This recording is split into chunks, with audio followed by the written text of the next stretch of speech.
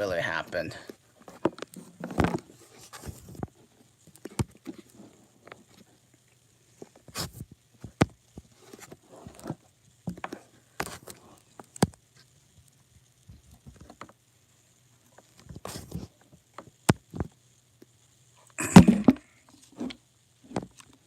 So we're gonna start it all over again. Okay, but good morning to you. I'm gonna actually start all over again because that I don't know what happened there. All right, let's begin.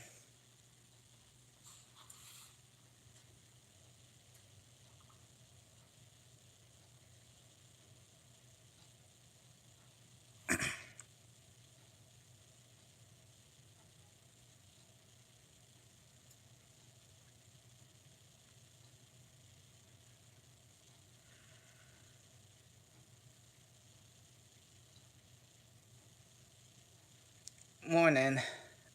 Uh, I don't know what really happened there.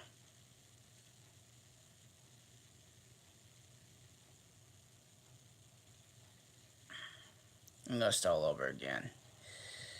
I gotta start all over the stream again because I don't know what really happened there.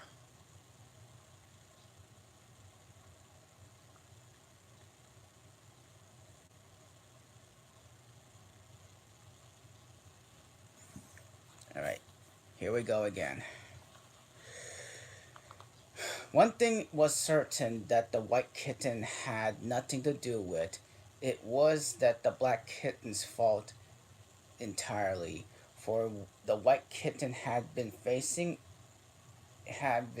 having its face washed by the old cat by the last quarter of an hour. So you see that couldn't have been any hand of the mischief. Haven't had any hand in the mischief. The way Dinah washed her children's faces was first she did the poor thing down to its ear and one paw and then the other and rub its face all over the wrong way, beginning at the nose and just now as I she said as hard to at work on the white kitten, which was lying quite still and trying to purr, no doubt, feeling it was all meant for its good. But the black kitten had been finished with the earlier in the afternoon, and so Alice was sitting curled up in the corner in a great armchair, having talking to herself in half asleep. The kitten had been a grand a grand game of romps with the ball of the worst. Alice had been trying to help wind up and had been rolling it up and down till it had come all un- undone again. And there it was spread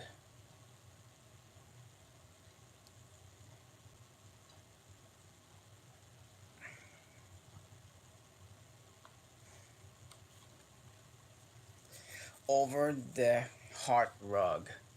All nuts tangles with kitten running after its own tail in the middle. Oh, what a wicked, wicked little thing, cried Alice, catching up to the kitten and giving it a little kiss to make it understand it was in disgrace. Really, Dinah, although you have taught with your better manners, you ought, Dinah, you know you ought, she added, looking um approachingly at the old cat and speaking in as cross as voice as she could manage. and then she scrambled back into the armchair, taking the kitten and the worst with her, and began winding up back into a ball again. She didn't get on very fast, as she was talking all the time, sometimes to the kitten and sometimes to herself. Kitty sat very demurely onto her knee, pretending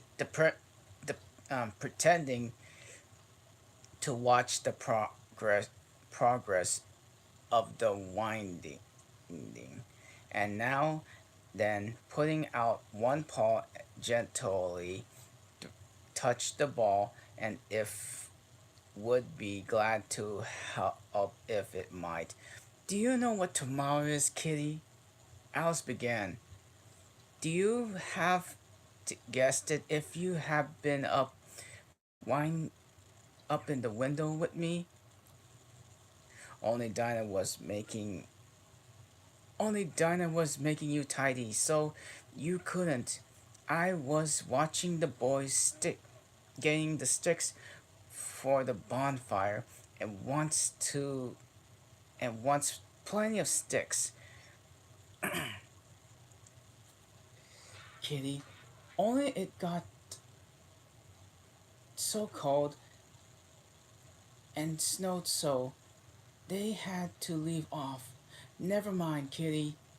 We'll go and see the bonfire tomorrow. Here Alice wound two or three turns of the worst round the kitty's neck, and just to see how it looked. This led to a scramble, in which the ball ran down upon the floor, and the yards and yards of it gone unwounded again, wound again into the floor again, and yards of it got. Wait, do you know? I was so angry, Kitty. Kid, I mean, Alice went on as soon as they were comfortable, settled again. When I when as soon as they got comfortable, settled down again, when I mean, yeah, when I saw all the mischiefs you've been doing, I was very nearly opening the window, putting you out of the snow. And you deserve it, all you mischievous darling. What do you what have you got to say for yourself? Now don't interrupt me, she went on, holding up one finger.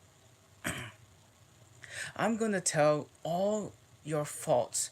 Number one, you squeaked twice while Dinah was washing her face this morning.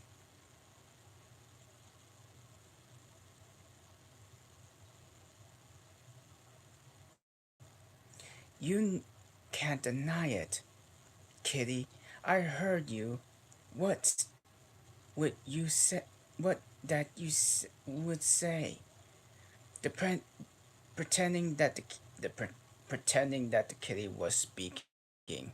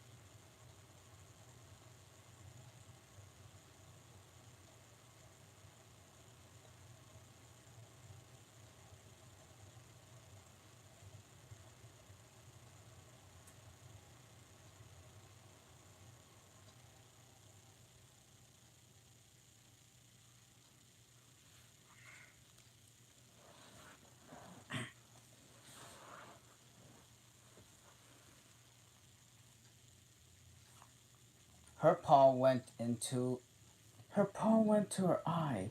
Well, that's your fault and keeping your eyes open. If you shut down them tight, it wouldn't have happened. Now don't make me any more excuse. Now don't make any more excuses. But listen, number two, you pulled down Snowdrop. You pulled Snowdrop away from the tail, and just as I had put down the saucer of the milk before her, what the you, what your were you thirsty were you? How do you know she wasn't thirsty too? Now for number three, you unwound very bit if the worst wow faults, Kitty, and you have been punished for any of them yet. You know, I have been saving up all punishments for Wednesday week. Suppose they had saved up into my punishments? Have had to save up for my punishments? She went on, talking more of herself than the kitten. What do you what do they do at the end of the year? I should been in I should be sent to prison, I suppose, when the day came. Or let me see. Suppose each punishment was to be going without a dinner.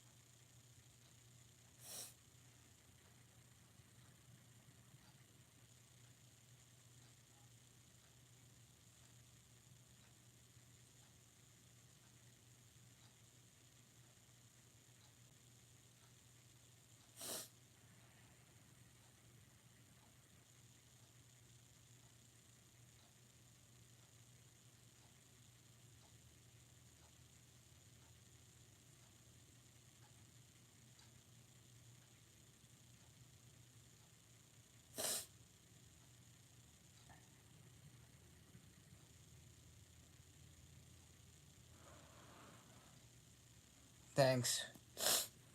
Don't forget to leave a like though. We actually don't I don't want anyone to leave a I mean as we so if we thanks though.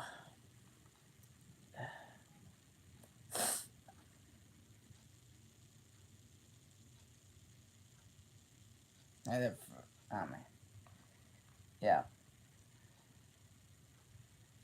As I could read along. Okay.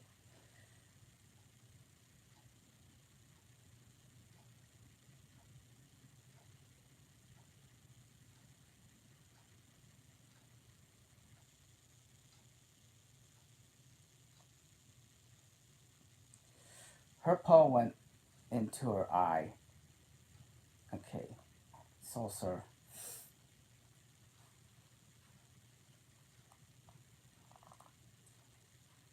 You know, I have been saving up all the punishments, she went on, talking to herself, then the kitty. What should they do it at the end of the year? I suppose, or I suppose that the punishment was going to be, I suppose, when the day came, or let me see, I suppose each punishment was to be going without dinner.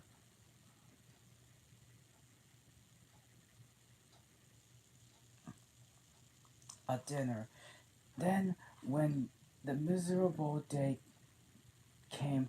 I should have go without with 50 dinners at once. Well, I should mind that much. I'd rather go without them than eat them. Do you hear the snow against the window panes, Kitty? And how nice it's and soft it sounds, just as if someone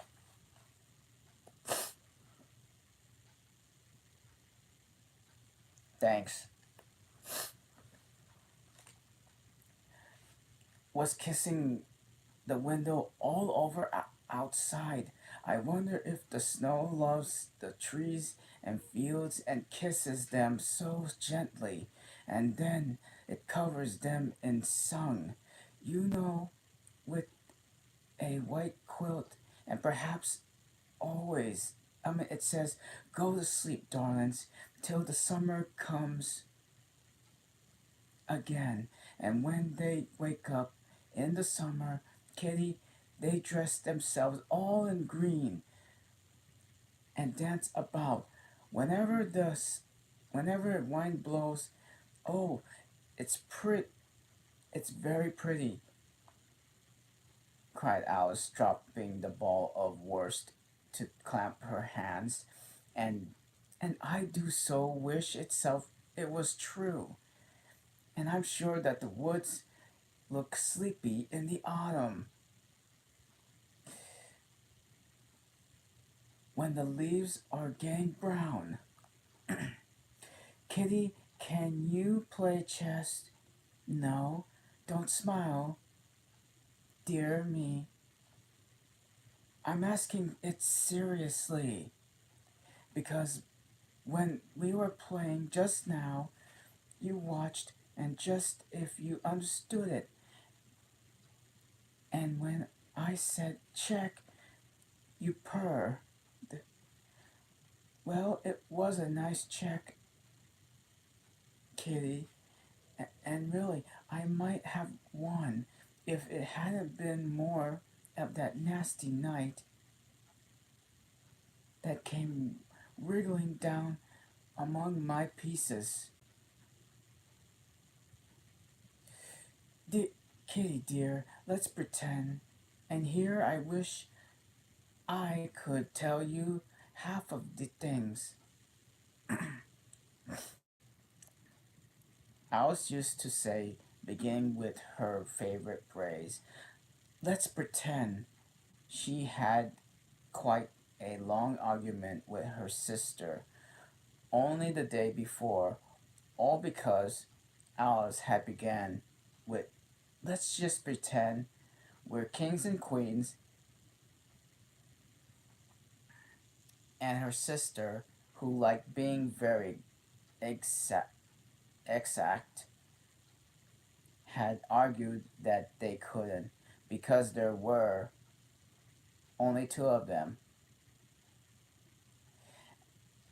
and Alice had been reduced to at last to say, "Well, you can't be one of them, and then I'll be all the rest."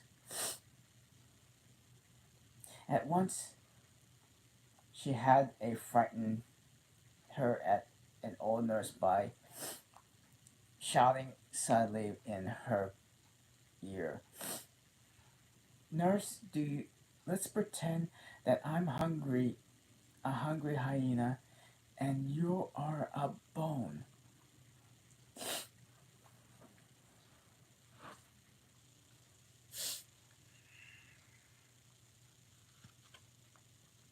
Okay.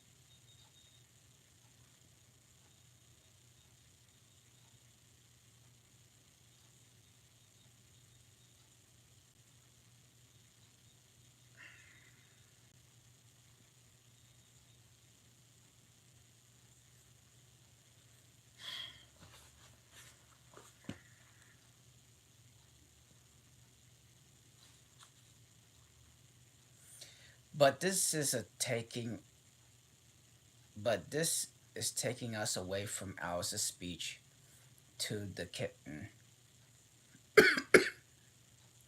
Let's pretend you're the Red Queen, Kitty. Do you know? I think if you have sat and folded your arms, you look exactly like her. Now do try. There's a deer, and Alice got the Red Queen off the table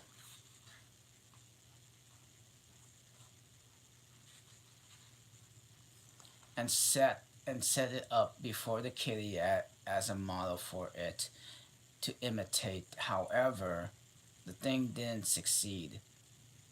Principally, Alice said, because the kitty wouldn't fold its arms properly, so it punished it. She held it up into the looking glass, and it might see how sulky it was. And if you are not good directly, she added, I'll put you through into the looking glass house. How would you like that? Now, if only you attend, Kitty, you not so much. I'll tell you all my ideas about the looking glass house. First, there's the room you can see through the glass. That's just the same as our drawing room. Only the things you got to the other way. I can see all of it. When I get upon a chair, all but bit just behind the fireplace. Oh, I do so wish I could see that bit. I want so much to know whenever we've have a fire in the winter and never came tell. You know unless our fire smokes and then smoke comes out in the room too, but that may be only pretense just to make all just it look as if they were having a fire. Well, then, the books are something in our books. Only the books go the wrong way. I know that because I've held up one of the books to the glass and they were hauled up one into the other room.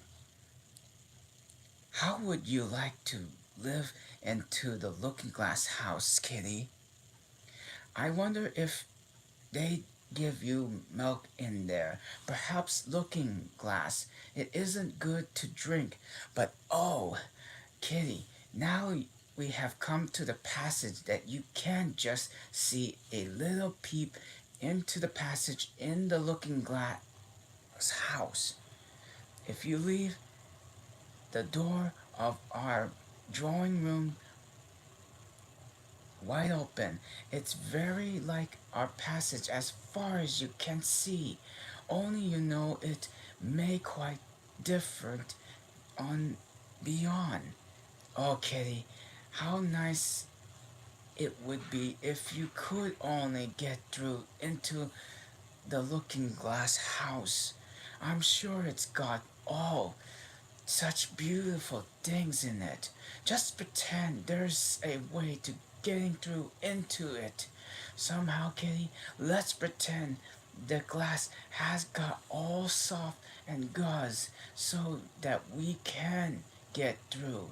Why, it's turning into sort of a mist now. I declare it will be easy enough to get through. She was up to the chimney piece. While she said it's true, hardly knew how it got there, and certainly the glass was beginning to melt away, just to like a bright, silvery mist. And in our moment, Alice was through the glass and up high, slightly down into the looking glass room.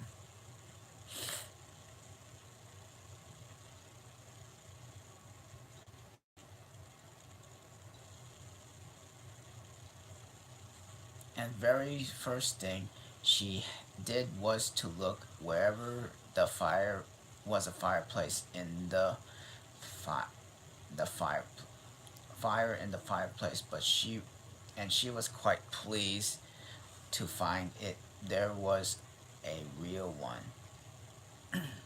Blazing it was brightly as the one that she had behind it. So I shall be as warm here and as I was in the room, thought Alice. Warmer, in fact, but there will be no one here. I'll scout me away.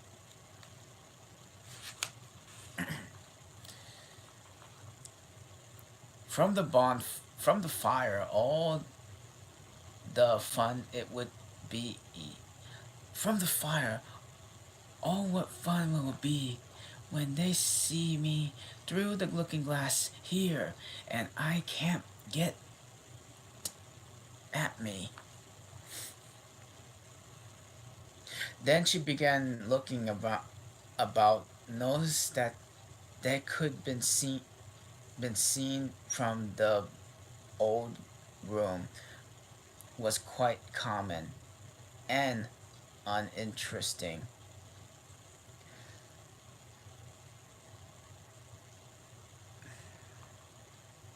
But that was the rest was different as possible.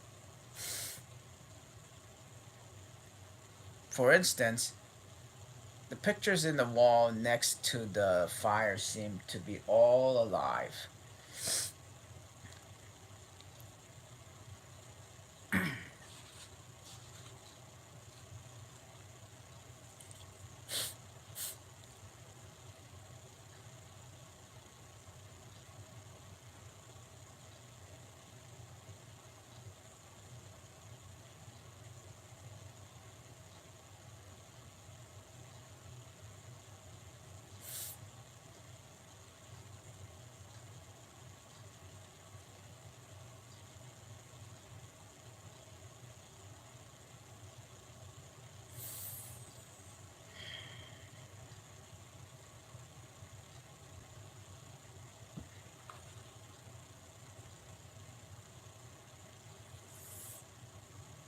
And the very clock on the chimney piece, you can see in the back of it.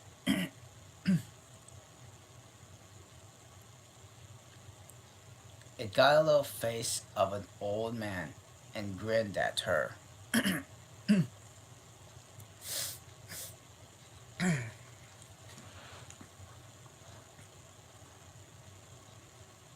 They don't keep this room so tidy as the other, Alice thought to herself as she noticed several of the chessmen down to the hearth of among the cinders. But in the other moment, with a little oh of surprise, she was down on her hands and knees watched them. The chessmen were walking about two and two. Okay. Here are the red king and red queen, said Alice. Alice said, and the whimper of fear and frightening them. And there were the red queen and white queen, the white king and the white queen, sitting on the edge of the shovel. And there were two castles, walk arm in arm. And I don't think they can hear me. She went on as she put her head closer down. And I'm nearly sure they can't see me, and I'm somehow as if I was getting invisible. Here something began squeaking on the table behind the behind Alice, and turn her and made her turn ahead just to in time to see one of the white pawns all over rolled over and began kicking. She watched it with great curiosity and see what would be happening next. It's the voice. It's the voice of my child, said the White Queen, cried out as she rushed to the king. So violently she knocked him over among the cinders. My precious Lily! My pearl kitten! And she began scrambling wildly up and the side of the fenders.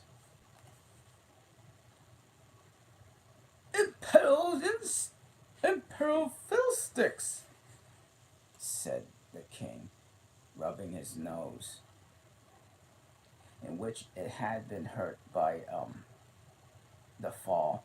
He had a right to be a little annoyed but with the queen,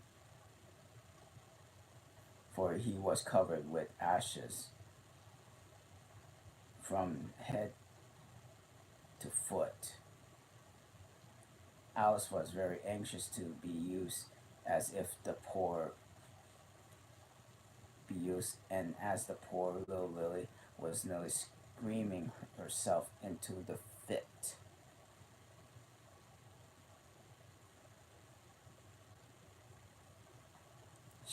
She hastily picked up the queen and set her on the table by the side of a noisy little daughter of her noisy little daughter. The queen gasped and sat down and rapidly journeyed through the air and quite taken away from her breath for a minute or two she could do nothing but hug the little Lily in silence. As soon as she had recovered her breath a little, she called out into the White King, who was sitting sulkily among the ashes.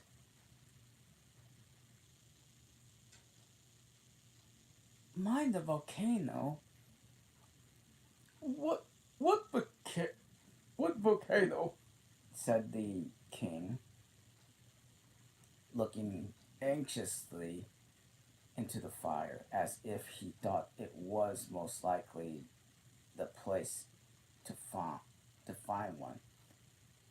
Blew it up, blew me up,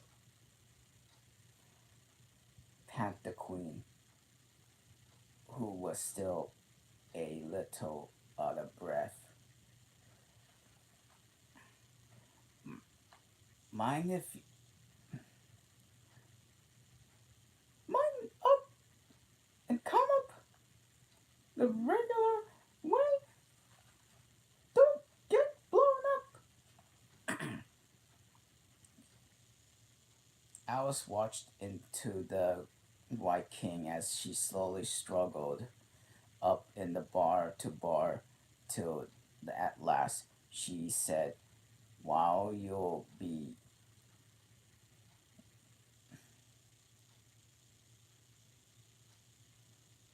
why will it be hours and hours getting onto the table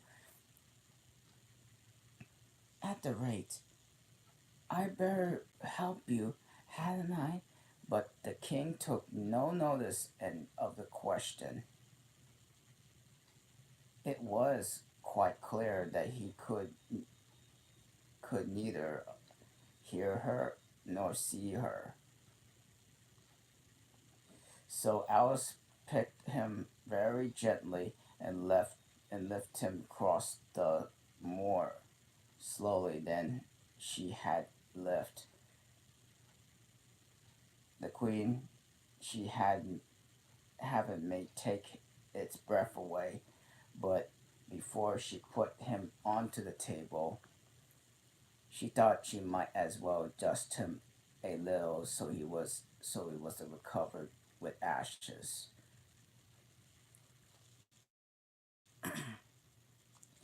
She afterwards had never seen all her life such a face the king made when she made himself held by the air an invisible hand and been dust as far as much astonished to cry out, but his eyes and his mouth went on getting larger and larger and rounder till her till her hand shook so with laughing at she nearly let him drop upon the floor. Oh, please don't make me such faces, my dear, she cried out, quite forgetting that the king couldn't hear her. You make me laugh so that I hardly will hold you. I'll get into there. Now I think you're tidy enough, she added, and she smoothed his hair, and set him upon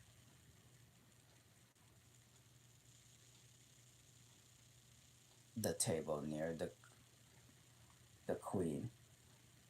The king immediately fell flat on his back and lay still, perfectly still, and said she was a little alarmed and what she find in any water to throw him over him. However, she could find nothing but a bottle of ink, and when she got back with it, she found that he had recovered,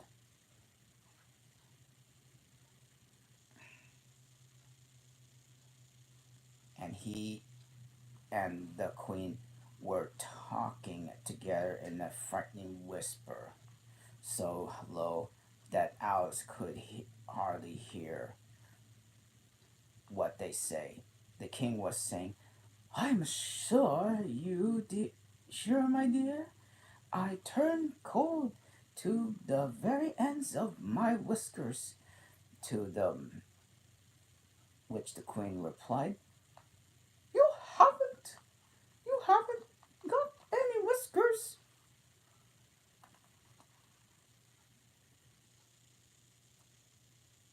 The horror of the moment, the king went on, I shall never forget.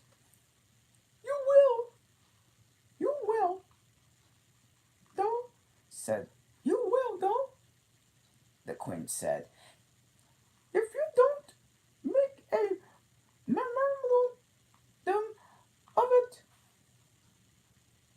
Alice looked on in a great interest as the king took an enormous memorandum book out to his pocket and began reading. Such sudden through her stuck her, and she took hold and end of the pencil, which came some of the other his shoulder, and began to writing for him.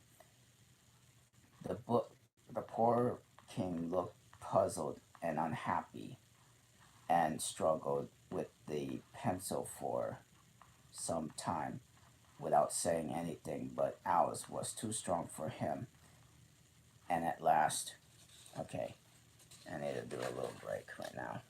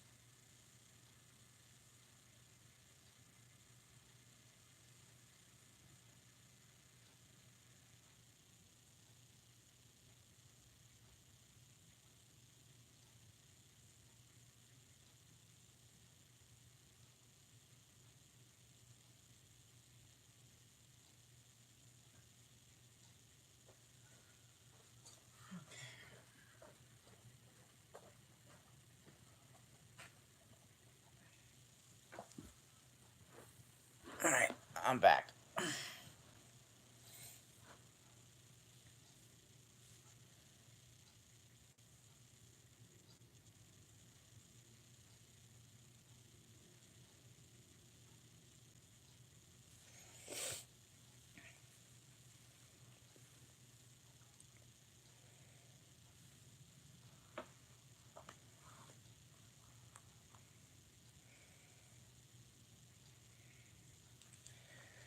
And pant out, my dear.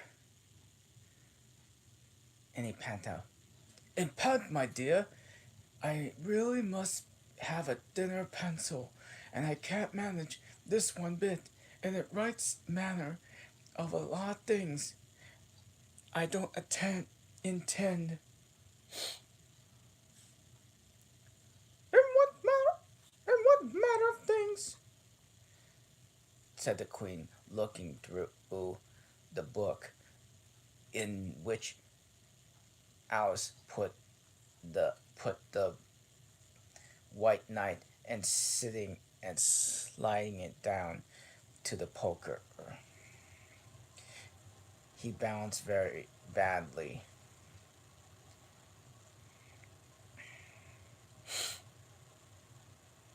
That doesn't. That's not a remainder that of what you wondered.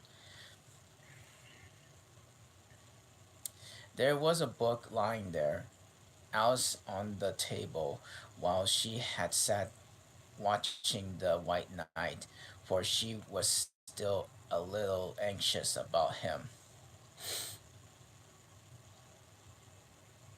and had the ink all ready to throw over him in case he faint again.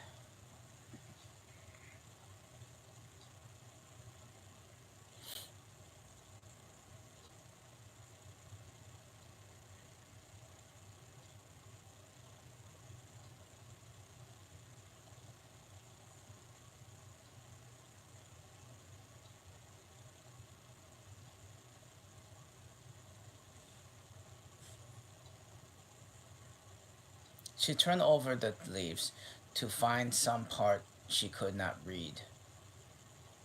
For it's all in some language I don't know, she said to herself. It was like, Yo poetica, ja, tora, tirel de bret, tirel, toruna, torbicho, dabarent, dole, torius, torin, in road or sky. Alright. She paused all over this some time, but it was bright through struck her. Why, it was the looking glass book, of course. Why, it's the looking glass book, of course. And I looked up into the glass, and words all go the right way again. And this was the poem Alice read. 'Twas brillig at the slithy toves did gyre and gimble in the wabe. O Mimsy were the borrow groves and the moon rats out the grave. Beware the Jabberwock, my son, the jaws that bite, the claws that catch beware of the jubjibberge, and snatch to the firmerus bandersnatch. Yeah, the Jabberwock is known as to be like that type of dragon.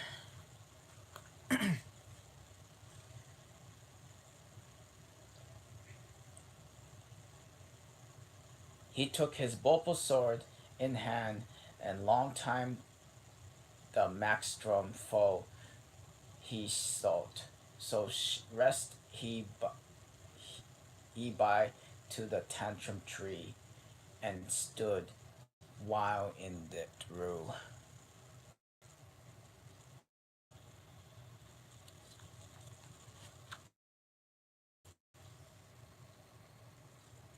and as unfinished he stood, the Jabberwock as eyes flame. We came whiffering through the Toji wood, and burrowed as they came. Two, one, two, one, two. Through and through the Volpo blade went Snitcher Snatch. He left it dead, and with its head it went galump back. And hast thou slate with the Jabberwock? Come in hands, and my banishing boy, your Febris, O Febris,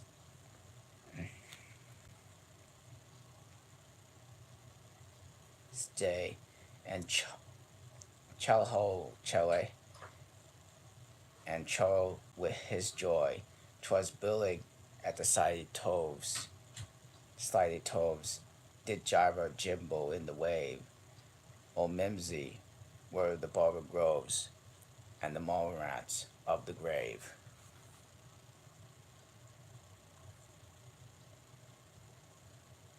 Okay. It seems pretty.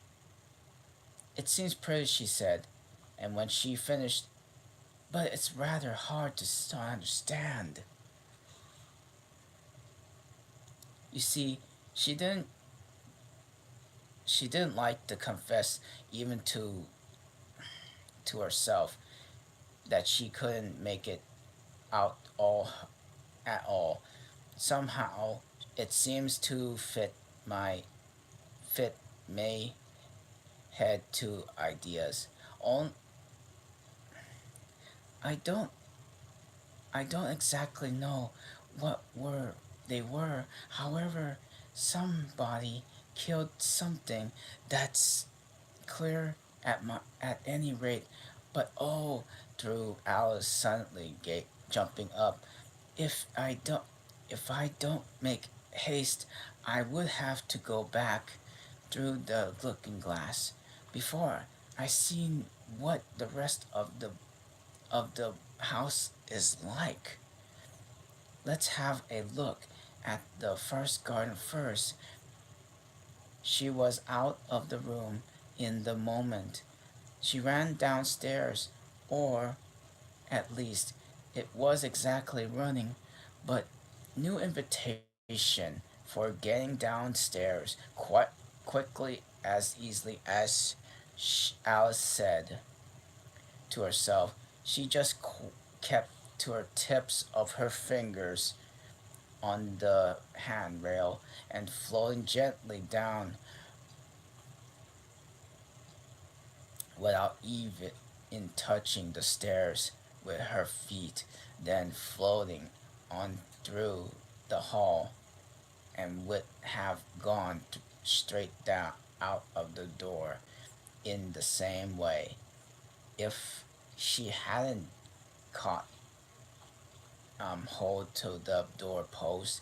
She was getting a little giddy, so floating in the air, she was get glad to find herself getting again in the natural way.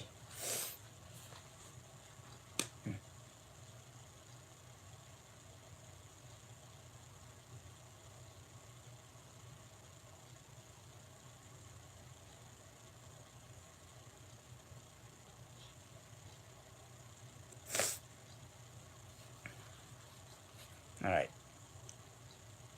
this will be chapter 2.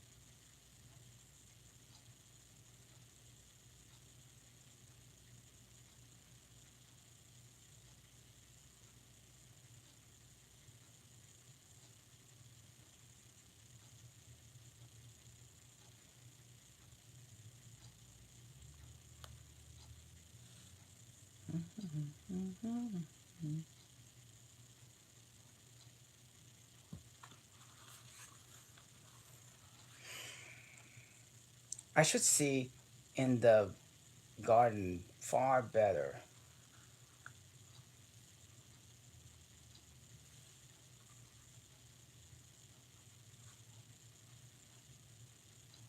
Alice said to herself, if I could get to the top of that hill, and here's the path that leads straight up to it. At least no, it doesn't do that. After going to the yards along the path and turning several sharp corners, but I suppose it will be at last. But how curiously it twists. So it's more like a cork screw than a path. Well, this turns goes to the hill. I suppose no, it doesn't. This goes straight back into the house. When then I'll try to it to the other way. So she did, wandering up and down and tried turn and after turn, but always come back to the house. Do what she would, indeed, once Alice turned a corner rather quickly than usual. Then she ran against it before she could stop herself. It's no use talking to about it, Alice said, looking up in the house and pretending this was argue with her. I'm I'm not going it in again yet. I know I should have get through the looking glass again, back into open the old room, and there will be in the end of my adventures. So resolutely turning her back upon the house, she set out once more down to the path, determined to keep straight until she got to the hill. In a few minutes all went on well, and she was saying, I shall do it this time, when the path gave a sudden twist and shook itself, as she described it afterwards, and the next moment she found herself exactly walking in the door. Oh, it's too bad, she said. She cried. I never saw such a house getting in the way. Never. However, this was the hill full of sight, so there was nothing to be done but starting again. This time she came through a large flower bed with border with daisies and willow tree growing in the middle. Tiger Lily, she said. Oh, Tiger Lily, said Alice, dressed herself to one was waving gracefully about in the wind. I wish you can talk.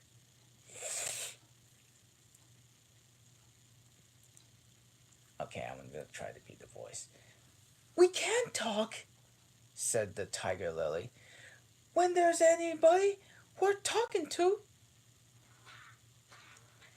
Alice was astonished that she never could speak to a minute and quite seemed to take her breath away. And the length as a tiger lily went on waving about, she spoke again in a tempted voice, almost to the almost like in a whisper. And that and can all those flowers talk? And can all those flowers talk? as well as you can, said the fa- tiger lily, and a great deal louder. It isn't matters of us to begin with. I mean, it isn't matters of us to begin, you know, said the rose. And I really was wondering when you spake, said I to myself, and her face has got some senses in it.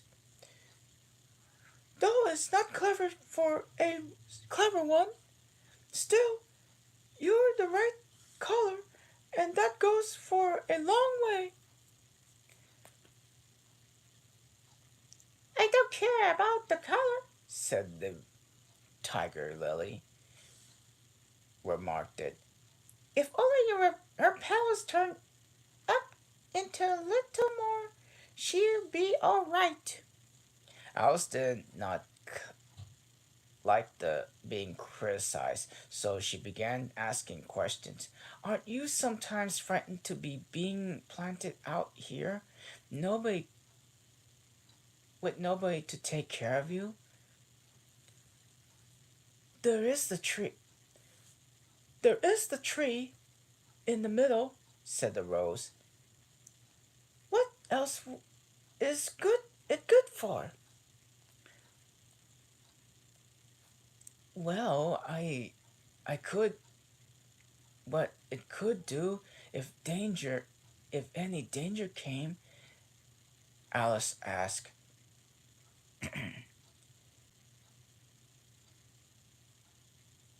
It could bark, said the Alice.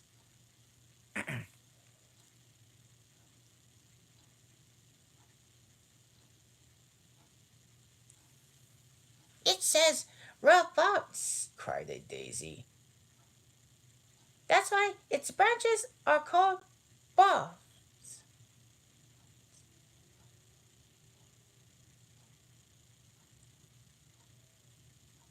Did you know? Did you know that? Cried another daisy. And here they all began shouting together till the air seemed quite full of, of little shrill voices. Silence, silence, silence, every one of you, said the tiger lily, waving itself passionately and from side to side, and trembling with excitement. They know I can't hide. Get them.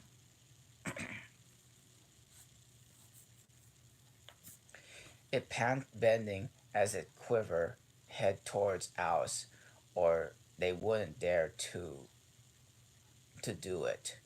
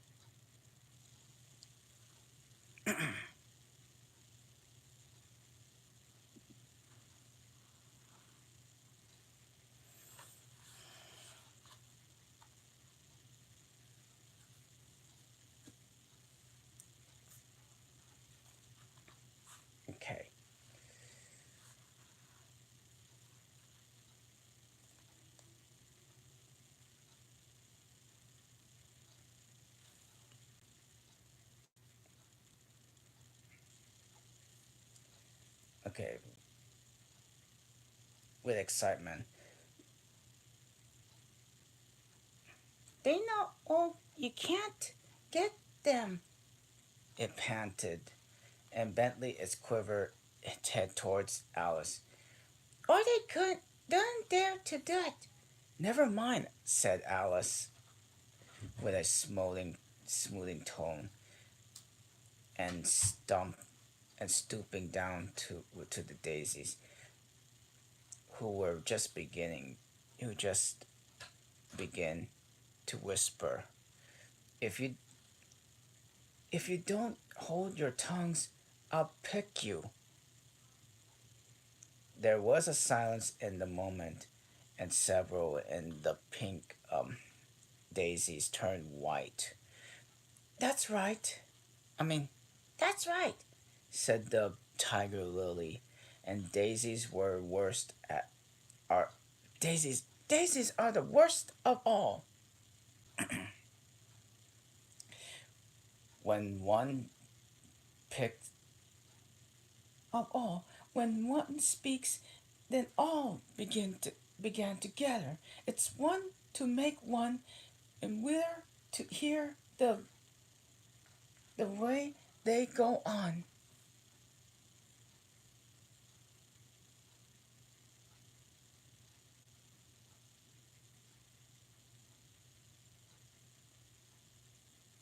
Oh, cool! They have a new Lionel train.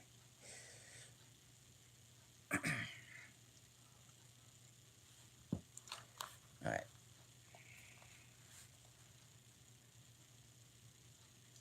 How is it you can talk so nicely? Alice said, hoping to get into the better temper of a complainant.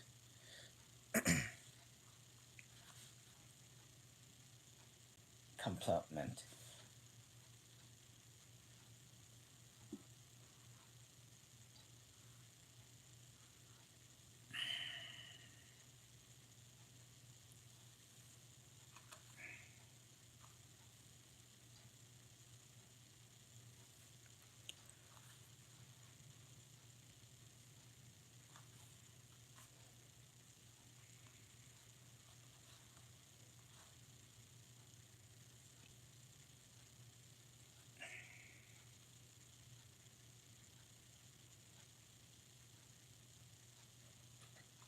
Okay. Put down that. Put your take. Put your hand down and feel the ground," said the tiger lily. Then you'll know why. Alice did so. It's very hard, she said. But I don't see what it has to do with it.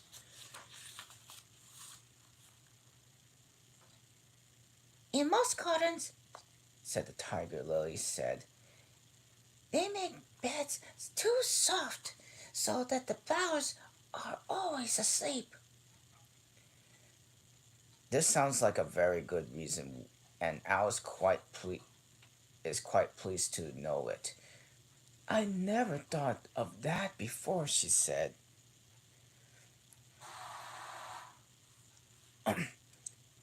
It's actually my, it's actually my it's my opinion to never take it all, said the rose said, and in a rather severe tone.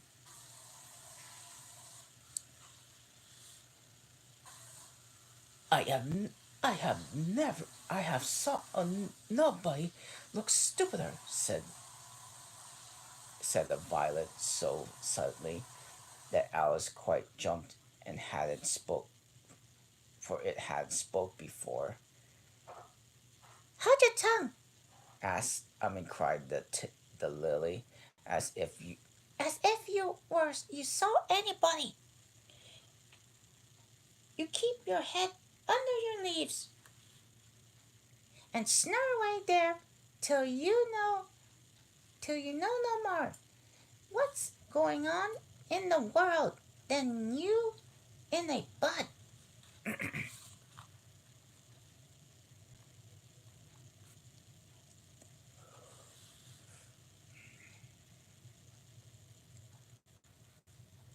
Are you any more in the garden besides me? I mean, are you there in more people in the garden besides me? Said Alice, not choosing to notice that the rose last remark. There, there, there, there's more other flowers in the garden, and you can that can move about like you," the said the rose. "I wonder how you would do that. You'll all," You'll always be wondering. said the tiger lily. But she's more bush. "But she's more bushy than you are." Is she like. "I mean, is she like me?" Alice eagerly, for the for thought crossed to her mind. There is a little girl in the garden somewhere.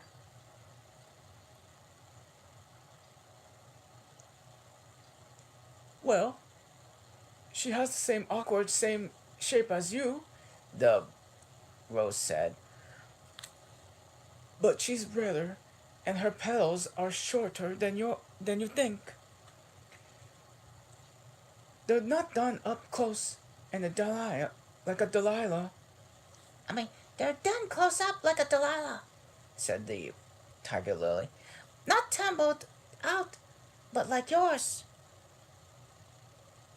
"It's not your fault," said the but it's not your fault, the rose added kindly. "You are beginning to fade, and and then one can help one petals getting to the untidy."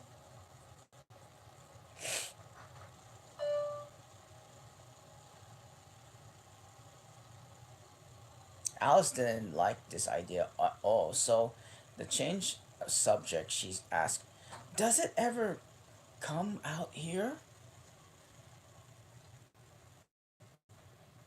"I dare say you see her soon," said the rose. "She's one of the kind that has 9 spikes, you know."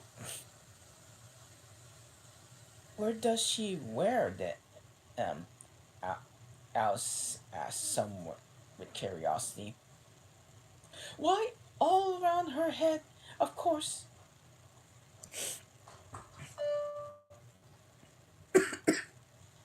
The rose replied, "I was wondering you haven't got some too. I I thought it was like a regular rule." "She's coming." I mean, She's coming. cried a lark spark. I hear her footsteps. Tump, tump, tump. Tum, tum, tum, tum. And a gravel walk. Alice looked around eagerly and found out it was the Red Queen.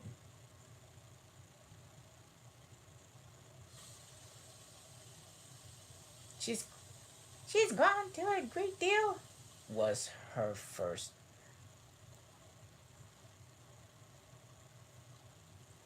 "She's grown to a good deal," her was her first remark.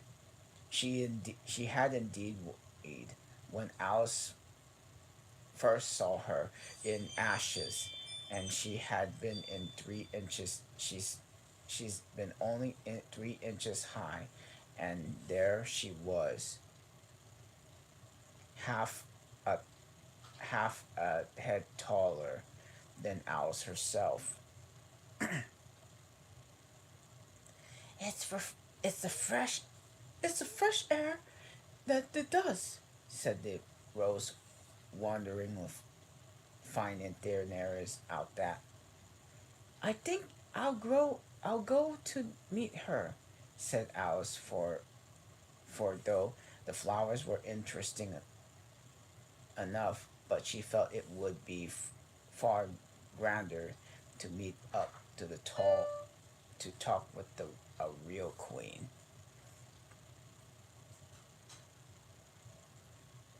You can't possibly do that, Said the rose. I should advise you to walk away the other way.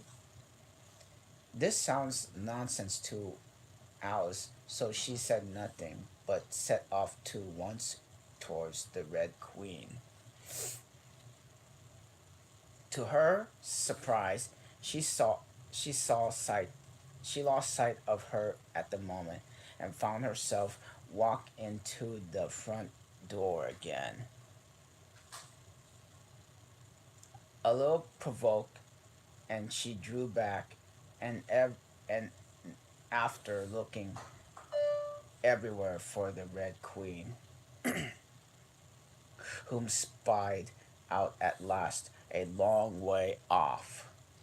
She thought she would try and plan this time to walk in a opposite direction, would succeed beautifully, and she had been walking a minute before she found herself face to face with the Red Queen, and thought sight of the hill she had been so aiming at.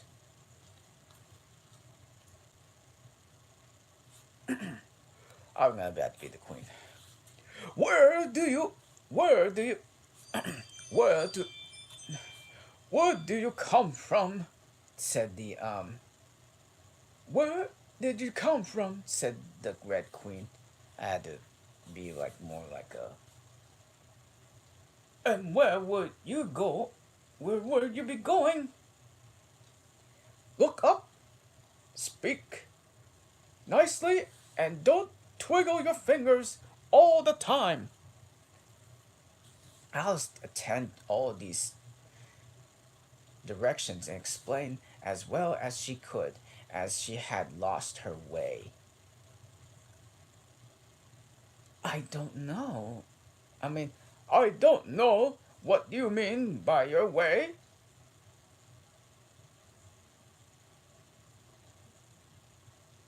Said the queen. Always here. The, the ways about here belong to me. And by why, you don't, you did, could not get up all, out all. Oh yeah, I had to speak up clear because she's the Red Queen, so she added a kinder tone. Curtsy, while you are thinking to say, it saves time.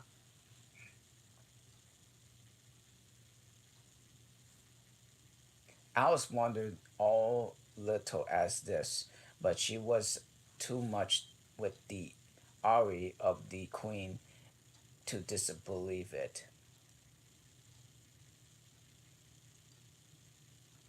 I'll try it when I go home, and she thought to herself, next time I'm a little late for dinner.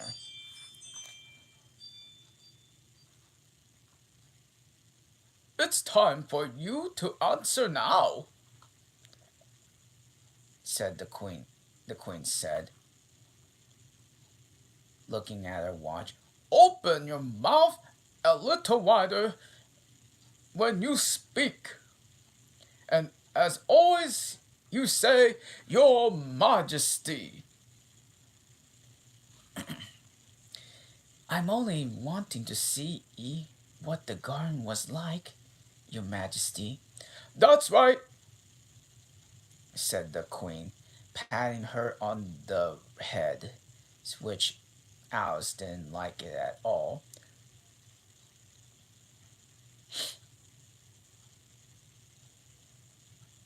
though when you say garden, I've seen gardens compare with which this would be a wondrous wilderness.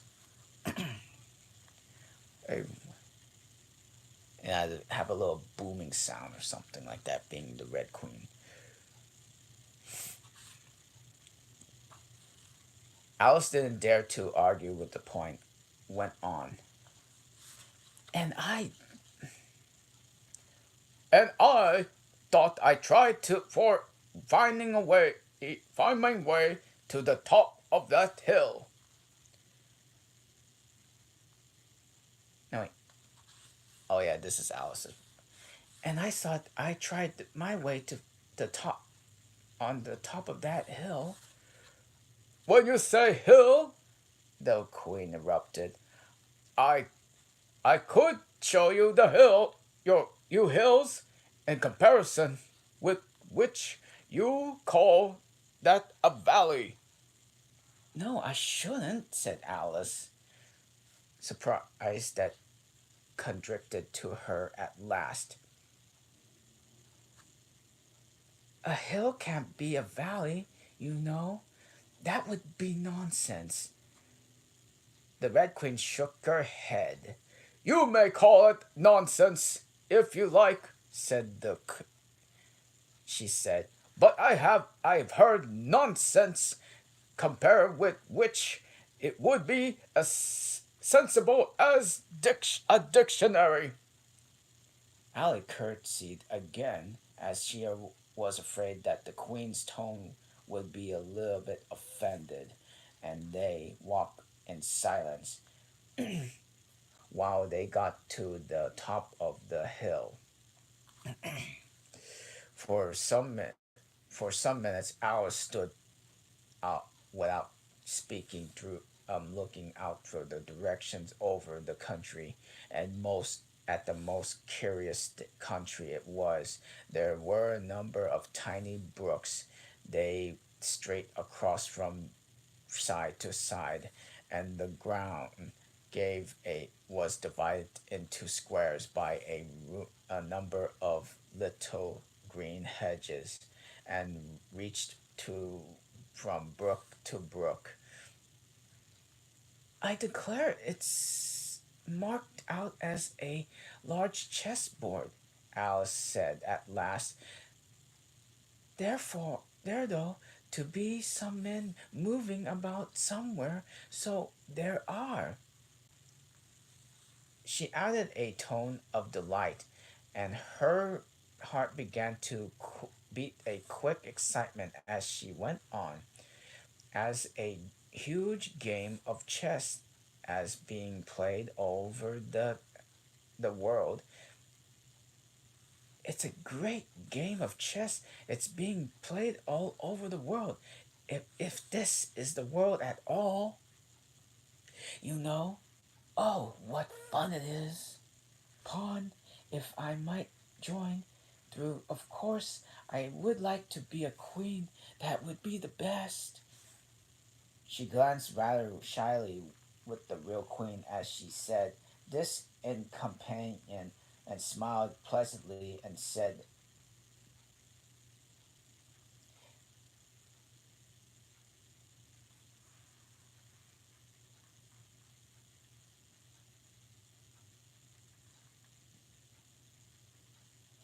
okay, as she said,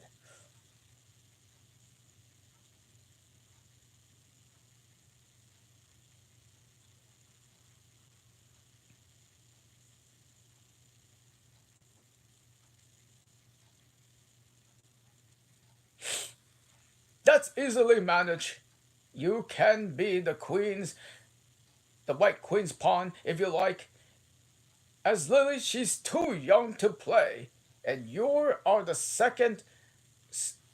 in the second square to begin with, and when you get to the eighth square, you'll be a queen. Just at this moment, somehow or the other, began they just at just the moment they started to somehow other they began to run.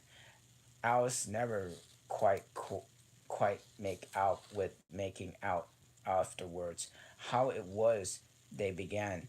All she remembers is that they were running hand in hand, and the queen went so fast she it was all that she could do to keep up with her, and still the queen kept crying, "Faster! Faster!" But Alice felt she could not go faster through. She hadn't breath left so say so. And most curious part of the thing was that the trees and the other things about them never changed their places at all. After as fast as went, they never seemed to pass anything. I wonder all these things are moving along with us. Through poor Alice puzzled, and the queen seemed to guess her thoughts and cried, "Faster! Don't try to talk."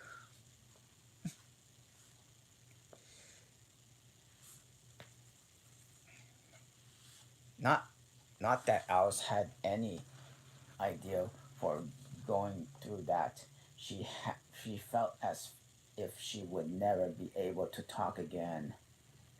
She's getting so much a breath, out of breath, and still the queen cried, "Faster! Faster!" and dragged her along. "We are nearly there." She managed to pant out at last. "Nearly there." The queen repeated. "Why, we passed it 10 minutes ago." "Faster!" And they ran on, a time of silence, and the wind whistling in Alice's ears and almost blowing her hair off her head. And she fancied, "No, no!" she cried. "No, no!" Alice, the queen cried, "Faster! Faster!" and they went so fast as last they seemed to skim through the air, hardly touching the ground with her feet, till suddenly, just as Alice was getting quite exhausted, they stopped and found herself sitting onto the ground, breathlessly and giddy. And the queen propped her head up against the tree, said kindly, "You may rest. You may rest a little now."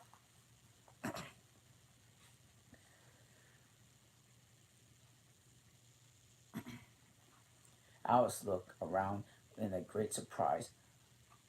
"Why do you believe that we're under this tree the whole entire time? Everything was just as it was." "Of course it is." The queen said. What would you have it? What would you have it?" Well, in our country, said Alice, still panting a little, you generally get somewhere else, and if you ran fast along as you have been doing, "A slow sort of a country," said the queen. "Now here, you see, it takes running you can do to keep it the same place. And if you want to go somewhere else, you must run at least twice as fast as that." I'd rather not try, please, Alice said. I'm quite content to stay here, only if I'm so hot and thirsty, I know what you'd like." said the queen said. Good naturedly, the queen, taking a little box out of her pocket, Having a biscuit?" Alice thought it would not be civil to say no, though it wasn't all what she had, so she took it and ate it as well as she could. It was very dry, and she thought she would never have been nearly choked into her whole entire life. Okay, what? "While you have refreshing yourself," said the queen. "I'll just make the measurements." And she took the ribbon out of her pocket and were marked with inches and began measuring with a ground and sticking little pegs in here and there. In the end of 2 yards, she said, putting in a peg in mark of distance, I shall give you your directions for after having another biscuit. Oh, no, thank you, said Alice. That's quite enough. Thirst quench, I hope, said the Queen. Alice did not know what to say to this, but luckily the Queen did not wait for an answer, but went on.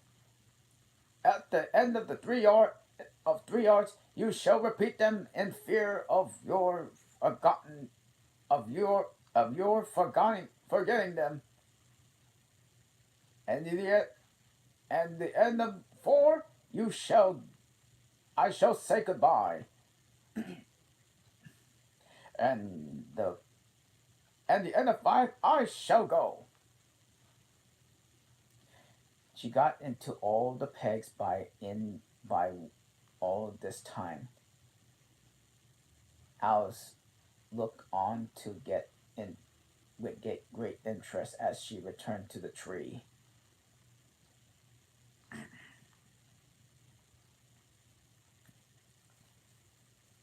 And began slowly walking down the row. At the 2 yard peg, she faced around and said, a pawn goes 2 squares at the first move, you know, so I'll go very quickly through the square, the third square, and by the railway. I should I should talk to, and you'll find yourself in the fourth square, and no, and time no, well, in no time.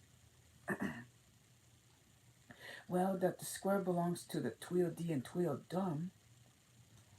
Fifth square is mostly water. The sixth belongs to the Humpty Dumpty. Okay, no, that's the Queen. Peg, as she said, a pawn goes squares in the first move that you know. So you'll go quickly to the third square, and by railway, I should think you will find yourself in the fourth square in no time.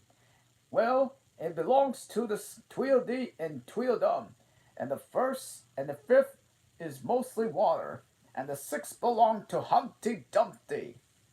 But you make your no remark. I didn't know.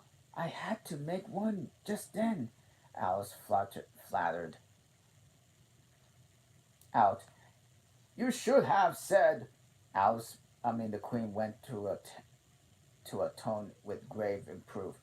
It's extreme kind of you to tell me all this. However, we'll suppose the seventh was said in the seventh square. It's all forest. However, one of the knights will show you the way.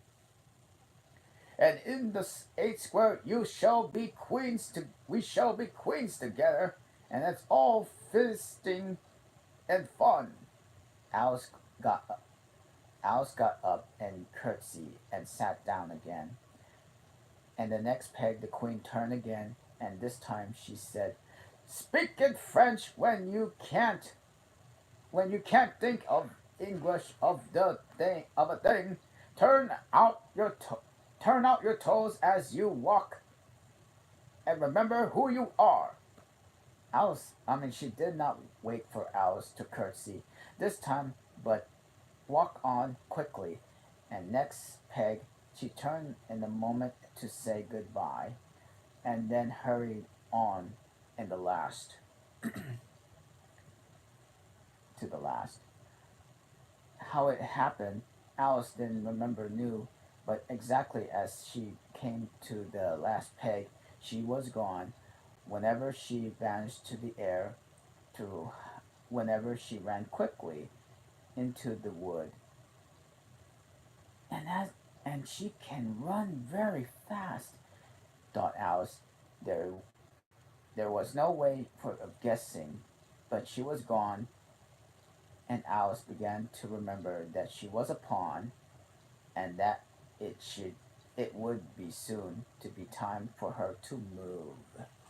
So she's a pawn right now. So okay, the Looking Glass in chapter 3, Looking Glass insects. Of course, in the next in the first thing to do was to make a grand survey of the country she was going through. Travel through. It's something very learn. It's something very like learning geography, thought Alice. As soon as she stood to tiptoe in hopes of being able to see any further, principal principal rivers are none. Principal mountains, I'm the only one. I'm on the I'm the only one that I don't. I'm on the only one that I don't think it's gonna it's gonna any name. But I don't think it's got any name. Principal towns. Why are those creatures making honey? I mean, what are those creatures making honey down there? They can't be bees. Nobody saw this bees. Nobody ever saw bees a mile away, off, a mile off. You know, for sometimes she stood silent, which one of them, in which brushing out among the flowers, poking its prohibits into them, just as if it was a regular bee, thought Alice. However, it wasn't anything but a regular bee. In fact, it was an elephant.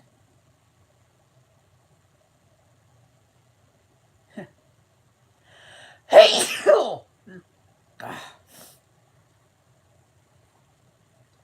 As soon as it found out through the quite idea took her breath away at first, and what enormous flowers they must be was her next idea.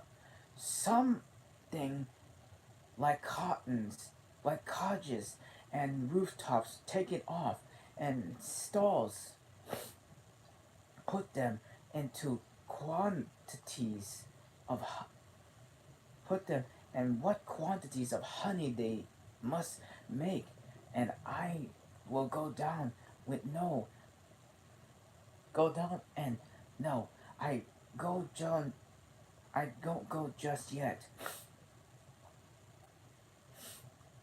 She went on checking herself as she was beginning to run down the hill and trying to find some excuses for saying shy so suddenly she will never I will it will never go it will never do to go down among them without a long and branch I mean a good long branch to brush them away. And what fun it would be when they ask me how I like my way. I should say, "Oh, I like it. Well, enough."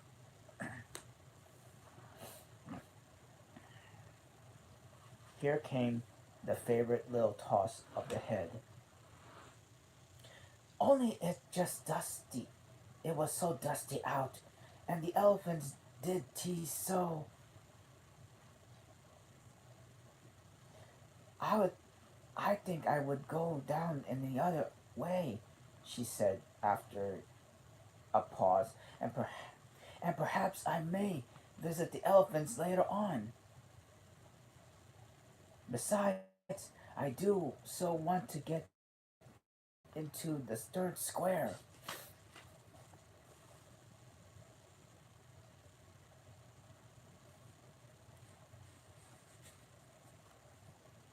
So, with excuse, she ran down and jumped over to the first, to the six little brooks, and there's like some several blank lines here. There's like some little like um, curvy lines. Tickets, please, said the guard, putting his head into the window. In the moment, everybody was holding out a ticket. They were the same size as the people. They quite seemed to fill the carriage. They're going on a train. Sounds like they're going on a train or something. Now then, show your ticket, child. The the guard went on, looking angrily at Alice, and and many and a great many voices said all said together, like a chorus of a song. Like a chorus of a song, thought Alice. Don't keep him waiting, child. Oh, don't keep him waiting, child. Why this time is Don't keep him waiting, child. Why this time is worth £1,000 a minute. I'm afraid I haven't got one, Alice said with a frightened tone.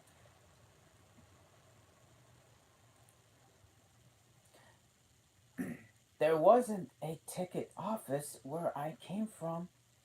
And again, and again the chorus of voices went on. There wasn't room for one, and for one where she came, where she came from, and the land is worth £1,000 an inch. Don't make excuses, the guard said. The guard, you should brought one from the engine driver, and once more the chorus of the voices went on. And once more the chorus of the voices went on. The man that drives the engine. Why, the puff alone. Why, why, the smoke alone is worth £1,000 a puff. Yeah, it's a train. They're talking about a train. They're talking about a train. Woot woot.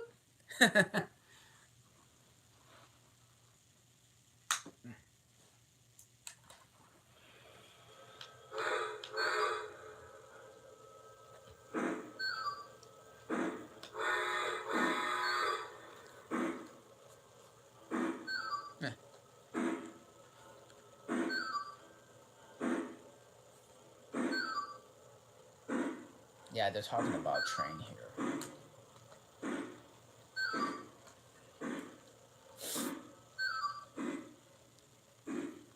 No lie, it's about train though.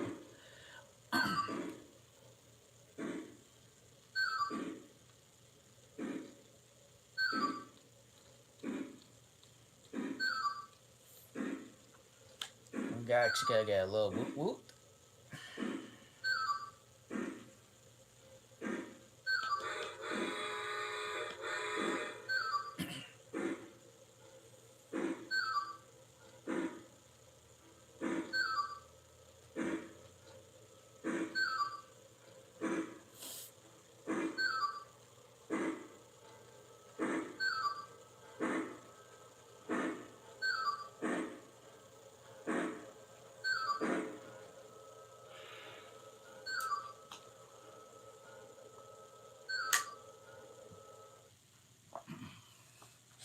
Yeah, they're talking about train here, so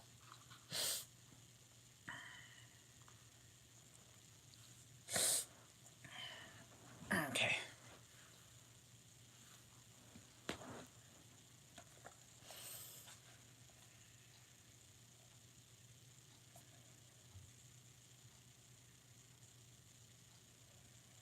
Alice thought to herself, I mean, and the once at once more of the okay. Don't make excuses. You shall bought one from the engine driver, and once and one. And once more, the chorus of voices said, "That man who drives the train, the engine, may. Why, the smoke alone is a." Alice thought to herself, "Then there's no use of speaking it." The voices didn't join in this time, as she hadn't spoken, but in her great surprise, they all thought in chorus. "I hope you understand what thinking in the chorus means, for I must confess that I don't." "Better say nothing at all. Language is worth £1,000 a word." "I shall dream about £1,000 tonight. I know I shall," thought Alice. All this time the guard was looking at her, first through a telescope, then through the microscope, and then through a opera glass. And at last he said, "You're traveling the wrong way," and and shut up the window and went away. "So young, a child," said the gentleman sitting the opposite to her. "He's dressed in white paper. Though you know which way she's going, even if she doesn't know in on her own name." A goat that was sitting next to the gentleman in white shut his eyes and said in a loud voice, "I'm gonna be a goat. She ought to be known to be what way to do to the ticket on the way to the ticket office when she doesn't know her alphabet." There was a beetle sitting next to the goat. It was very queer, carrying full of passengers altogether, as the rule seemed to be that she should all speak in turn when he went on with, She'll have to go back from here as luggage." Alice couldn't see who was sitting beyond the beetle, but a hoarse voice spoke next. "Change engines," it said, and there were choking, and the choke was obliged to leave out. "It sounds like a horse," Alice thought to herself, but an extremely small voice closed her clo- and an extremely small voice close to her ear said, "You might make a joke on it. Something about horse and horse, you know." Then a gentle voice came instead, in a distance, said, "She must be labeled Lass to care, you know."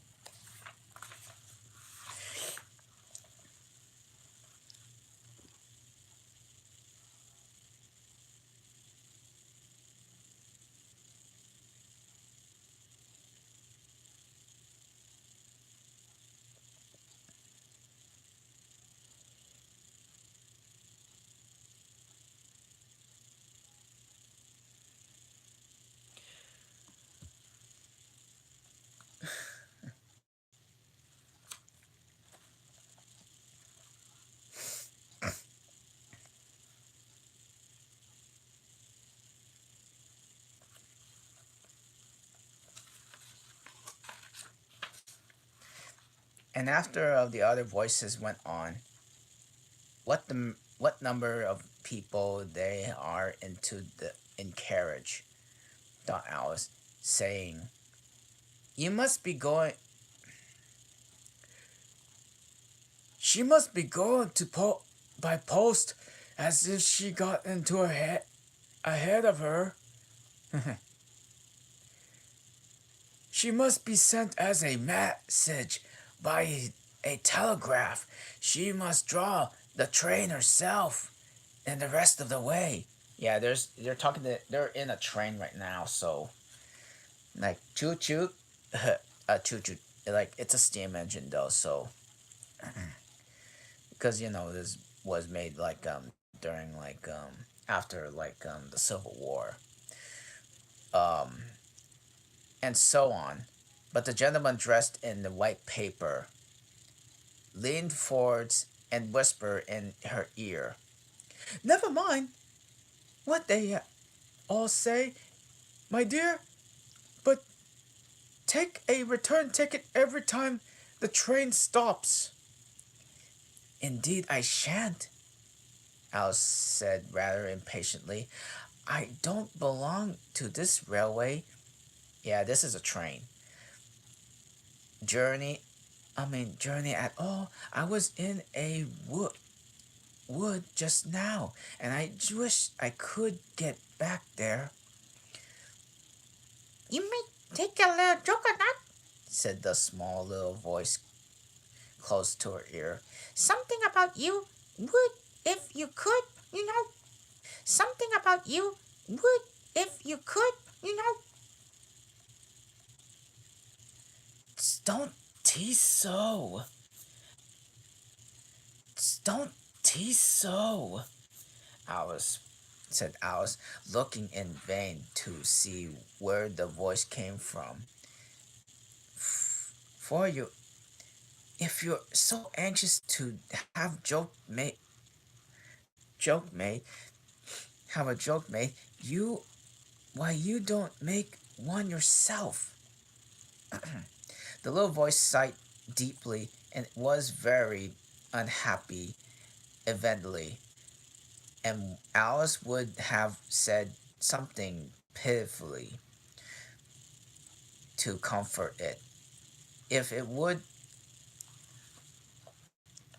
only sight like other people. She thought, but it was just a wonderfully small sight that she would have heard it at all. If it hadn't come quite those who have either. The consequences of this was that it tickled her in a very much and quite took her thoughts from the happiness and the poor little creature. I I know you're a friend. The little voice went on.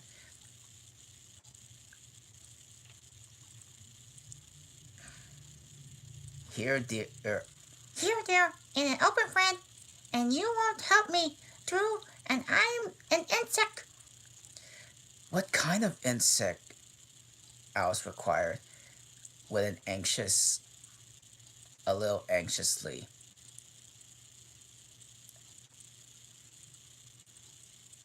And what she really to know was whenever it could sting or not. But she thought this wouldn't be quite civil question to ask.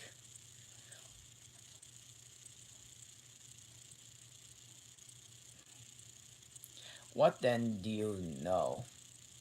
What then do you know? The little voice began, and it was drowned to a shrill scream from the engine, and everybody jumped up into the arm. Alice among the rest, the horse who had its head out of the window quietly drew in and said, It's only a brook we have to jump over. Everybody seems satisfied with us. Drew? I mean, everyone seemed satisfied with this. Drew Alice, she felt a little nervous with the idea of trains jumping all at all. How, however, it will take us into Fort Square. That's some comfort, she said to herself. In, ano- in another moment, she felt as the carriage raised straight up to the air, and her fright inside at the thing nearest to her hand, which happened to be the goat's beard.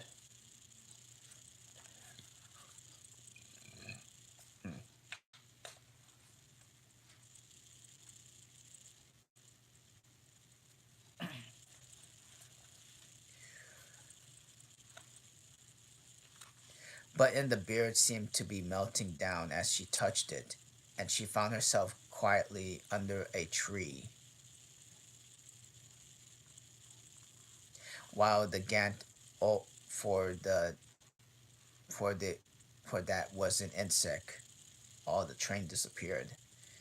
She had been talking to was balancing itself on a twig and just over her head and fanting her with its wings.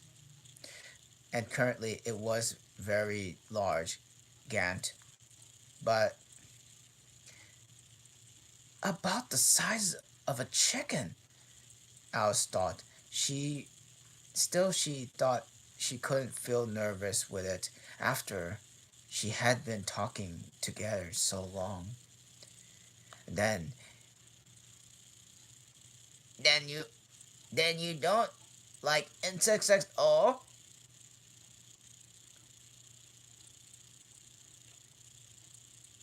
The Gant went on, as quietly as nothing had happened. I like them when I can talk. I like them when they can talk, said Alice said. None of them ever talk where I come from.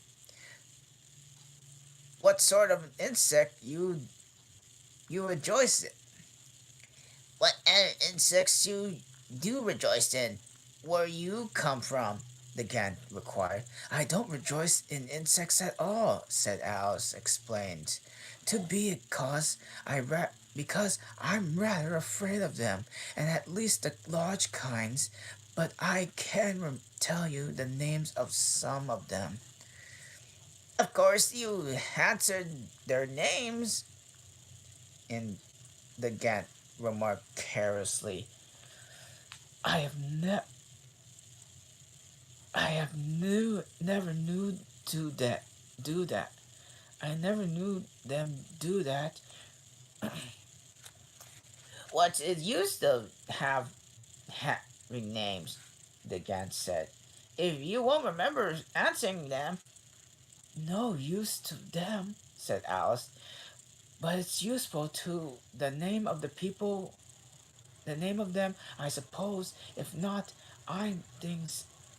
Why do things have names at all? I can't say, said the Gant. Replied, said again. I further on in the wood down here, we have no names. However, we go on to your list of insects.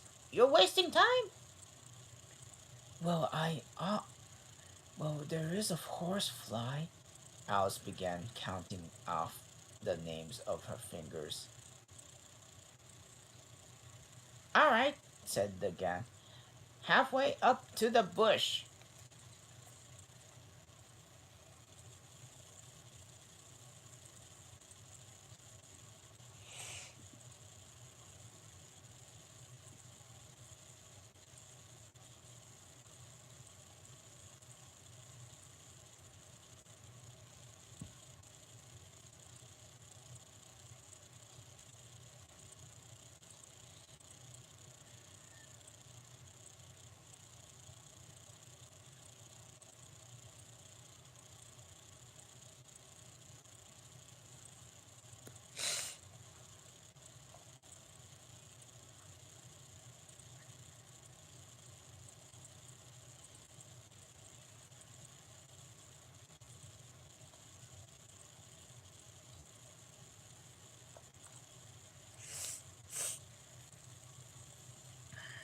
Okay, the bush. You'll see the rocking horsefly. You'll see the rocking horsefly. If you look, it's made entirely wood, and gets about swinging itself from branch to branch. What does it live in on? Alice asked with a great curiosity.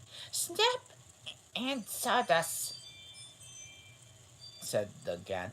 go on with the list.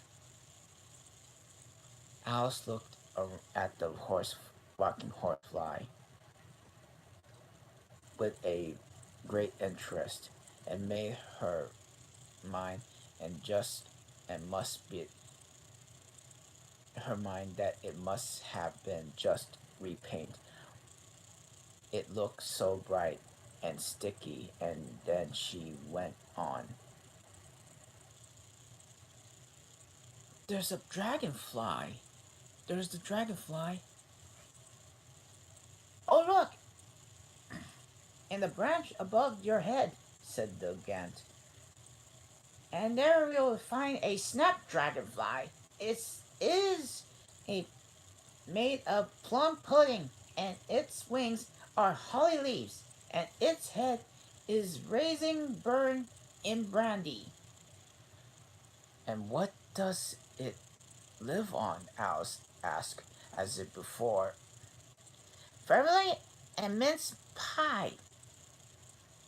The Gant replied, It makes its nest in a Christmas box. that when then there's the butterfly. Alice went on after it. She had a good look of the insect in its head on fire, and thought it would say, I wonder if that that's the reason are so fond and flying to candles, because they want to turn into snap dragonflies. Crawling at your feet, said the Gant. Alice drew her feet back into some alarms. You may observe the bread and butterflies. Its wings are thin slice of bread and butter. Its body is a crust, and its head is a lump of sugar. And what does it live on? Weak tea with cream in it. A difficult came to Alice's head. Supposing it could supposing it couldn't find any. She just suggested. Then it would die, of course. But it must happen very often, Alice remarked thoughtfully. It always happens, said the Gant. After this, Alice was silent for a minute or two, pondering. The Gant amusingly in safe wild humming round her head. At last, at settled again in remark. I suppose you don't want to lose your name. Indeed, no, indeed, said Alice, very little anxiously. Yet I don't know, said the Gant, went on a careless tone.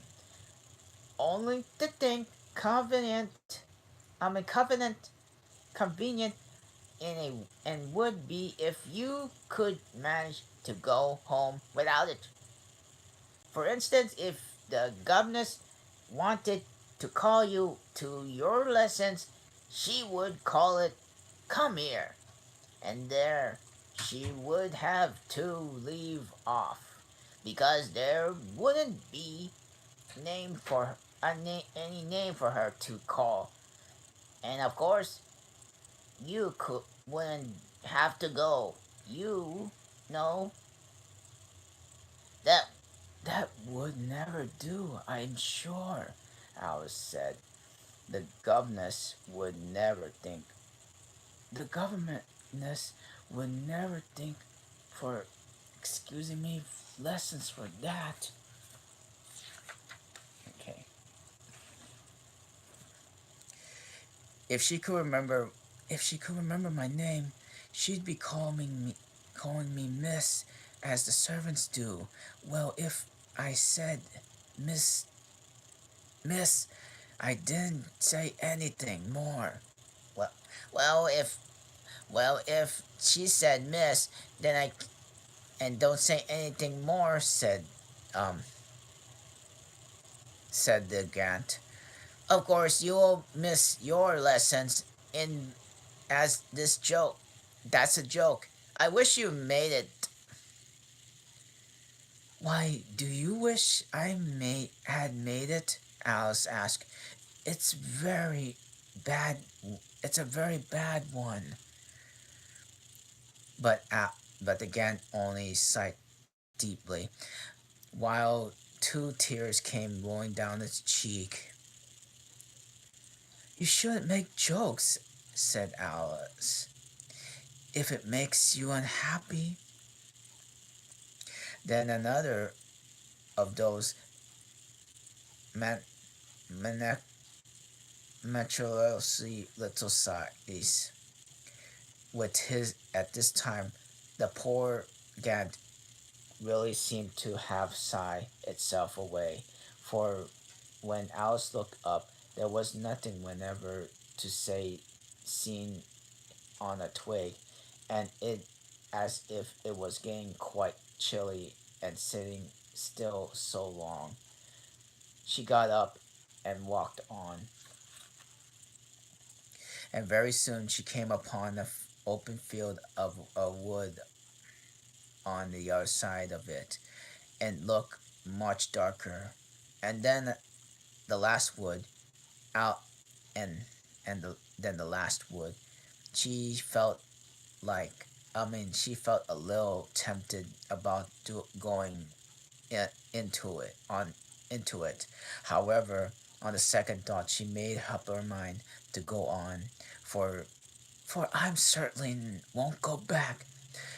She thought to herself, as this was the only way to the 8 square.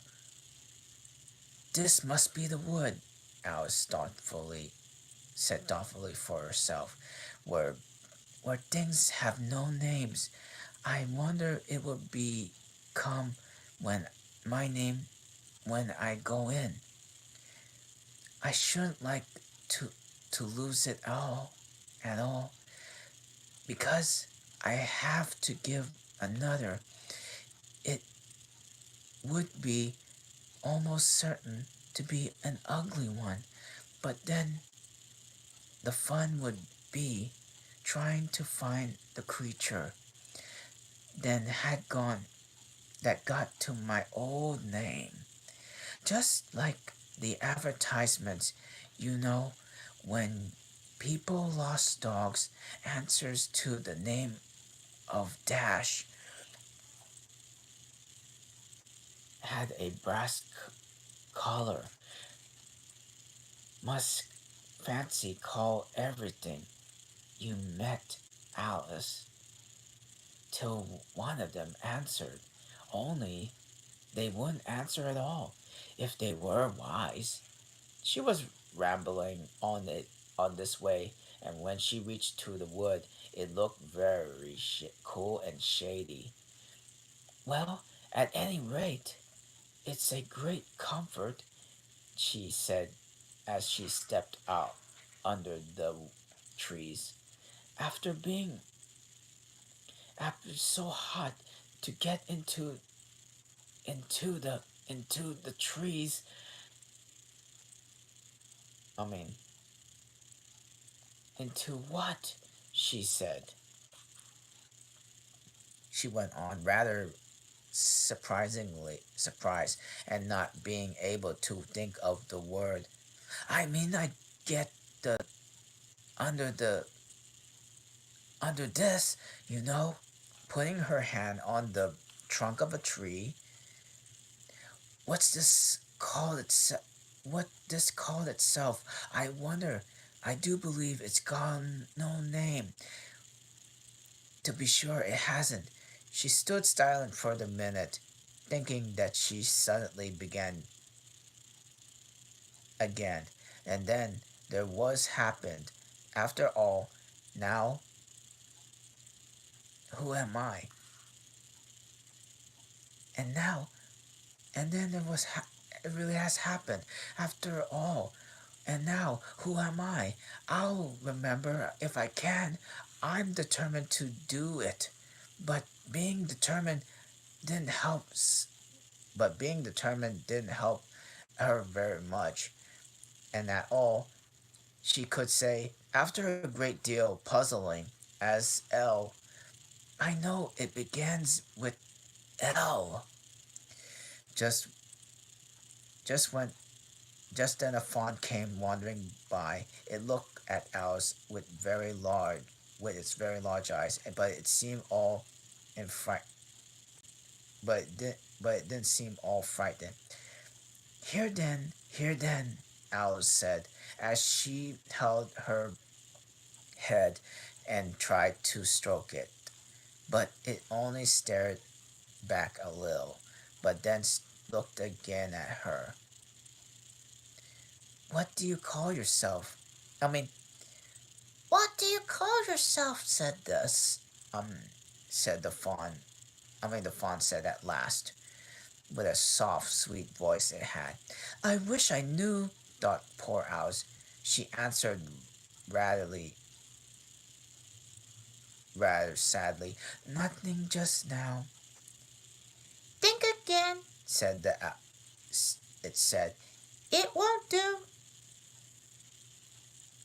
Alice thought, but nothing came for it.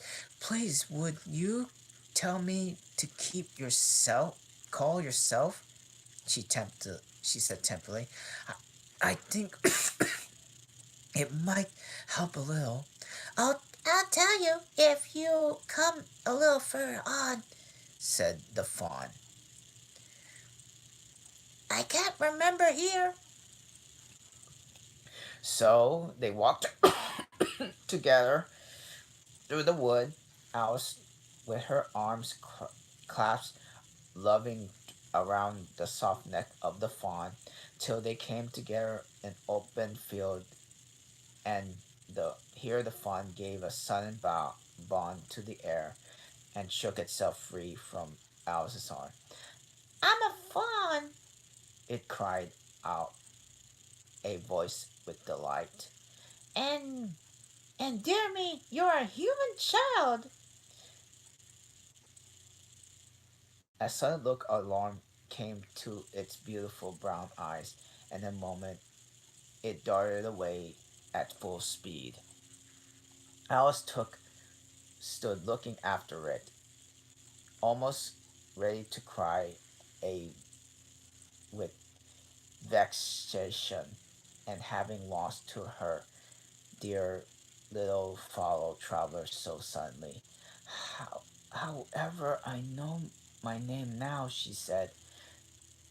That's some comfort.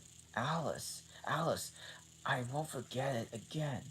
And now, which of these fingers posts I thought to follow, I wonder? It was not a very difficult question to answer, as there was only one road through the wood, and the finger posts both point along it. I settled it, said Alice to herself. When the wood divides and they point different ways. But this did not seem likely happen.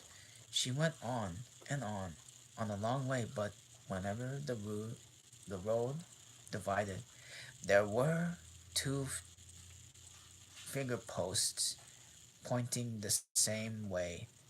One marked Tweedledee Dum's house, and the other the house of Tweedledee.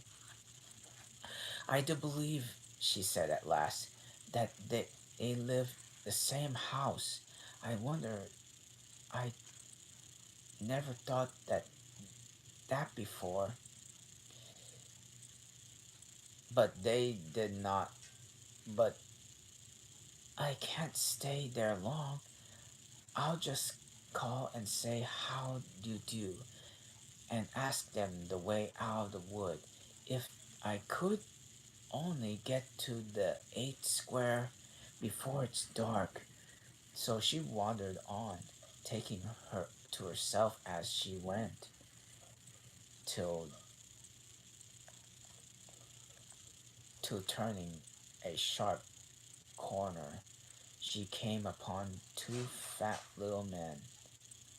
So suddenly she could not help staring back, but in another moment she recovered, feeling sure that they must be. Okay, no. Get the curtains off.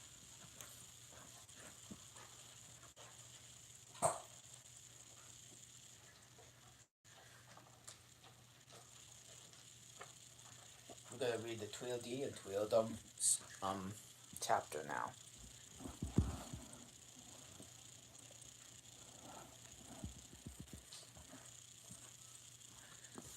Okay, you'll be you'll probably be surprised what kind of voice I will be putting for them.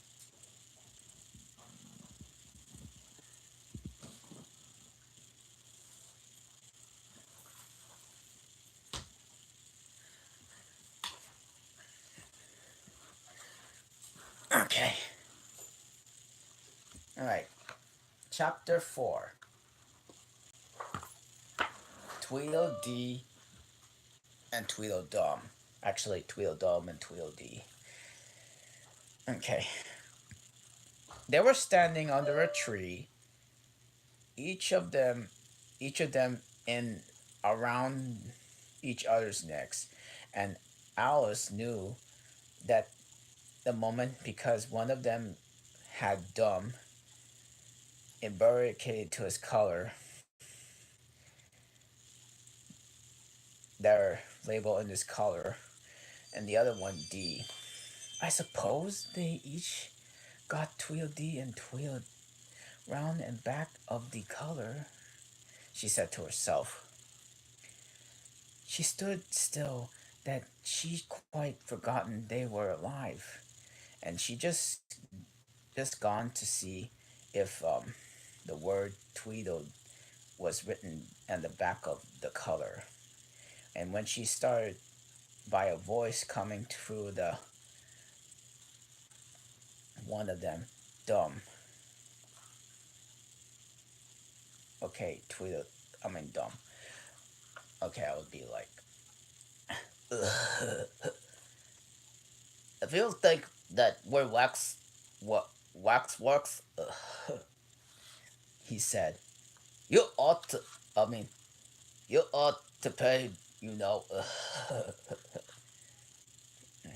Okay. Wax works are made for look for nothing and for nothing. No how.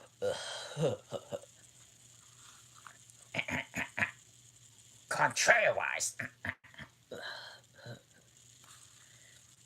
Add one mark D. Okay. I'm gonna try to do Beavis and Butthead's voice though in this one. Beavis will be D and Butthead will be Dumb. Okay. If you think we're alive, you ought to speak. I'm sure I'm very sorry as all said could say, for the other words off to the song keep ringing through her head like tickling around a clock. and she could hardly help saying out to them. Tweedledee and Tweedledum agreed to have a battle, for Tweedledum and Tweedledee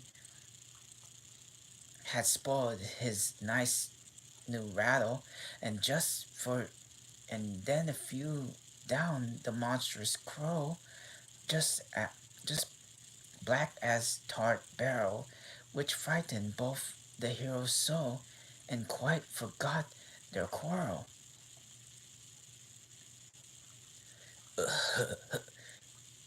I know what you're thinking about, but it isn't so not how. Contrariwise, continued Tweedledee. If so, it was so. If it might be, if it were so, it would be. But it isn't, ain't it? That's nothing. I was thinking.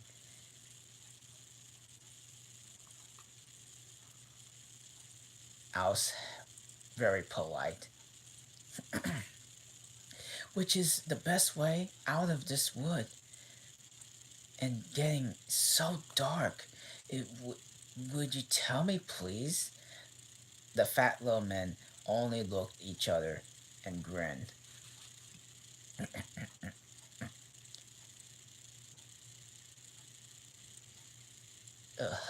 Check it out.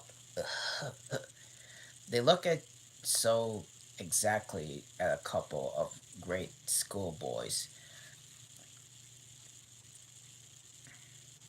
And Alice couldn't help pointing to their finger at Tweedledee, saying to the first boy.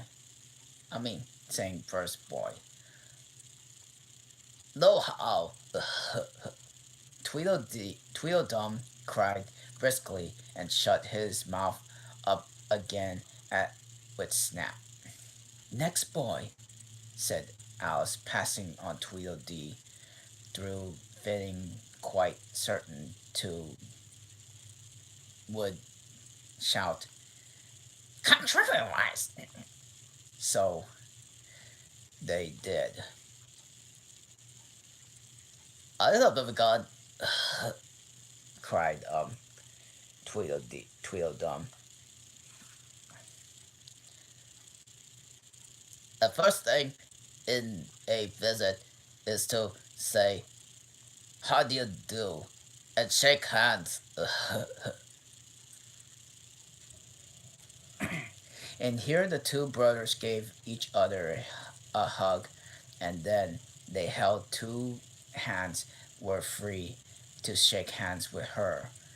Alice did not like shaking hands with either of them first, and here hurting the other one's feelings. So, as the best way of difficulty, she took hold on both hands at once.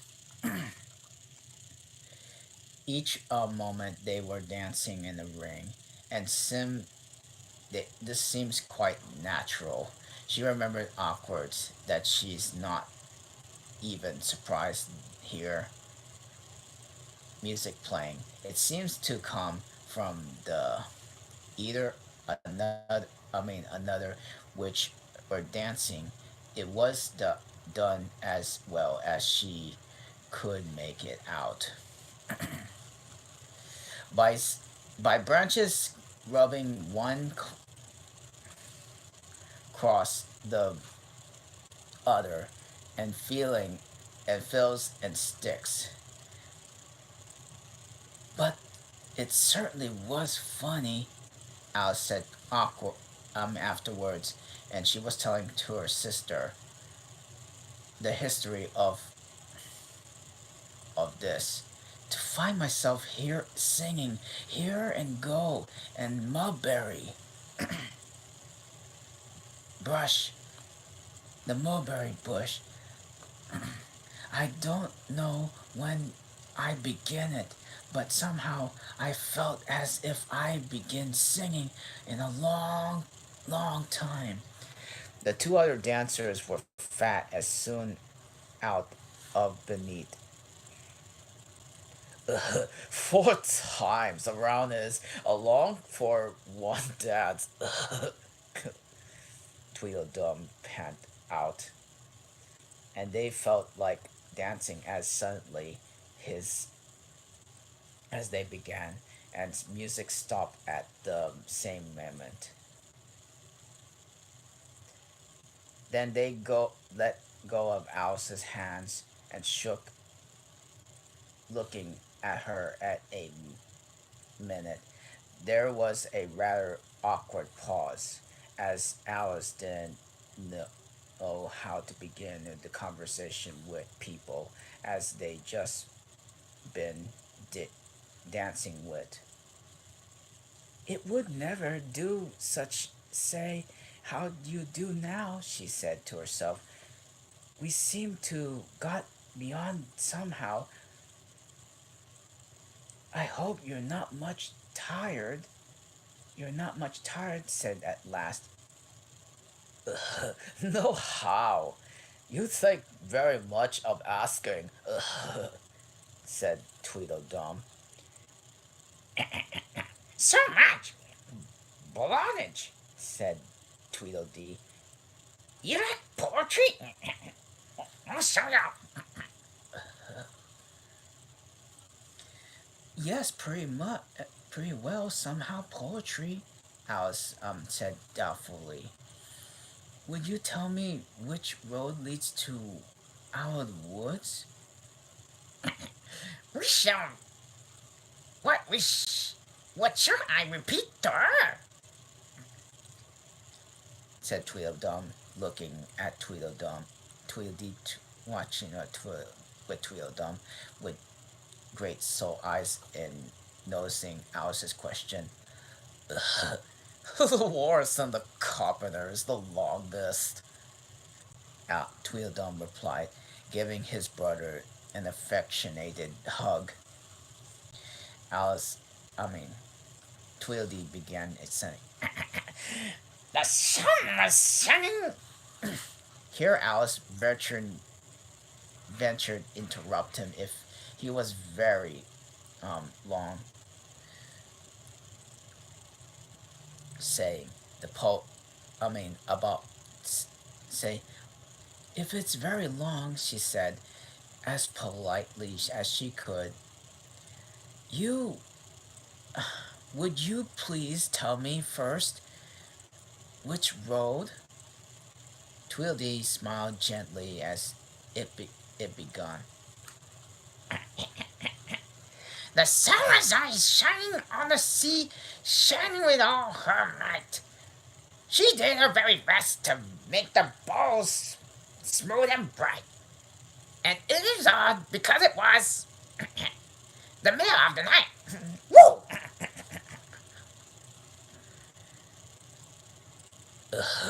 The moon was shining sulkily as he thought that the sun had no business to be there after the day was done. It is very rude of her, he said, to come to spoil fun. This is fun. The sea was set as it could be, and the sands were dry as dry. The sands were dry as dry. If you could not see a cloud because no one was in the sky. Whoa! It must be. He might be dead. No birds and flying around overhead. Were there no birds to fly?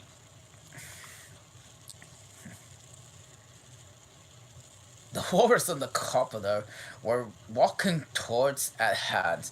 They wept and like they wept like anything to say, and such quantities of sand. Who would go for sand? If this was only their only clear way, They said it would be grand. If 7 maids of 7 mops swept over the half of the year, do you suppose?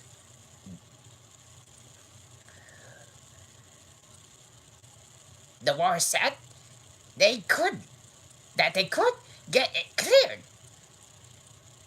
I doubt it, said the carpenter, and shed a bitter tear. Oh, oysters, come and walk with us. The wars, I mean, the wars said, Beseech. A pleasant walk and a pleasant talk along a buried beach. We cannot do with more than 4 to give a hand to each. And the eldest oyster looked at him, but never a word he said. The eldest oyster winked his eye and shook his heavy head, and meaning to say he did not choose to leave the oyster bed. Whoa! This is frickin' dumb.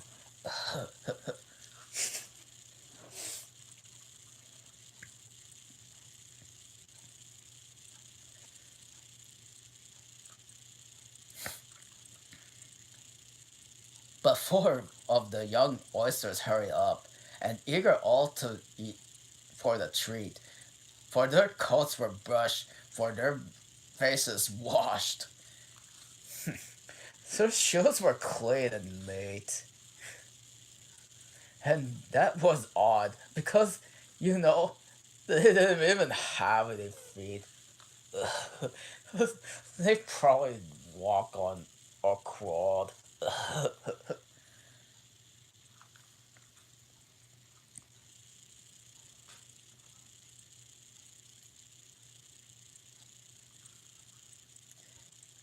The 4 other oysters followed them, and in yet another 4, and thick as fast they can, came at last, and more and more and more. Whoa!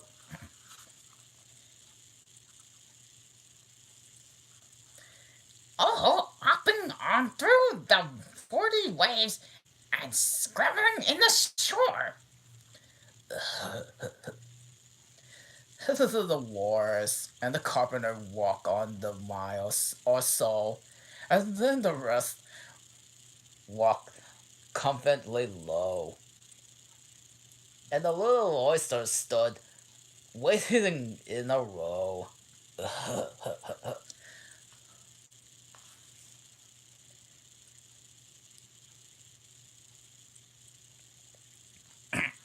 The time was come. The time has come, said the walrus, to take of many things, of shoes and ships and sealing wax and cabbages and kings, and why the sea is boiling hot wherever pigs have wings.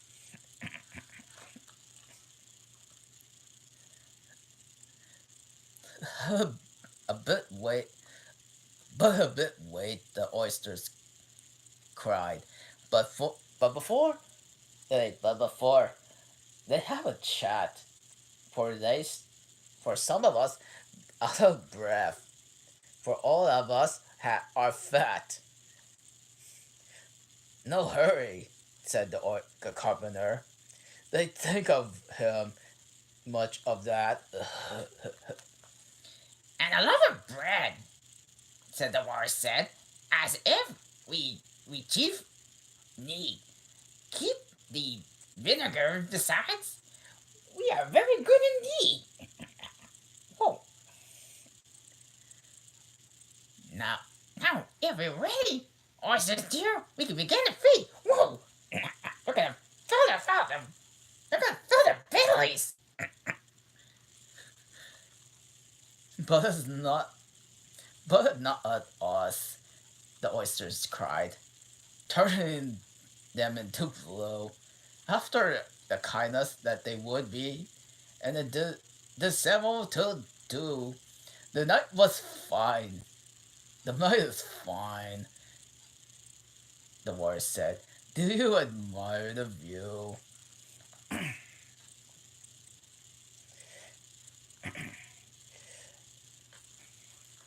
And it was a kind to you to come. And you are very nice. And the carpenter said nothing but cut us a nice slice. I wish you were not quite so deaf. We had to ask you twice.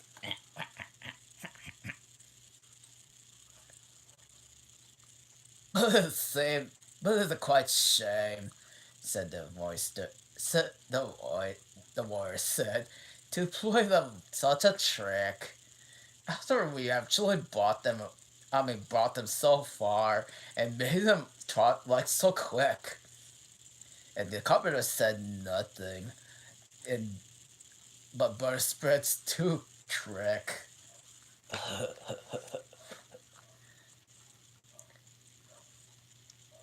I wait for you, said the walrus. I deeply I deeply sympathize and sob all those tears out of those and the largest size, holding his pocket handkerchief before his streaming eyes. Oh, oysters, said the carpenter. We had a pleasant run. Shall we actually trot? Shall be trotting home again? The answer came to, I mean, but the answer came none because see, it is scary odd because they eaten everyone. Whoa, they must be hungry.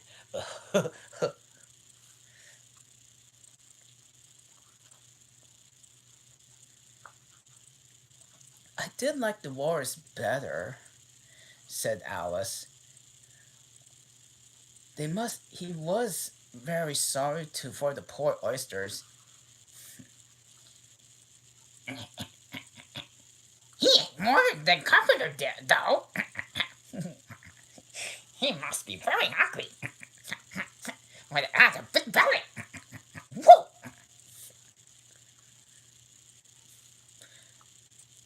I see he had his handkerchief in front, so the carpenter I couldn't count how many he took. Other contrary wise, I mean, like He sees he had his handkerchief in front, so the carpenter couldn't count how many he took. Contrariwise. that was mean. Alice said dignity. Then I like the carpenter best because he didn't eat as many as the wars. but but as much but he ate as many as he could get. He must be not that hungry. the said Tweedledum. The that was a puzzler that paused Alice. After a pause, Alice began. Well, there were both unpleasant characters. Here she checked herself, some alarm, and hearing something, it sounded to her like puffing in a large steam engine in the wood near them. Through in fear it was, likely like a wild beast. Are there any lions and tigers out here? Asked timidly. Well, it's only the Red King snoring, Said Tweedledee.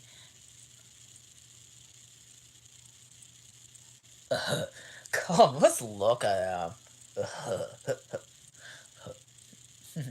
He's a snob. The brothers cried. They each took on one of Alice's hands and held her up and where the king was sleeping.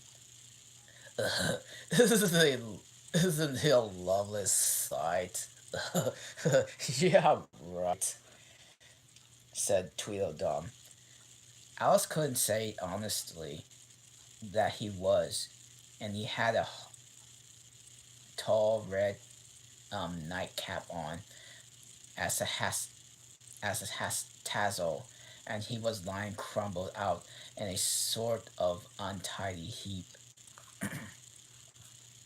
and snoring.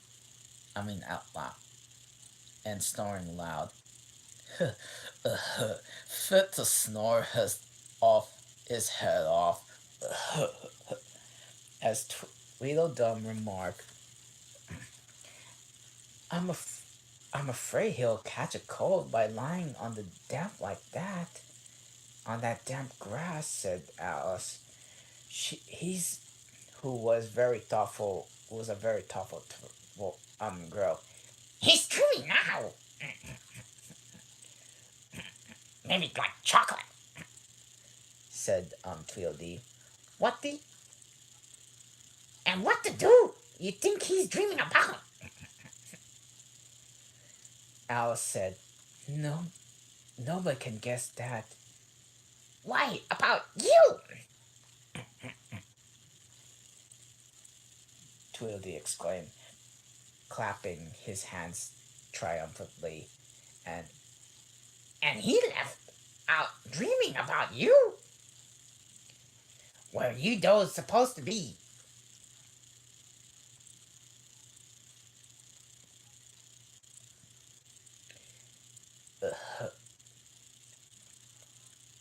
"Where am I now, of course," said Alice. Not you. Tweedledee tempered contemptuously. You'll be nowhere.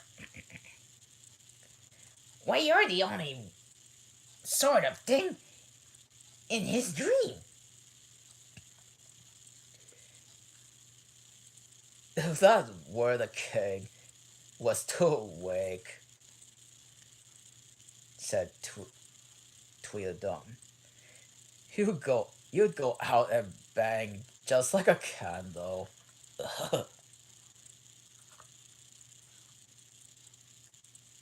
I shouldn't, said Alice, exclaiming indignantly, because if I'm a sort of thing in his dream, what are you? I should like to know. Fiddle, said Tweedledum. Diddle diddle. Cried Tweedledee.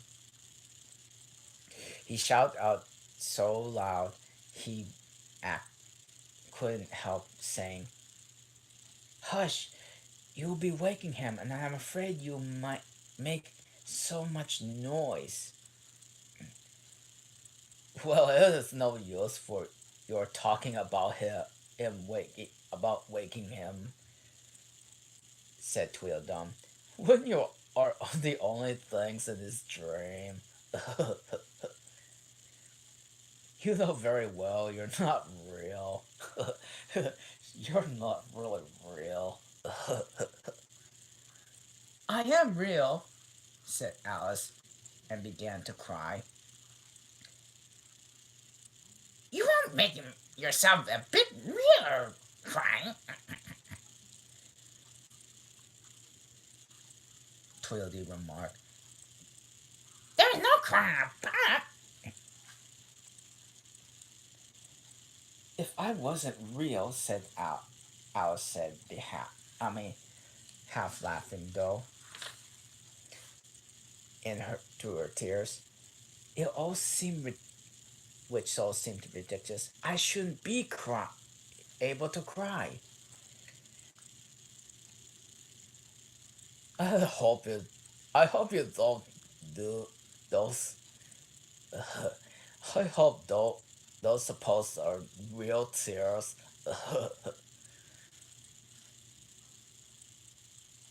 Interrupt a tone from a Tweedledee interrupt with a tone of great temper.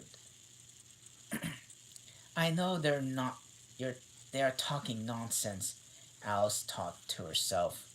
It's foolish to cry about, so brushed away her tears and went on cheerfully as she could. At any rate, I better get going out of the wood, for really it's not for it's really coming very dark, and you think it's going to rain? Tweedledum spread the umbrella over his head and his brother, and looked up into it. No, I think of it. I don't think it is, he said. At least not under here. No how. We'll get wet. But may it rain outside? It may, if it chooses, Said Tweedledee. we have no objections contrariwise. Selfish stings, threw out Alice, and she was going to say good night and leave them, when Tweedledum sprang out under the umbrella and seized by her wrist.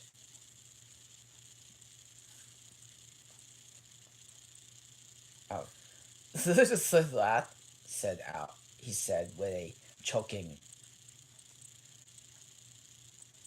with a passion, with his eyes grew large and yellow all in a moment as he pointed up the trembling finger at all the white thing laying under the tree.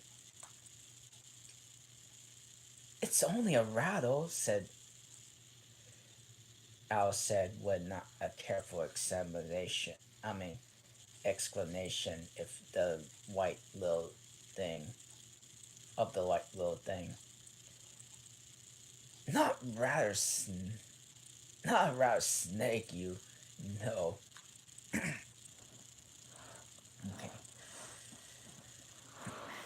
She added hastily, thinking about he was frightened.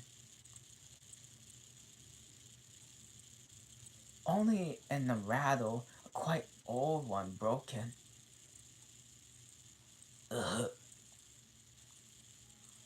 I knew it was, said Tweedledum, beginning to stamp unwillingly into tears.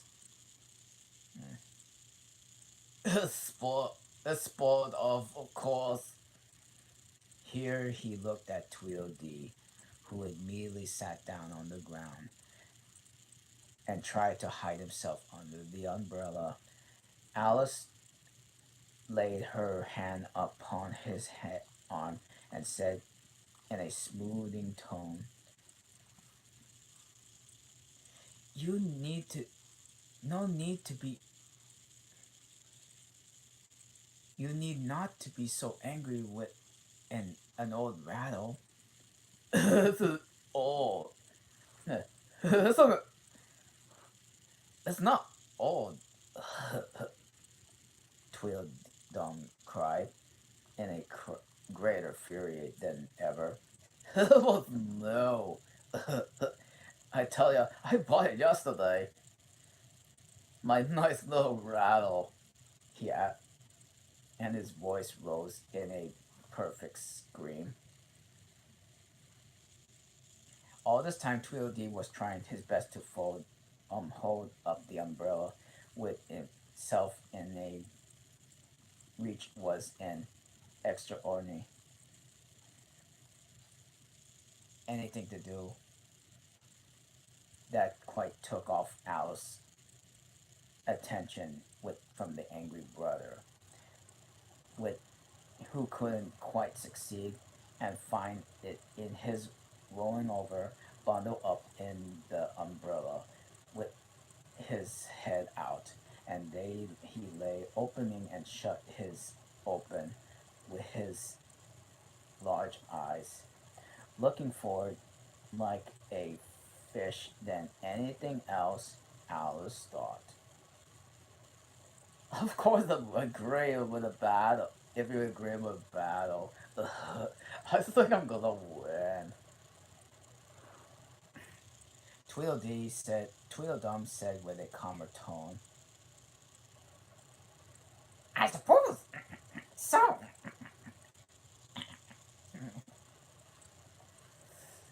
The other sulkily replied as he crawled out of the umbrella. Only she must help us to dress up, you know? So the two birds went off hand in hand to onto the wood and under and returned in a minute with their arms full of things with blosters, blankets, hearth rugs, tablecloths, dish covers, and coal scuttles. I hope you are good at pinning and trying those things and trying strings. You look ridiculous. Tweedledee remarked. Everyone in these things just got up and on somehow or the other.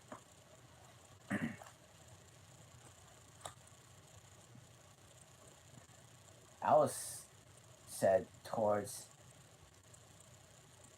afterwards said and never seen such a fuss made for anything in all of her life. And weigh those two Brussels out and quality of things they put on, and they were trouble they gave her such trying strings and fastened the buttons.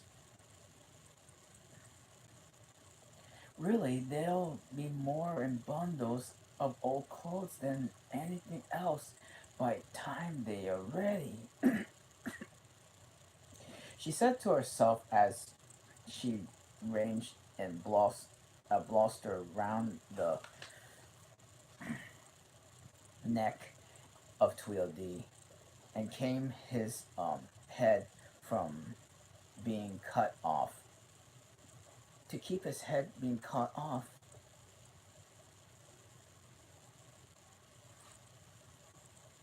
You know, he added, he added gravely. it's one of the most serious things impossible happen one in a battle and gets one head's cut up. Alice laughed out loud as she meant and turned into a cough and feared of hurting his feelings.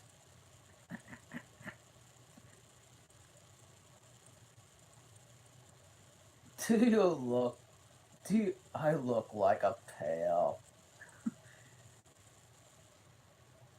Said Tweedledum, coming up and having his helmet tight on. He called it a helmet, though it's certainly more like a saucepan.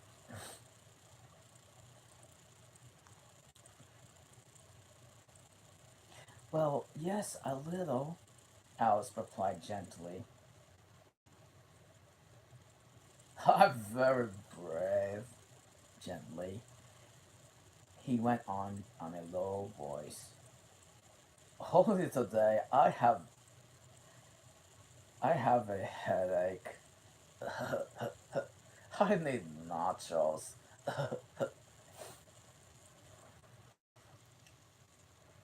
And I have a and I have to got a toothache. Whoa. Said Tweedledee, who had heard a remark. I'm far worse than you.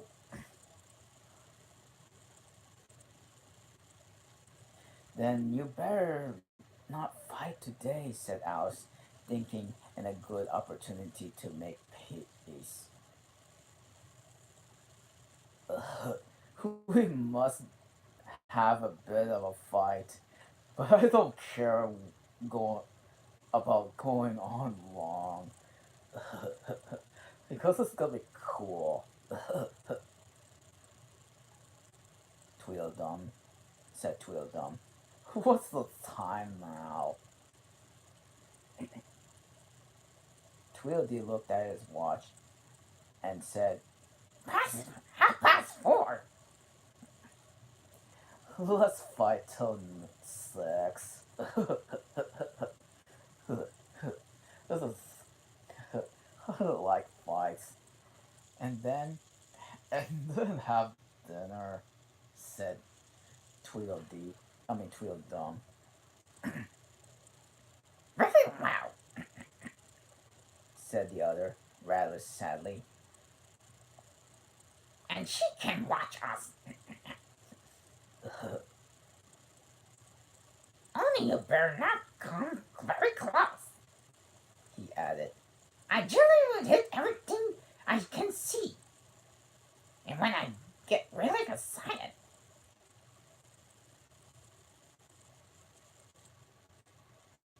And I hit everything with everything in rage, said Tweedledum.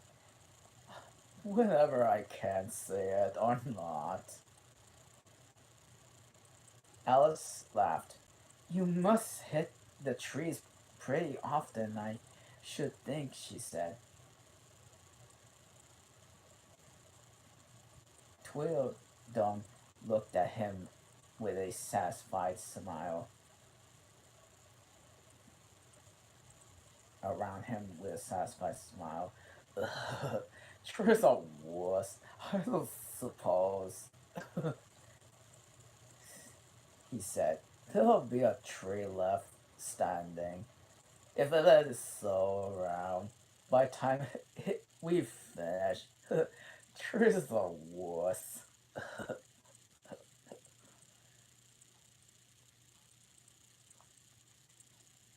And all about a rattle, said Alice, still hoping to make them any ashamed of battle of which it frightle. I should I shouldn't have made it so. I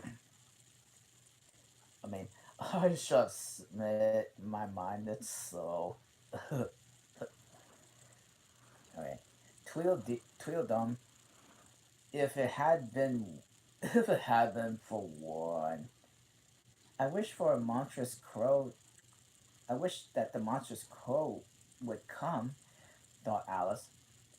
There is only one sword, you know. Tweedledum said to his brother,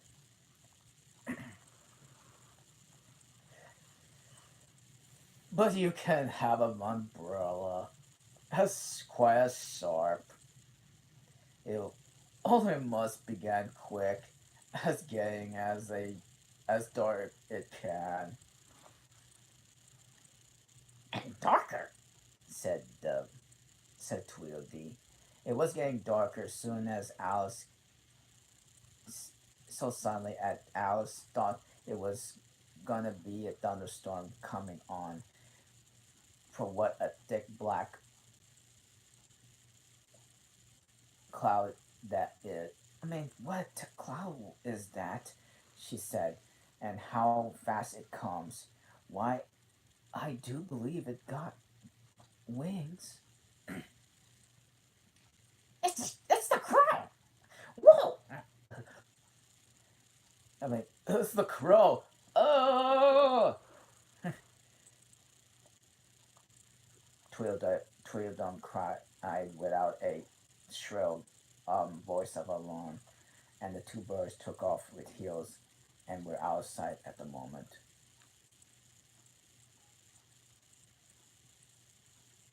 Alice ran a little into the woods and stopped under the tree, a large tree.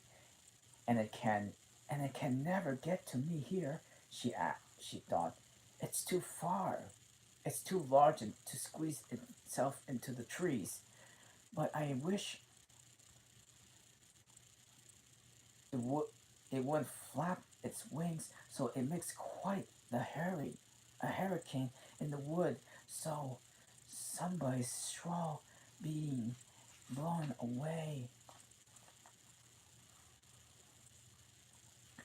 Okay, chapter 5 is the wool and water. She caught the shawl, I mean, as she spoke, and looking about the owner in the moment, the White Queen came running wildly through the woods, and with both arms stretching out wide if she were flying. Okay, Alice very civilly went meet with the straw. I'm very glad I happened to be on the way, Alice said, as she helped her put her shawl back again. The queen only looked at her in a helpless, frightened sort of way, and kept repeating, sometime in in a whisper to herself, like the sound like bread and butter, and Alice bread and butter, bread and butter, and Alice felt if she there was to be a conversation for all, she must manage to herself. So she began rather timidly. I am addressing the the White Queen. Why, I mean, yes, why, yes. For if you call in a, what do you call? An address? said um the Queen said. This is kind of like my Mickey Mouse voice.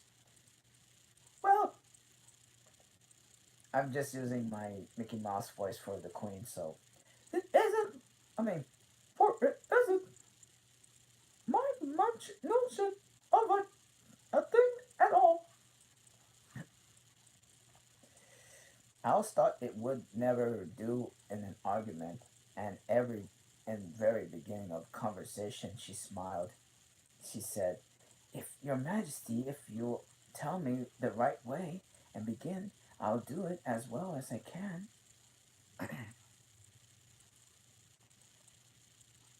But I want it done at, I don't want it to be done at all. Groaned the poor Queen. I have been addressed myself for at last 2 hours. For last 2 hours.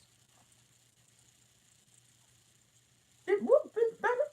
It would have been all better as if she seemed to Alice as she had gotten at some one else to draw. She was was dreadfully untidy. Every single thing's crooked.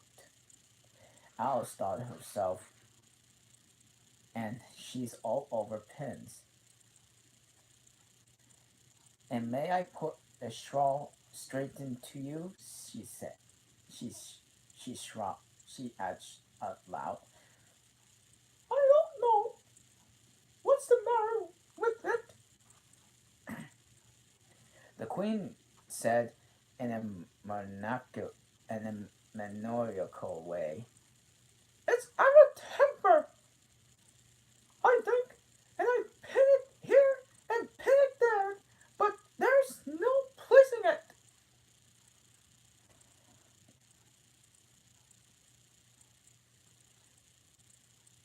It can't go ill straight, you know, if you pin it all on one side, said Alice. It's gently put into it right to her. I mean, as she gently put it right to her. And dear me, what a state your hair is in, The brush has got entangled in it. said the Queen said in a sigh. And I lost the comb yesterday. Alice carefully released the brush and did her best to get her hair in order. Come, you look rather better now, she said, rather altering most of the pins. But you really should have a, a lady's maid. I'm sure I'll take you with pleasure, the queen said. Prevents a week and jam every other day. Because I don't know what kind of voice I could put her, that's why.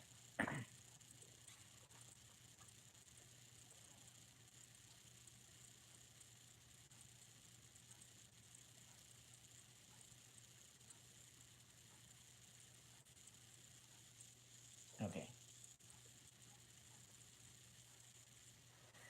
Alice couldn't help laughing as she said, I don't want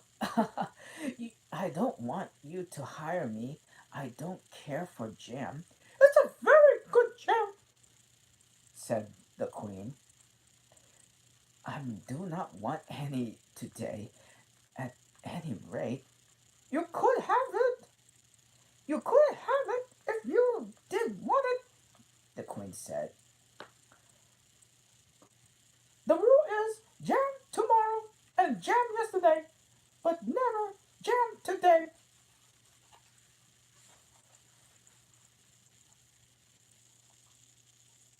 It must come sometimes to jam today, Alice objected. No, it can't,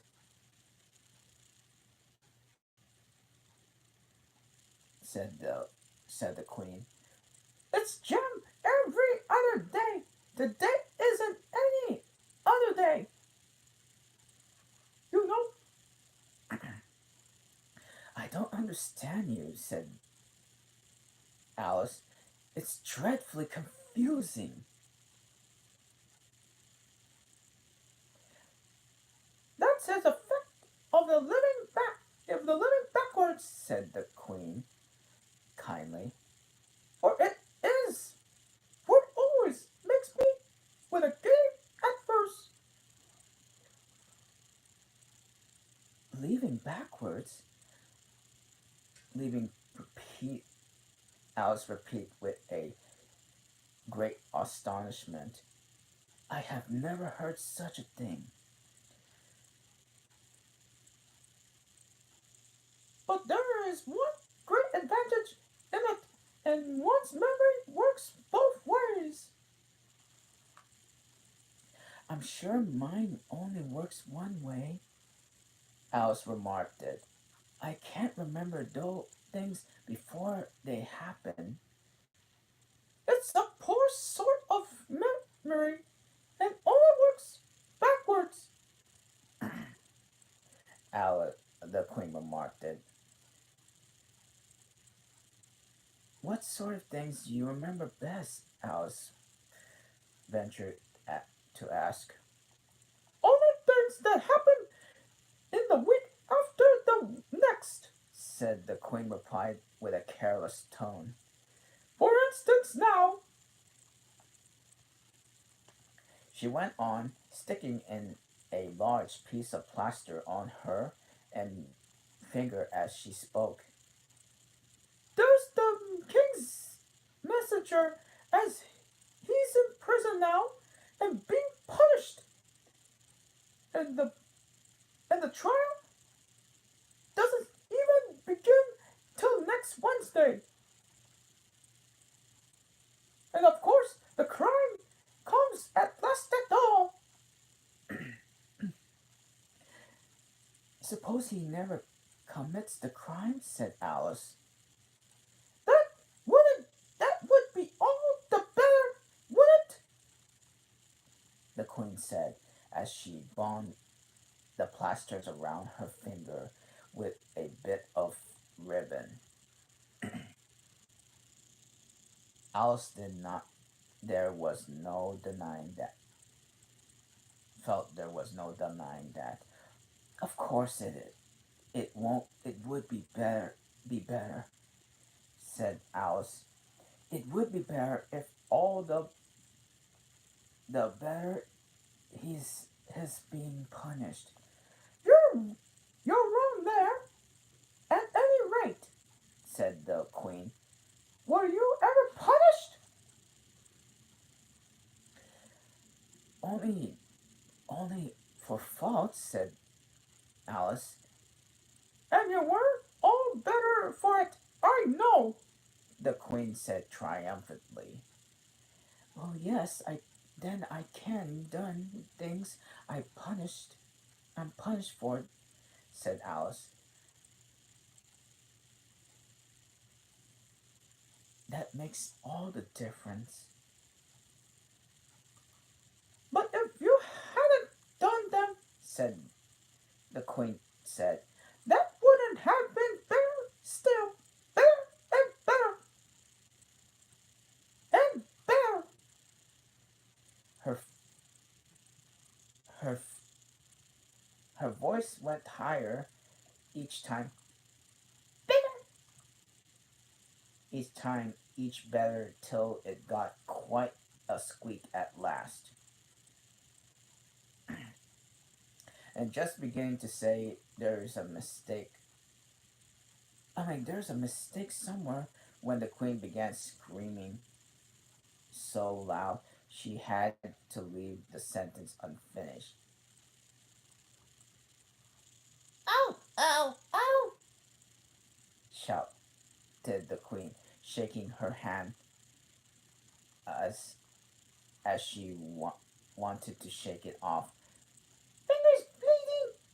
Oh, oh, oh! She screamed so exactly like the whistle of a steam engine, like that Alice had to hold her hands over her ears. What's the matter? She said as as there was a chance of making herself heard. Have you pricked your finger? Well, I haven't pricked it yet, said the queen said, but soon I shall. Oh, oh, oh! When do you expect to do that? Alice asked, feeling very in very inclined to laugh. When I fasten my shawl again, the poor queen groaned. The brooch will come un- undone directly. Oh, oh! As she said, the words were broached in a few open, and the queen clutched wildly at it and tried to clasp it again. Take care, cried Alice. You're holding it all crooked. She cried. She caught the brooch, and it was too late. The pin had slipped to the queen and pricked her finger. That accounts for the bleeding, you see, she said to Alice in a smile. Now you understand the ways things happen here. But why do you scream now? Alice asked, holding her hands.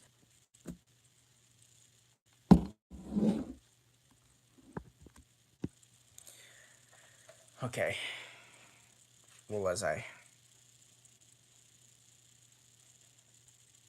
All over again, all over again, all over again. Okay. What would you be having good it all over again? By this time, it was getting light. The crow must have flown away, I think, she said. I'm so glad it's gone. I thought it was the night coming in. I wish I could manage to be glad, the queen said. Only I can remember I can't remember the rule. It must be very happy living into this wood and being glad wherever you like. Only if that's very alone. Here, if only it's so very alone here, said Alice in a metrolony voice, and at the and thought of her loneliness. Two large ears came rolling down her cheeks. Oh, don't go on like that! The queen, the poor queen, ring, wrinkled her hands in despair. Consider what a great girl you are. Consider what a long way you have come today. Considering what o'clock it is. Considering anything. Only don't cry.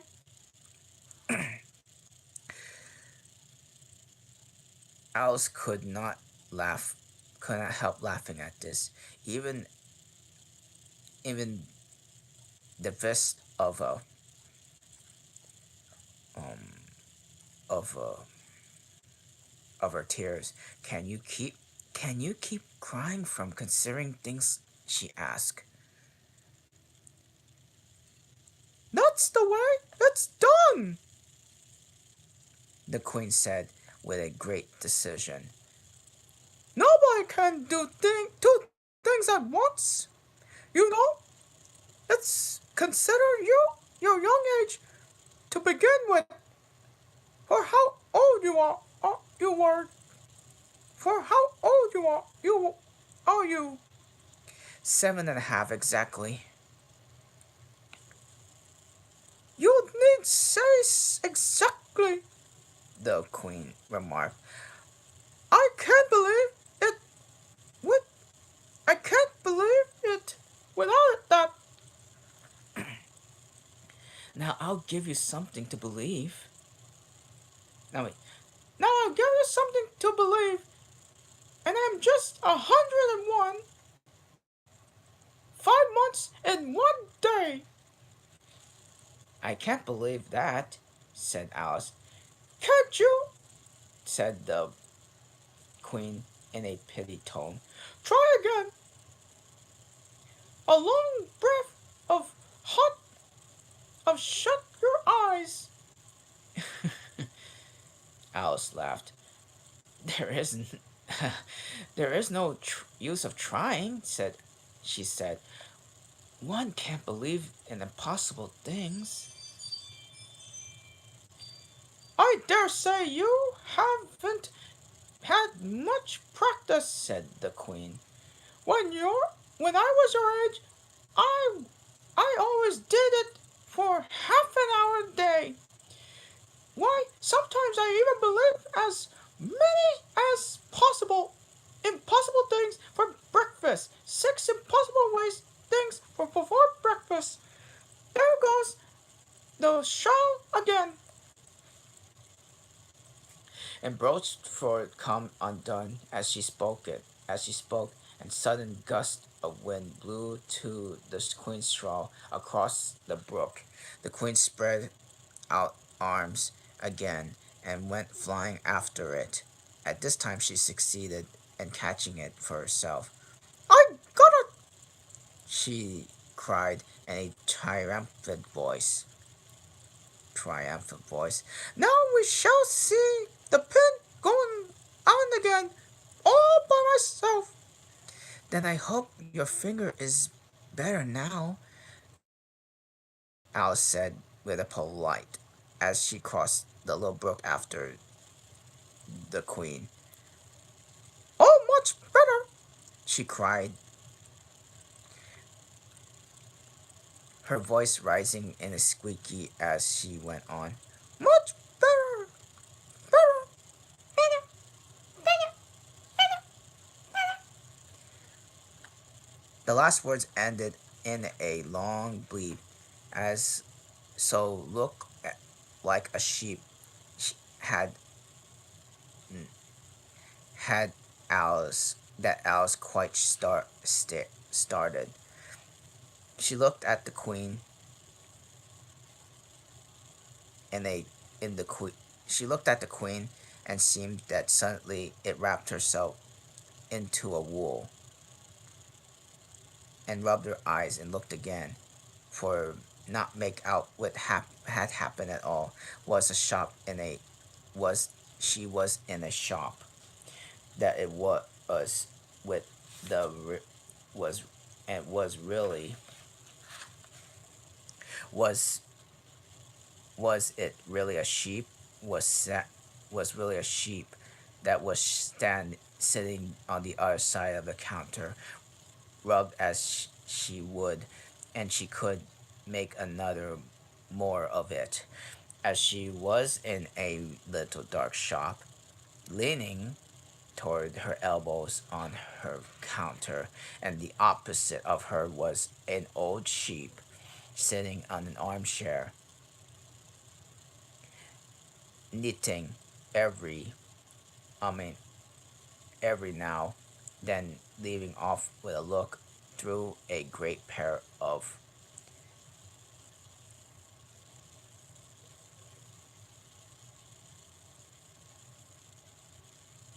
spectates. What is it you want to buy? The sheep said at last, looking up in a moment of her knitting.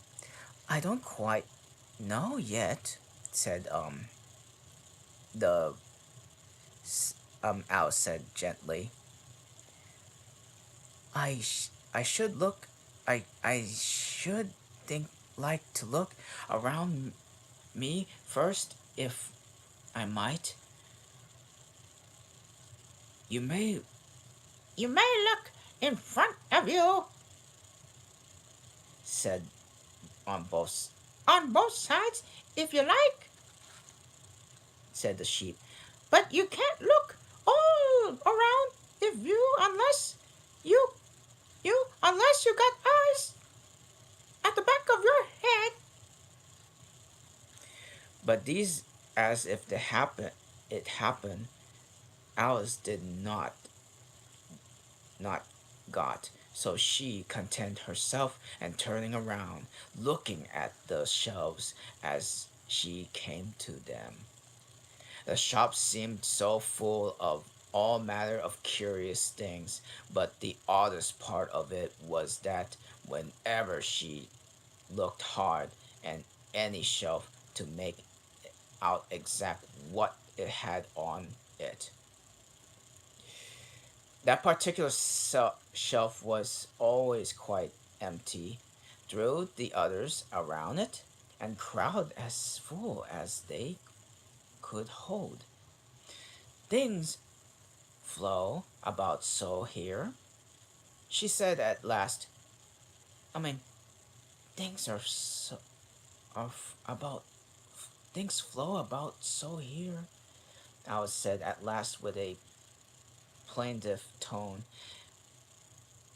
after she spent a minute or so vainly perch, per, pursuing a bright a large bright thing. It looked sometimes a doll and sometimes like a workbox.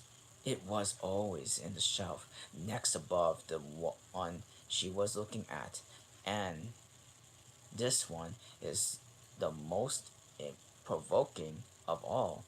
But I mean, this is one provoking of all. And I tell you what, she added, as she suddenly struck her, I'll follow up to the very top of the shelf of all. It puzzle it. It'll puzzle it too through the ceiling, I expect. Then evening The even pass failed. The thing went through the ceiling as quietly as possible, as if were quite used of it.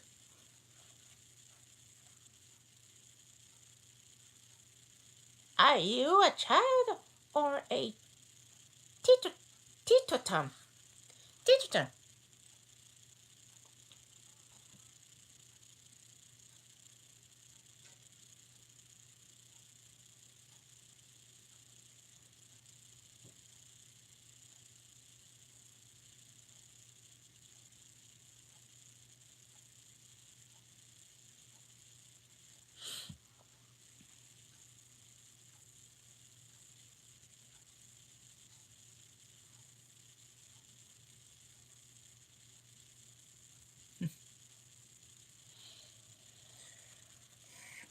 Okay.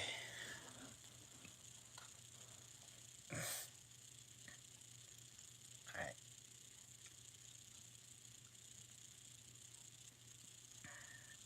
Teeter tom. What's a teeter tom? Oh yeah. Said the sheep as she took another pair of needles. You'll make me giddy soon.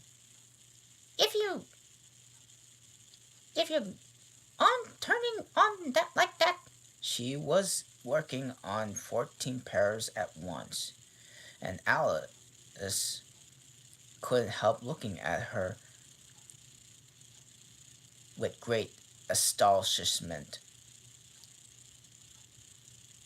How can How can she knit with so many? The, pu- the puzzled child thought of herself. She gets more and more porcupined. She gets more like a porcupine. She gets more and more like a porcupine every minute. can you can you row? Said the sheep asked, handing her pair of knitting needs as she spoke. Yes, a little, but not land, but not with needles.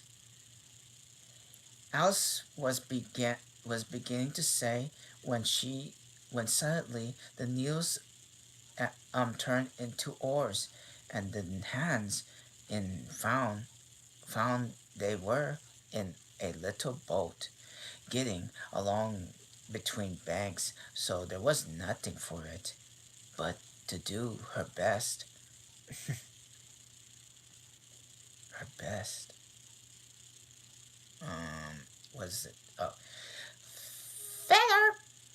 cry, cried the sheep as she took another pair of needles. This doesn't sound like a remark that needed any answer, so Alice said nothing and pulled away. There was nothing something every queer about the water, and she thought as every now then as the oars got fast, then it would hardly come out again. Feather, feather, feather. The sheep cried again. Oh, Bobby just went to Oh, Bobby just went um to 100, already 100 likes. Taking for the needles. You'll be catching a crab directly. A dear little crab, thought Alice. I should like that. Didn't you hear say feather? Didn't you hear me say feather? Said the the sheep cried, angrily taking a quite a bunch of needles.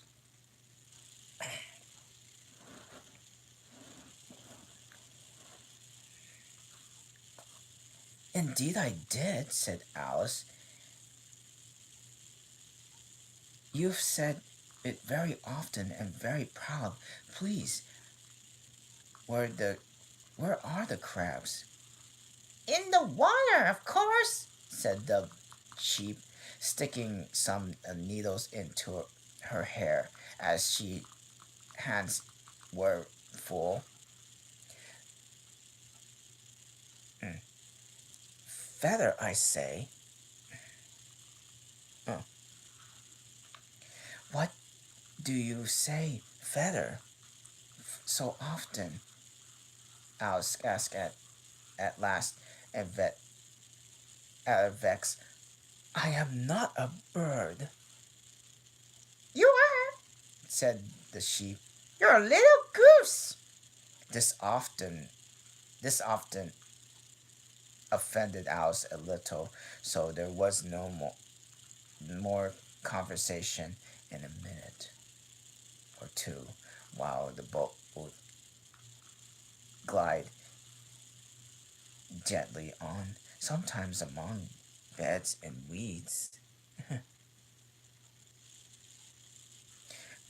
which made the oars stick fast in the water worse than ever, and sometimes under trees, but always in the same tall river banks frowning over their heads. Oh, please, there are scent of rushes, Alice cried, and a sudden transport of delight. There really are such beauties. I mean, there really are such beauties. They didn't say such please to me about them, said the sheep. But looking up in their her but looking up from her kitten, I don't put them here there, but I'm not gonna go take care of them anyway. No, but I meant please may I maybe wait and pick some? Alice pleaded. If you don't mind stopping the boat for a minute. How am I how am I to stop it? Said the sheep. If you leave off rowing, you'll stop itself.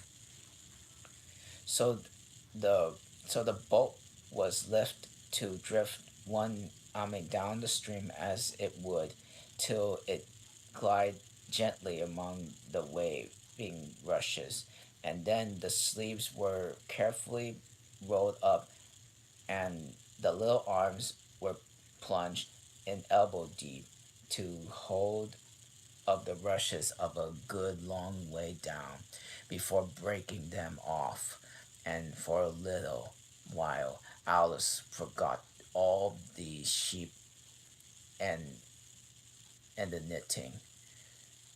She was bent over on the side of the boat, and just as the ends of for a tangle, as she tangled and dripped into the water, while in the bright eager eyes she caught at one branch, one and another of the darling scent rushes.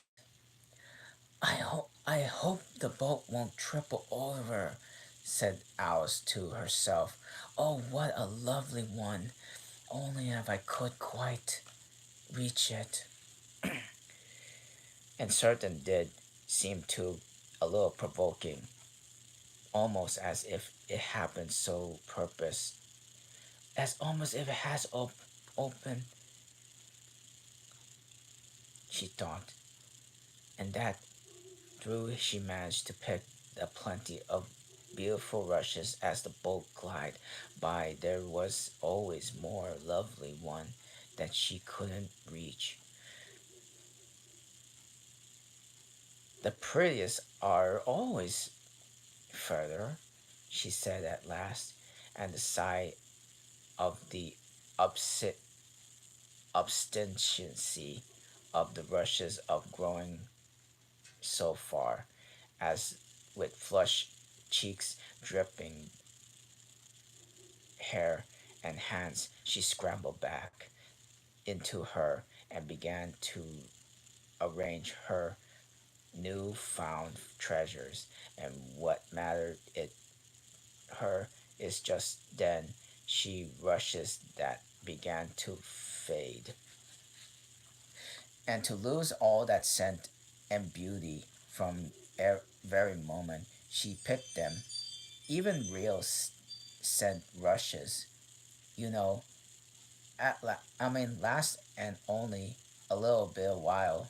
At these being dream rushes, felt melt away, almost like snow, as they lay in heaps at at her feet, but hardly noticed this. There were so many other curious things about it. They had gone much further.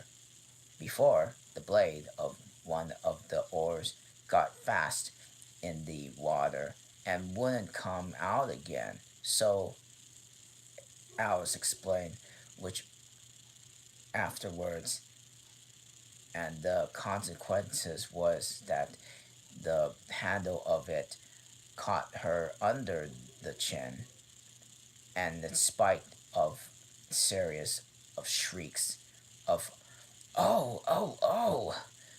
out from out poor Alice, and swept her strange off the seat and down among the heap of rushes. However, she wasn't a bit hurt, but as soon again the sheep went on with her knitting, while she just as if it had nothing, as if nothing had happened. That was a nice crab you caught. That is a nice crab you caught, she remarked as Alice got back into her place, very relieved, and find herself still in the boat. Was it? I didn't see it, she said, peeping cautiously overside of the boat into the dark water. I wish I hadn't let go. I should I should so like a little crab to take home with me. But the sheep only laughed scornfully and went on her knitting. Are there are there many crabs here? Said Alice. Crabs? All sorts of crabs, said the sheep. Plenty of choices. Plenty of choices. Plenty of choice. Make make you mine. You're mine. Now what do you want to buy? To buy? Uh, Alice echoed in a tone that was half astonished and half frightened. For the oars and the boat and the river had vanished in a moment as she was back again in the little dark shop. I should like to buy some eggs. I should like some. Oh yeah, Adam.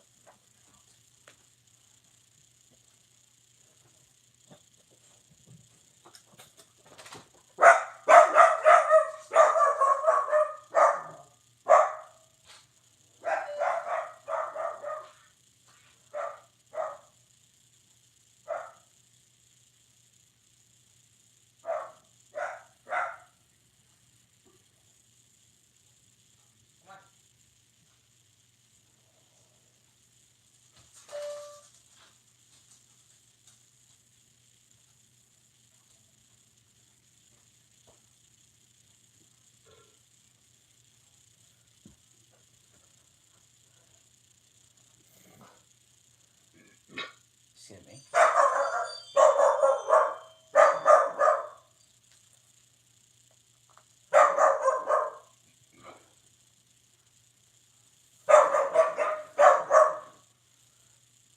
Okay.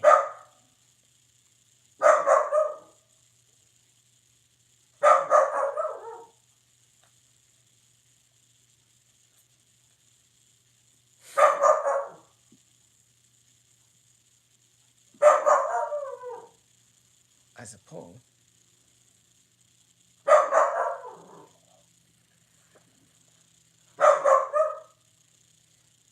I just had to wait until the dog calms down. I can't read when she barks.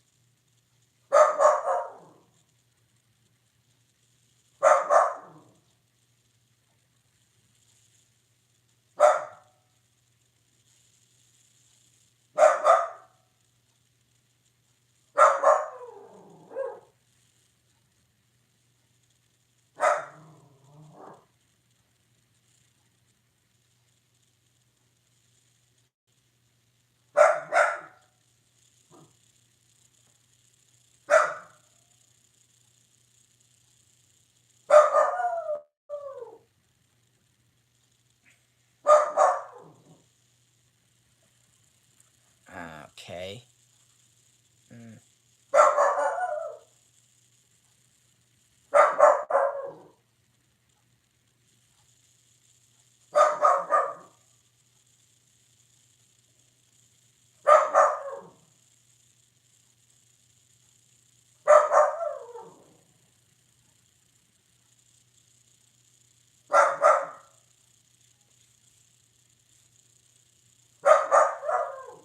Oh, happy birthday, Katie. Oh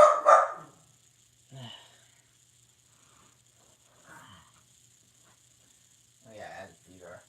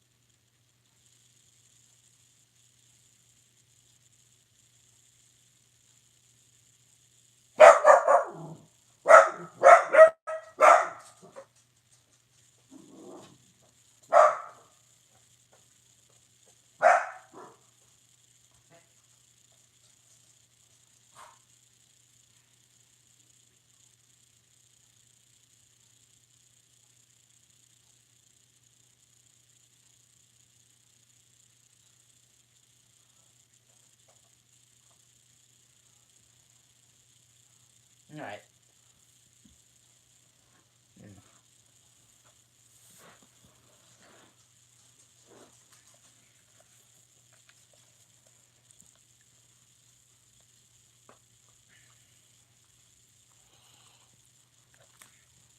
Okay. As she was back again at the back of the little shop, I should like to buy an egg, please. She temptedly. How do you sell them? 5 pence farden for one, 2 pence for two.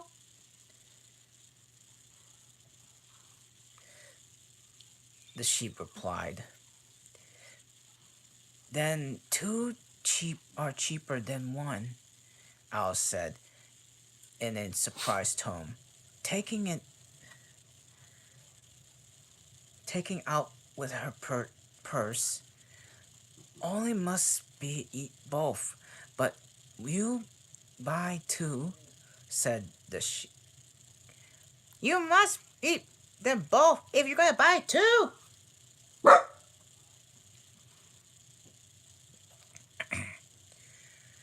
said the sheep. Then I'll buy one, please, said Alice, as she money down, put the money down on the counter, and she thought herself it might be nice. I mean, it might be all nice, you know. The sheep took the money and put it away in the pocket, in the box. Then she said, "You never put these. You never put things into people's hands. They would never do."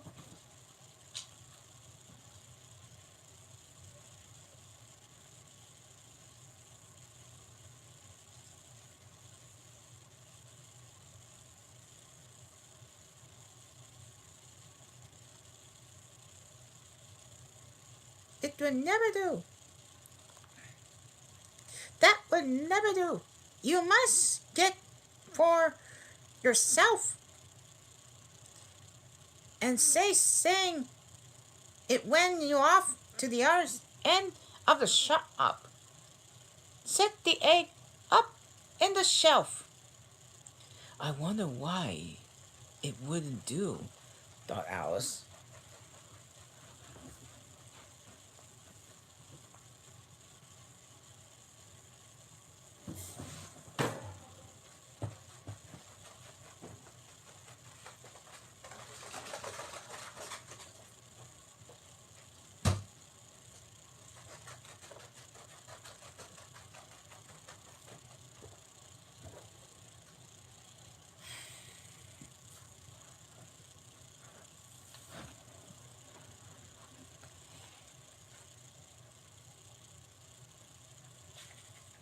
I wonder I thought it wouldn't do, thought Alice, as she gulped her way among the tables and chairs.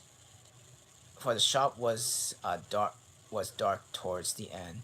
The the egg seemed to get the egg seems to get further away and more the more the egg seems to get away further more. I thought towards it. Let me see, is this a chair? Or is it just got branches? I declare, how would I very much odd how odd to find trees growing here. And then actually there is a little brook. Well, this isn't very queer the queerest shop I ever saw. As she went on wondering more and more every step, as every turn to a tree in the moment she came upon what she quite expected the egg to do the same. Alright. Chapter 6, Humpty Dumpty. However, the egg only got larger and larger and more and more human. When she had come with a few yards of it, she saw it had eyes and and a nose and mouth. And when she had come close to it, she saw clearly that it was Humpty Dumpty himself. Oh my gosh. It came, it came, it can't be anybody else, she said to herself. I'm sure certain of it, as if he were written all over his face. His name were written all over his face. Okay. It might have been written for hundreds of times easily and on that enormous face. Humpty Dumpty was sitting with his legs crossed like a twerk on the top of a high wall, such a narrow one, and Alice quite wondered how he could kept balancing and as his eyes were steadily fixed in the opposite direction. He hadn't he didn't take least notice for her and thought he was must be a stuffed figure at all. How exactly an egg he is, he said out loud, standing on her hands ready to catch him, for he was a moment expecting to fall.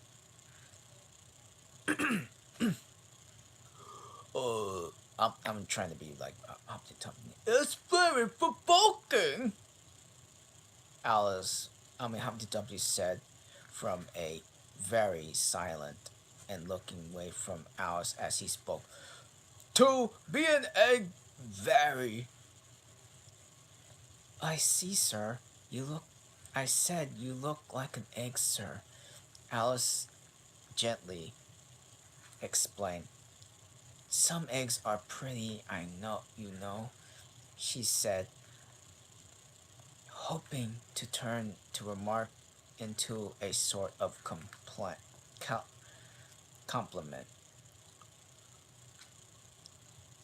Some people, Said Humpty Dumpty, looking away for her as usual. no more sense than a baby. Alice didn't know what to say for this. It wasn't at all like a conversation, she thought. She had never say anything to for he had never said anything to her. In fact, his last remark was eventually went on. They picked me again in a minute they would. However, this conversation is going on in a little too fast. Let's get back to the last remark but one. Let's go back to the last remark but one. I'm afraid I can't quite remember it, Alice said. Very polite. In case And in case we start afresh, said Humpty Dumpty. and it's my turn to choose the subject. He's he talks about it just as if it was a game. He talks of it if it just was a game, thought Alice. So here's a question for you. How old do you say you were? Alice made a short calculation, said 7 years and a half. Wrong. Tom, Humpty Dumpty exclaimed triumphantly. You never said a word like that. Like it. I thought you meant how old. I thought you meant how old you are, said Alice. Explain. If I meant that, I have said it, said Humpty Dumpty. Alice didn't want to begin another argument, so he said nothing. 7 years and 6 months? Humpty Dumpty repeated thoughtfully. An uncouple sort of age. Now, if you ask my advice, I've said leave off at 7. But it's too late now. I never ask advice about growing, said Alice, in dignity. Too Too proud? The other accord. Alice felt more indignant as this suggestion. At this suggestion, I meant, she said, the one I can't growing older. one can perhaps, said Humpty Dumpty, but who two can, with proper assistance. You might have left off a 7. What a beautiful belt you got on, Alice silently remarked. They had quite enough of the subject of the age, as she thought if they were take turns and chosen subjects as she was turned now, at least she correct herself on one thoughts and a beautiful carvent. I should have said no, but what a beautiful carving. I should have said no. A belt, I mean, I beg your pardon, she said in dismay, for Humpty Dumpty looked through offended, looked truly offended, and she began as she wished. She wished she hadn't chose that subject.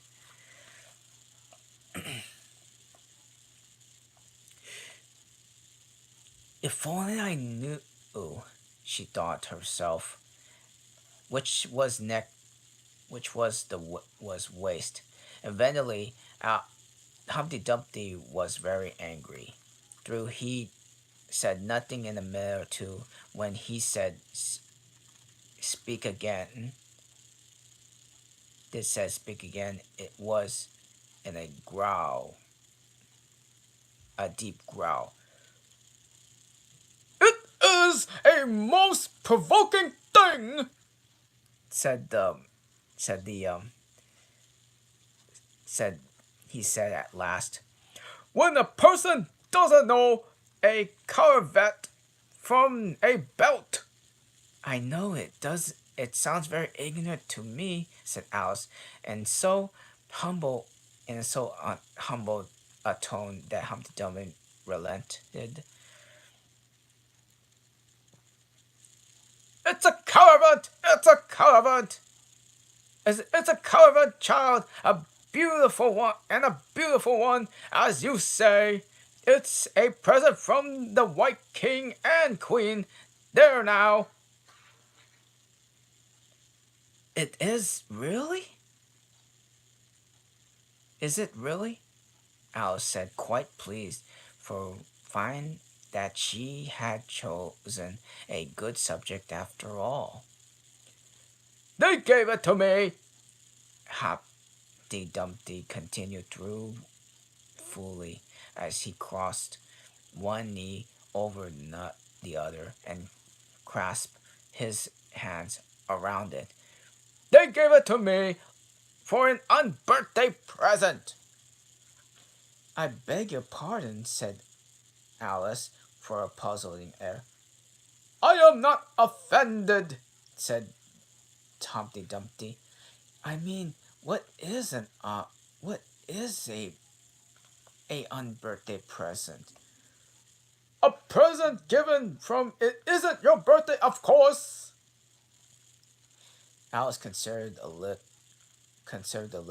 I like birthday presents best, she said at last. But you don't know what you're talking about, cried Humpty Dumpty. How many days are in a year? 365, said Alice. And there are and how many birthdays you have? 1. And if you take one of the 365, it remains 364, of course. Humpty Dumpty looked doubtfully. I'd rather see done on paper, he said. Then Alice couldn't help smiling as she took one of her moment books and worked the sum for him. 365 minus 1 equals 365. Humpty Dumpty took the book and looked at it carefully. It seems to be done right, he began. You are holding it upside down, said Alice, interrupted. Tiddly. To be sure I was, Humpty Dumpty said, and gaily, as she turned it over him. I thought it looked like a little queer. As I'm saying, it seems to be done right. Wait. I thought it would be a little queer if I, as I sing, it seems to be done right through. I haven't time to look over truly just now, and that shows there are 364 days when you might get unbirthday presents. Certainly, said Alice. And only one for birthday presents, you know. There's glory for you. I don't know what you mean by glory, Alice said. Humpty Dumpty smiled contemptuously. Of course you don't. Till I tell you what I mean, there is a nice knockdown argument for you. But glory doesn't mean a nice knockdown argument. But glory doesn't mean a nice knockdown argument, Alice objected. When I use a word, Humpty Dumpty said in a rather scolded voice. that means it just I that means just I what I just choose to mean either more or less. The question is, said Alice, whenever you can make those meaning so many different things. The question is Said Humpty Dumpty. is to be mastered. That's all. Alice was too much puzzled to say anything, so after a minute, Humpty Dumpty began again. They have they have a temper. Some of them, particularly verbs, they're the proudest objectives you can do anything with. But non verbs, however, I can manage the whole the whole of the whole of them, a lot of them.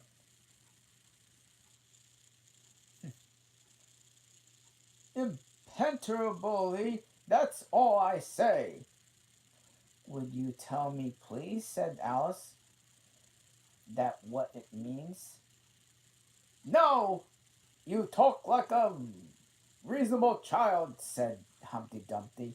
looking very pleased. I meant in I meant by in impenetrable ability, and you that we have had enough of the subject, and it would be just as well if you mention what you mean. Do you do next? What to do next? I suppose you don't mean to stop here all the rest of your life. That's a good deal to make one word mean, Alice said with a thoughtful tone. When I make a word due to a lot to do work like that, Said Humpty Dumpty. I always pay it extra. Oh, said Alice. She was too much puzzled to make other remark. Ah, and you should see some come. Ah, and you should see come with me in a Saturday night. Humpty Dumpty went on, wagging his head gravely from side to side. For for to get their wig, you know. Alice then ventured the act to ask what he paid them with. So you see, I can.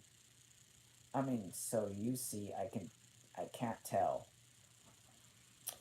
You seem to be very clever explaining words, sir, said Alice. Would you kindly tell me the meaning of the poem Jabberwocky? Let's hear it. said said Hop said Humpty Dumpty. I can explain all poems that they were invented, and they are many haven't and there are many that haven't been invented just yet. Sounds like hopeful for I mean that sounds very hopeful for Alice to repeat the words verse. 'Twas brillig at the slithy toes, did gyro gimble in the wave. O Mimsy were the borrow groves and the moan rats of the grave. That's enough to begin with, Humpty Dumpty interrupted. there are plenty of hard words there. 'Twas brillig. I mean, brillig means 4 o'clock in the afternoon, the time when you begin broiling things for dinner. That will do very well, Alice said. And slightly. Well, well, slightly means to be live or slimy. Live. Live is the same as active. And you see, it's a portmanteau. There are two meanings. What up into one word? I see. And now Alice remarked thoughtfully. And what about toves? Well, toves are something like badgers. They are like something like lizards, and they are something like corkscrews.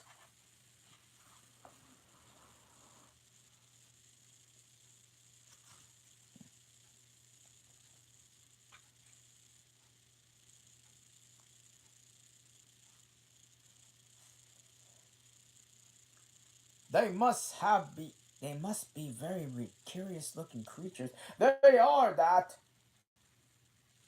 said Humpty Dumpty. Also, they make their own nests under sundials, so they live on cheese. Cheese.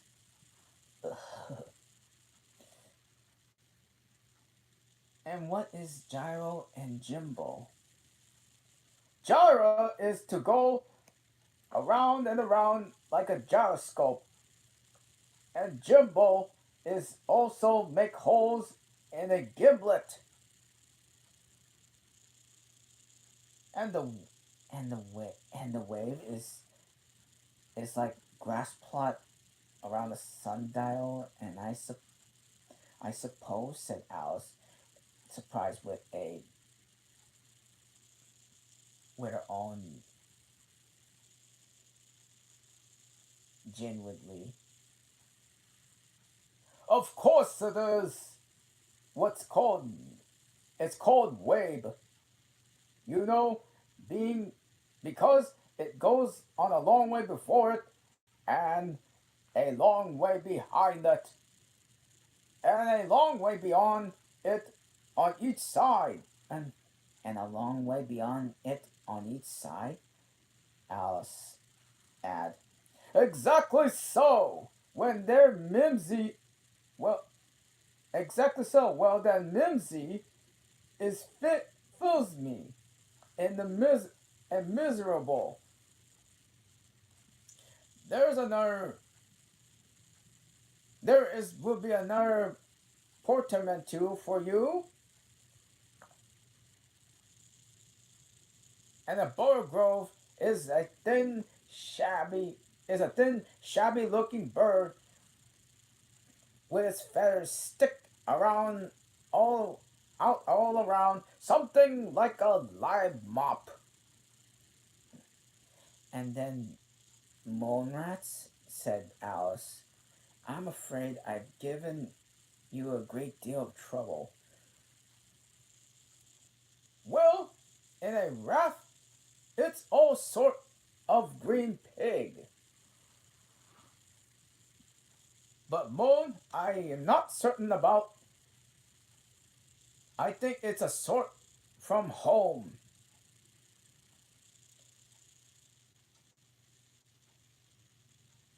Meaning they got lost in their way, you know. And what does outgrave means? Well, outgraving is something between bellowing and whistling, and a kind of sneeze in the middle. However, you'll hear it done, maybe down into the wood yonder, and you have once heard of it, and you'll quite be quite content. What's been repeating? All in a all that hard stuff to you, and I read it in a book, said Alice.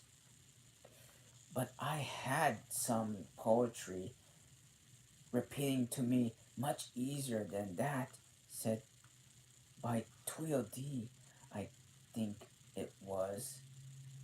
As a poetry, you know, said Humpty Dumpty, stretching out of his great hands. I can repeat poetry as well as other folk.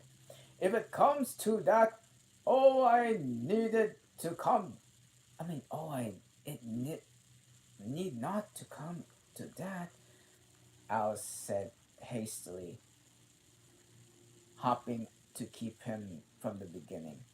The piece I'm going to repeat, he went on without noticing remark, was written entirely your amusement.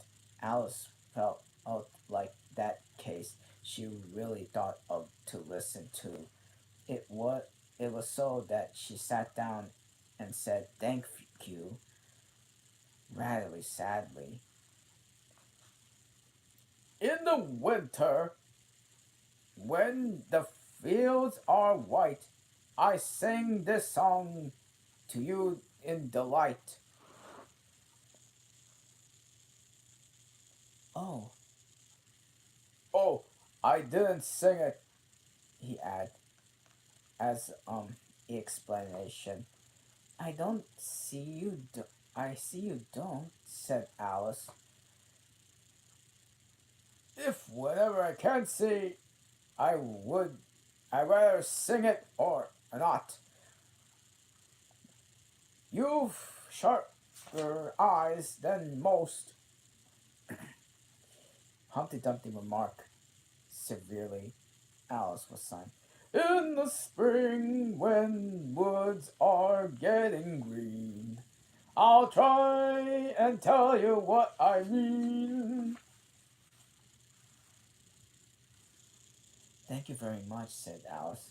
In the summer, when the days are long, perhaps you'll understand the song.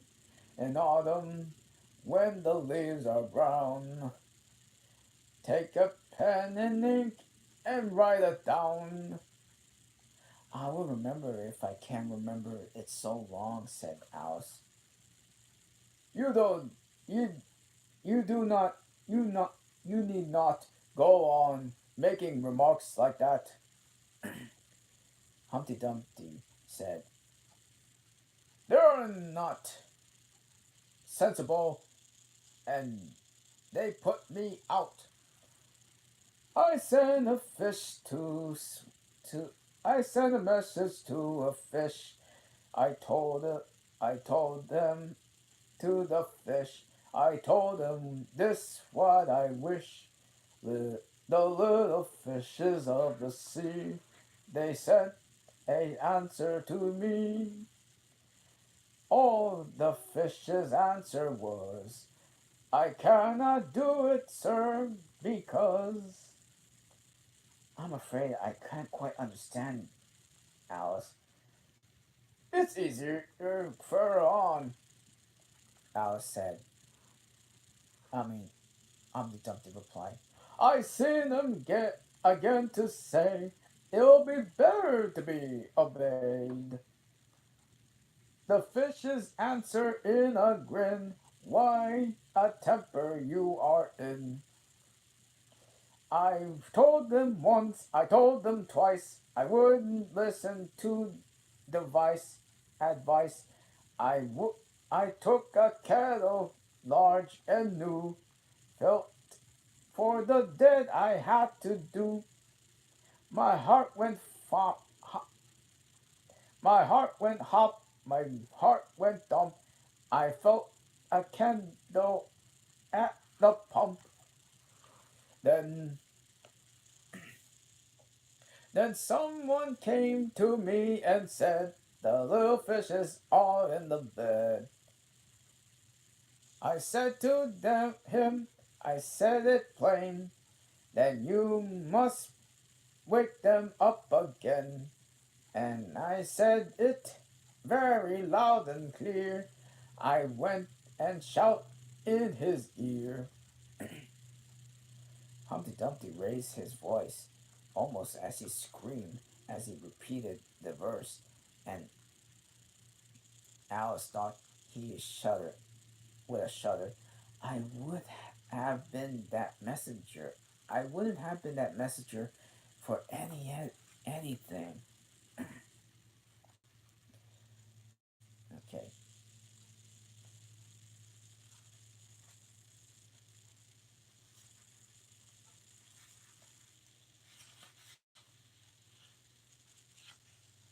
I got like 40 pages left. Yeah, I got like 40 pages left. Over 40 pages left. Oh my gosh.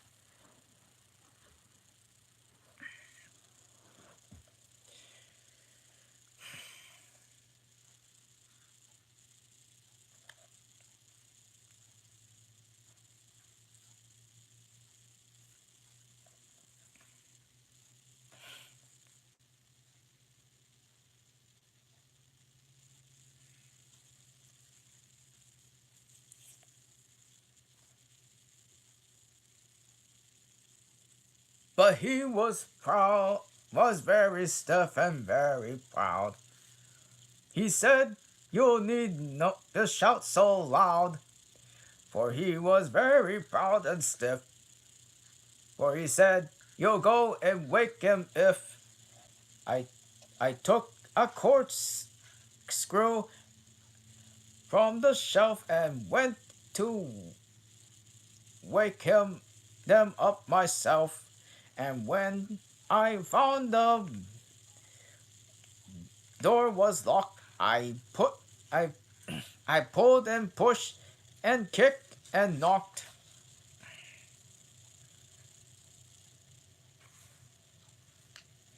And when I found the door was shut, I tried to turn the handle, but as a long pause, that was a long pause. Is that all? Alice attempted to ask. That's all. That's all, said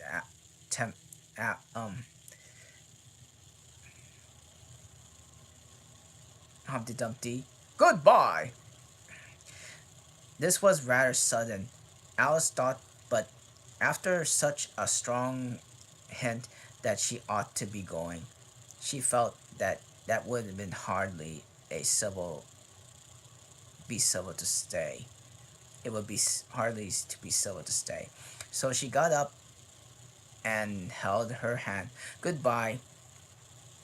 We will meet again, she said as carefully as she could. I should know you again if we did meet. Humpty Dumpty Humpty Dumpty replied at a discontented tone.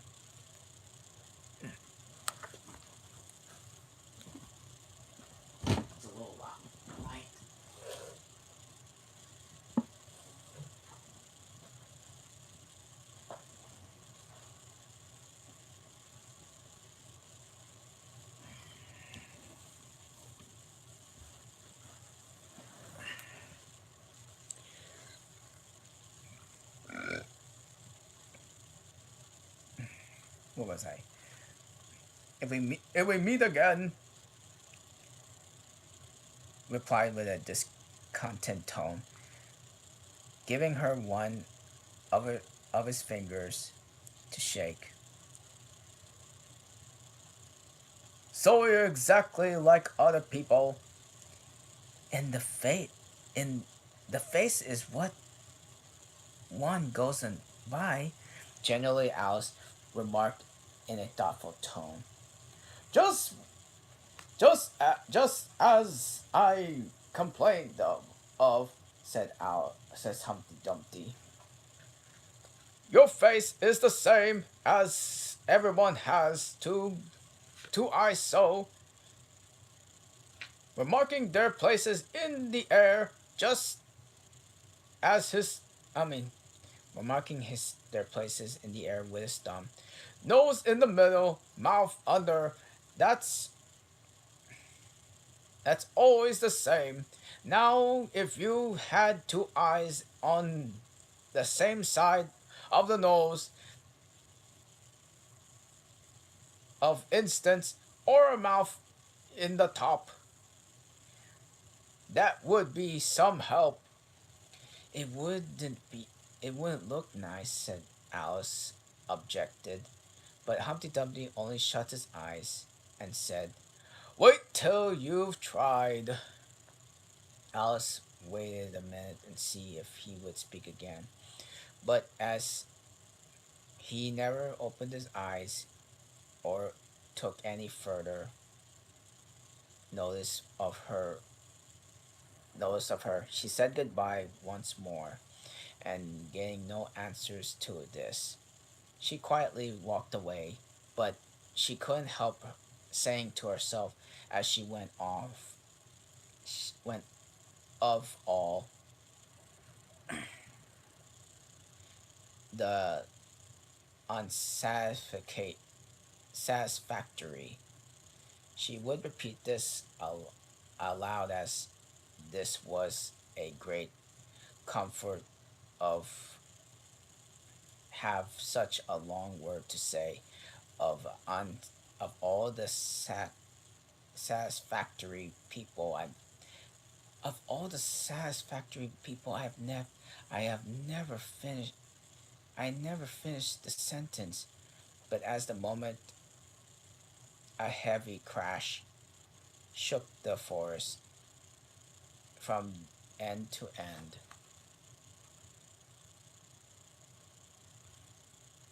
And the next okay, chapter 7, The Lion and the Unicorn.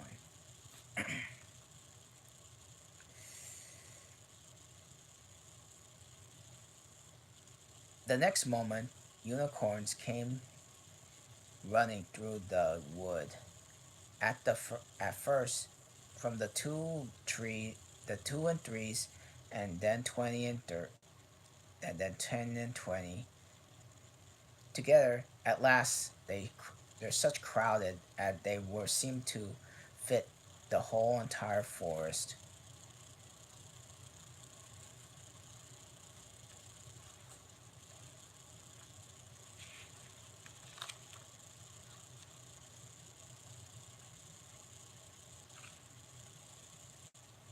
So how many pages did I read so far? Mm,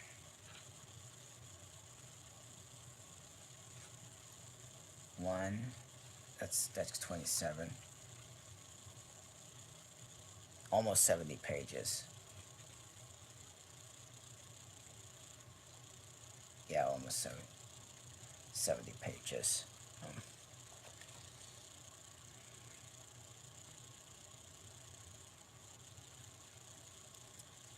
then 20 together, and such crowded as they seemed to fill up the whole entire forest. Alice got behind the tree, and for fear of being run over, and watched them go by. She thought that they were in their that in the rest of her life she had never seen such soldiers and uncertain on their feet. They were always tripping over sometime on the other, and whenever they went down, several of more always felt over him. So the ground was soon covered with little heaps of men, and then came the horses, having 4 feet. These men, aged rather before than the foot soldiers, but even they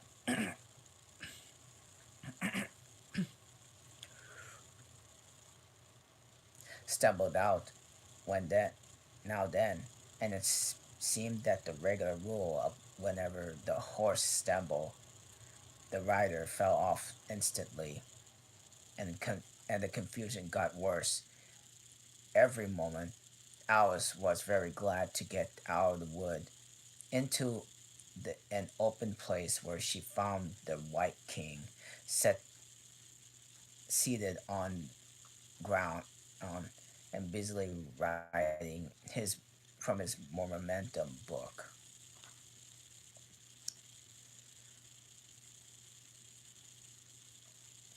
I see them all, the king cried at a tone of a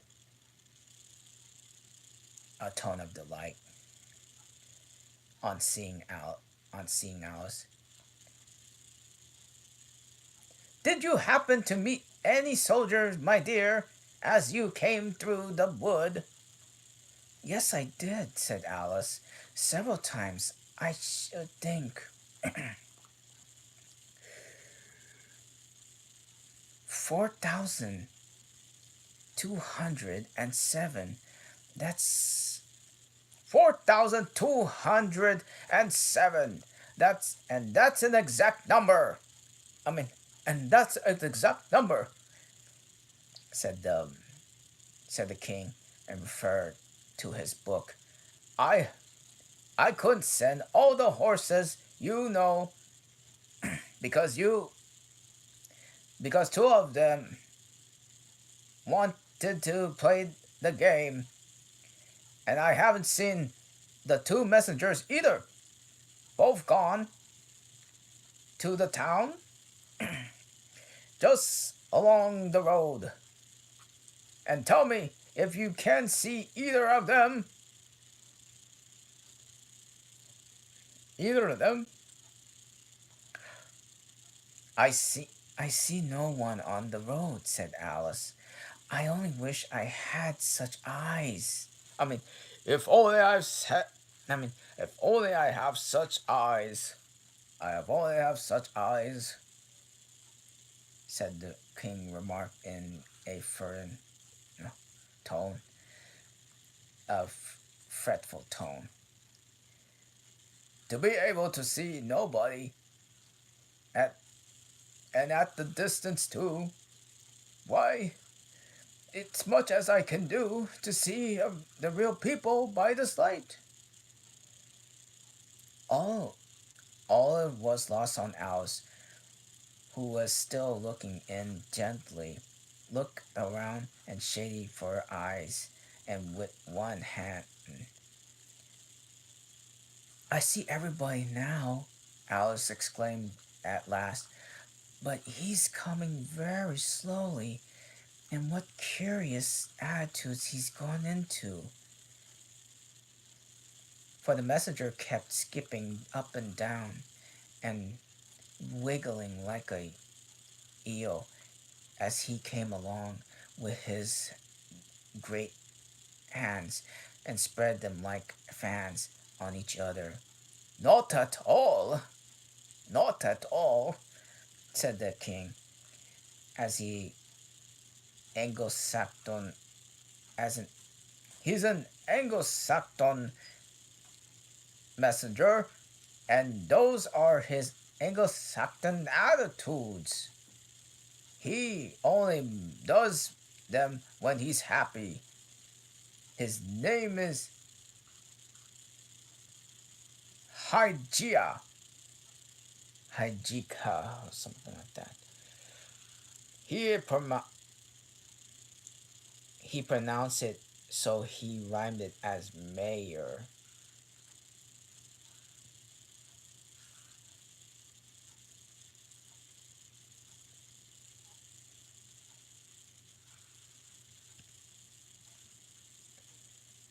I love my I love my love an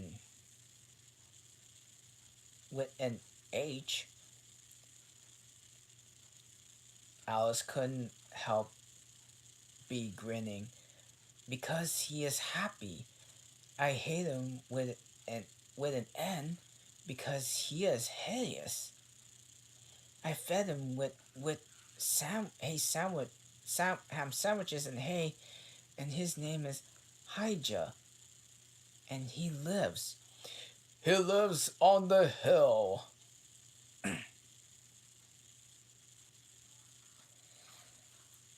The king remarked simply without the least idea, and he was joining in the game. While Alice was still hesitating for the name of the town beginning with H, the other messengers called Hatta.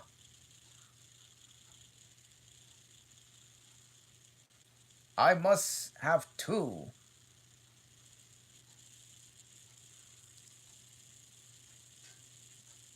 The other messengers called Hatta. I must have two. You know, to come, go, and come to come, and one to go. I beg your pardon, said Alice. It isn't respectful. It isn't respectful to beg, Said the king. I only meant it. I didn't understand. I mean, I only meant I didn't understand, said Alice. Why do you come and go? One would come and one would go.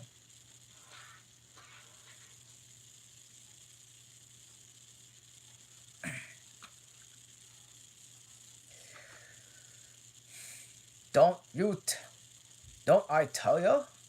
Said the king, repeated impatiently.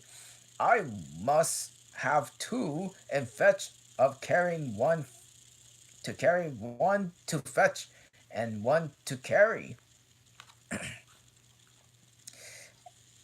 At this moment, the messenger arrived. He was far too much out of breath and say a word, and could not have to wave his hand about it and make the most fearful faces the poor at the poor king.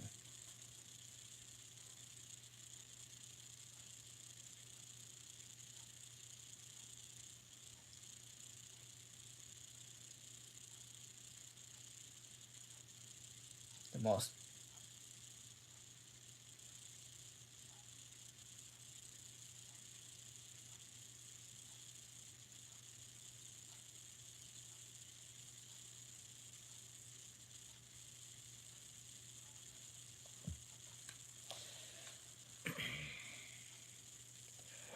This young lady loves you with an H, said the king, introducing Alice in the hope of turning off the messenger's attention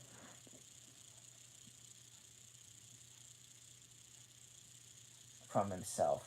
But it was no use. The Adam Saturn attitudes only gave more extraordinary moment, while the great eyes widely from side to side. You alarm me, Said the king. you faint. You give me a ham sandwich.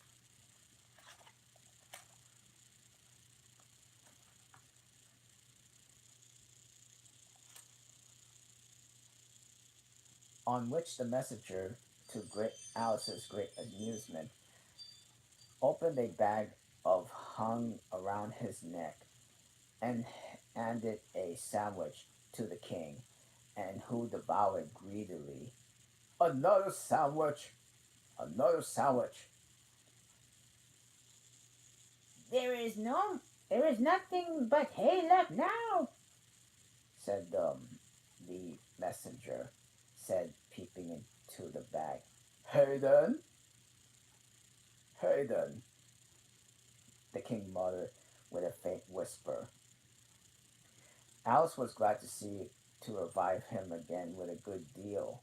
There's nothing like to eat hay. I mean, there is nothing like to eat hay when you're fainted. She he rem- There's nothing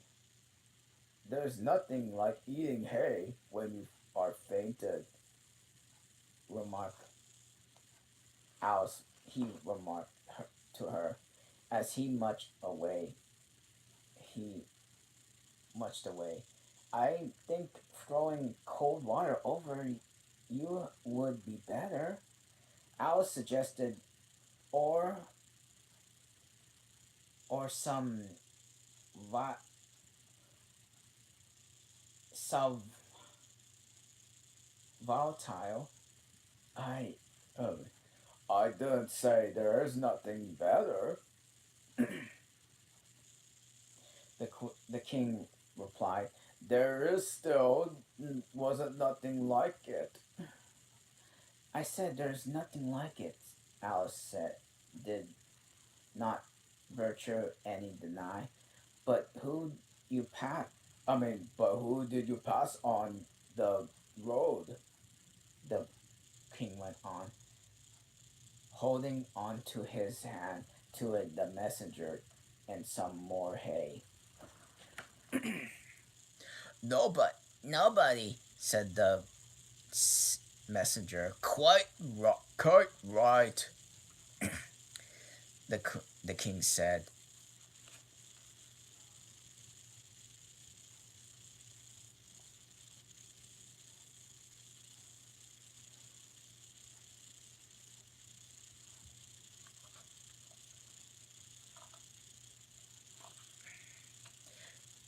And said, this young lady saw him too, said the king. This young lady saw him too. So, of course, nobody walks there, slower than I do. I do my best, the messenger said with a sullen tone. I'm, sh- I'm sure, I'm sure nobody walks faster than I do. He can't do that. He can't do that, said said the king. Or else I have been the first. However, now you have gotten breath. You got your breath. May you may tell us what's happened to the town. I'll whisper it, said the messenger, putting his hands to his mouth in shape of a trumpet, and stood close to the king's ears. Alice was sorry for this. She wanted to hear the news too. However, instead of whispering, he shouted. However, whispering, she shouted on the top of his voice. They're at it again!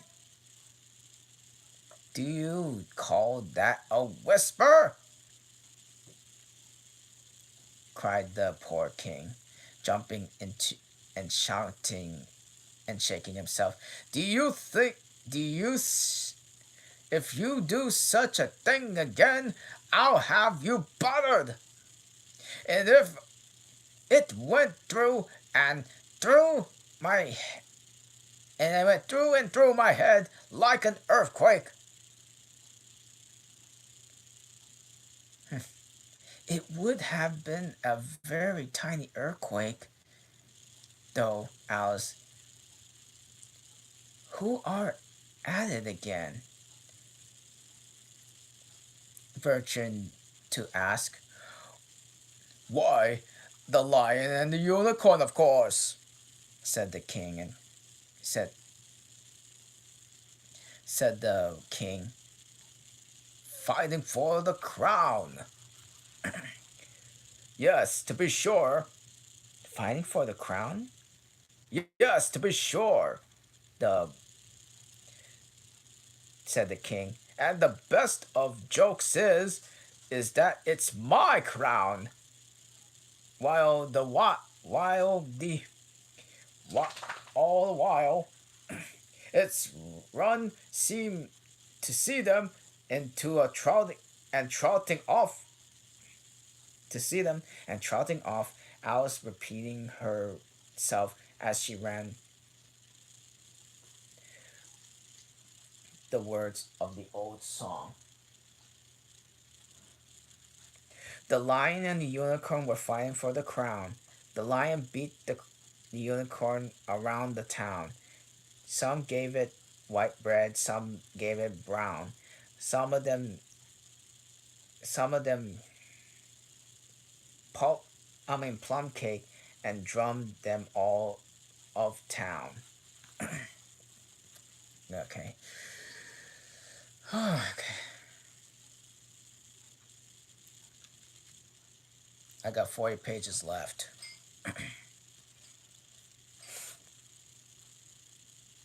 Whew, my gosh.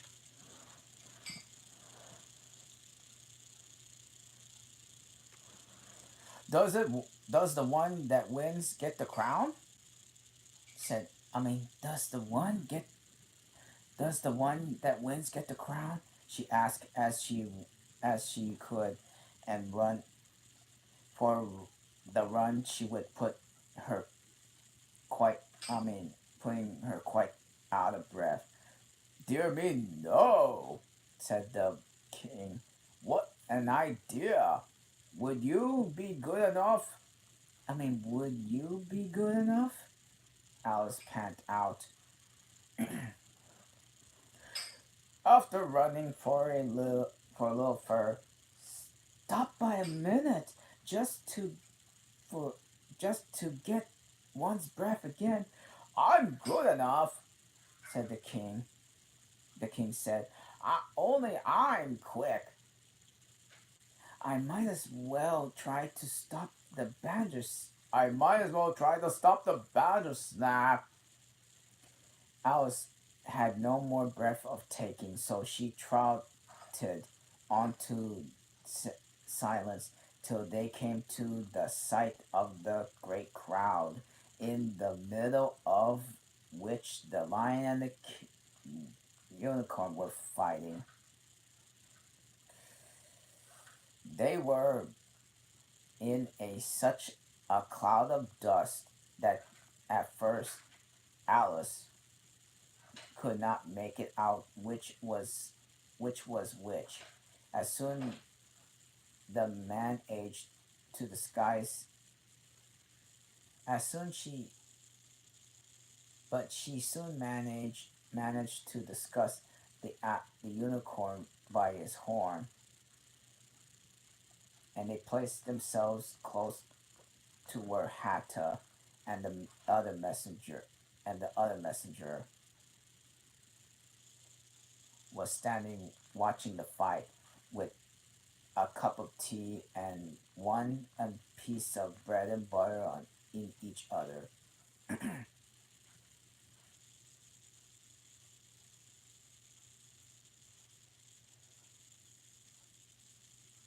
He's only he's only he's only just out of prison and he hadn't finished his tea when he was sent in. Alice whispered. Helga whispered to Alice.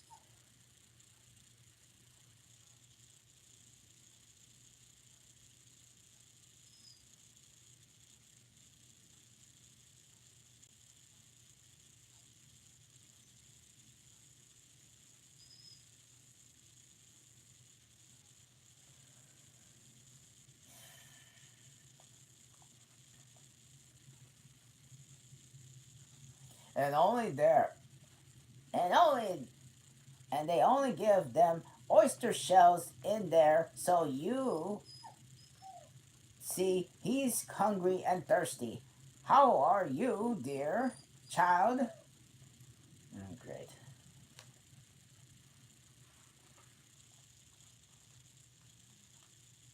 How are you, dear He went on putting his arm affection around Hatta's neck. Hatta looked around and nodded and went on his bread and butter. Were you happy in prison, dear child?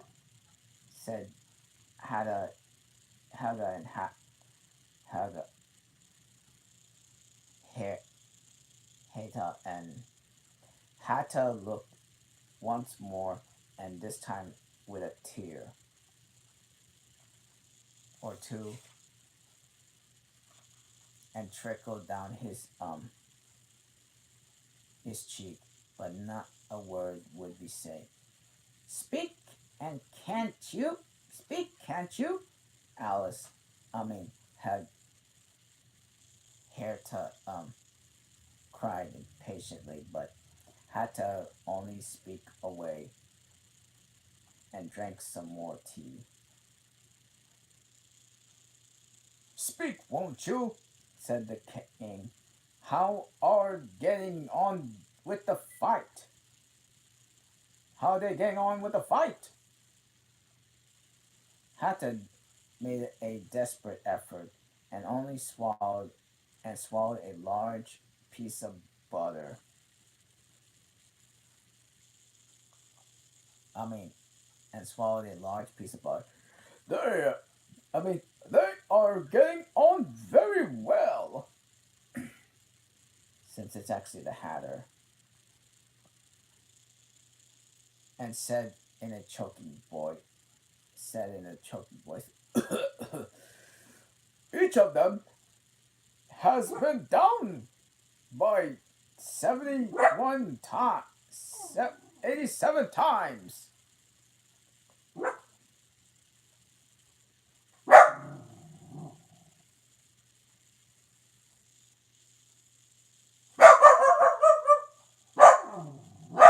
Oh my gosh.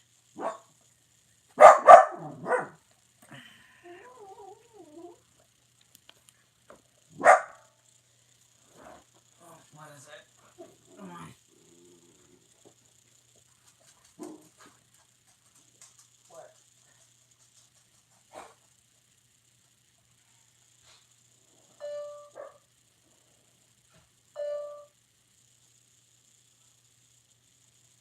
I suppose this would be like a little break here.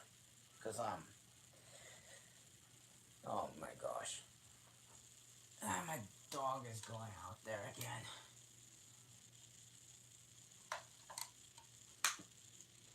Break time.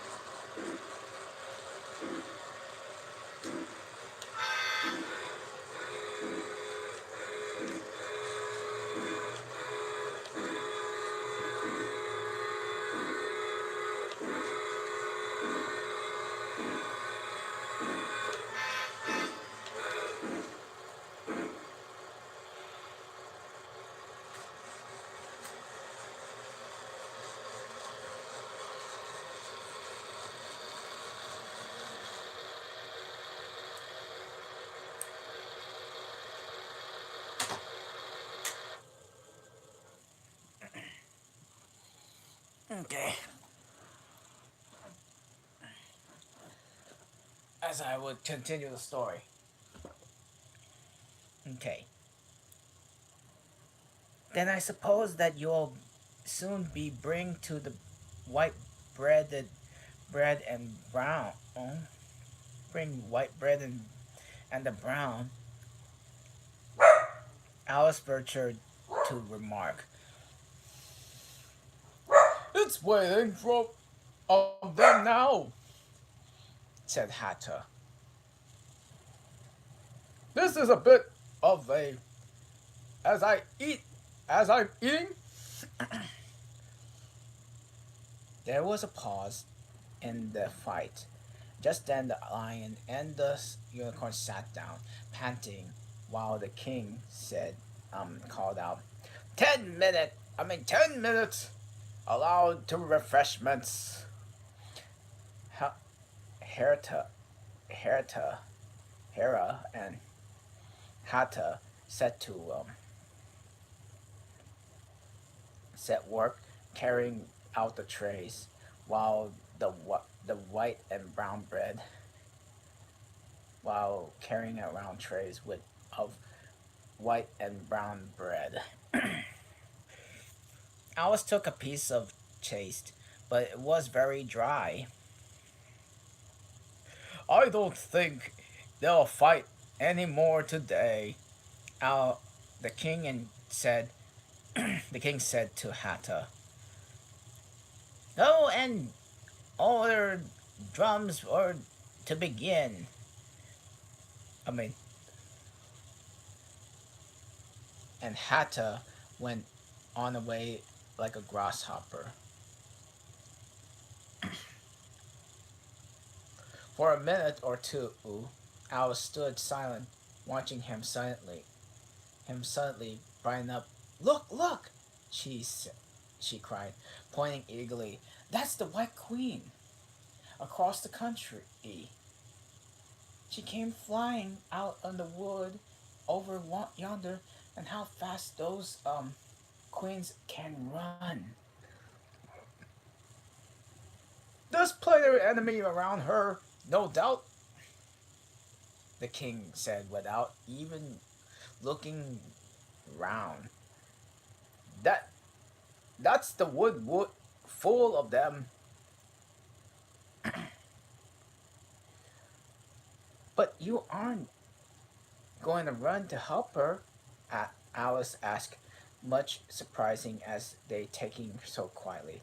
No use, no use, She said the king. she runs fearfully quick. You might as well try to catch a bandersnatch.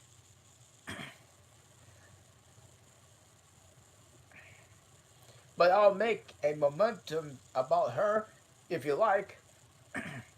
She's a dear she's a dear good creature. She he repeated to him. He repeated softly to himself, as the moment of his momentum book. Do you spell creature with a double E? As the moment the unicorn sauntered by them with his hands on his pocket. I I had the best of his time. I had the best of his time. said the he said to the king as he glanced as past a little A little, a little. the king replied nervously. You shouldn't have run him through with the work to harm him, you know.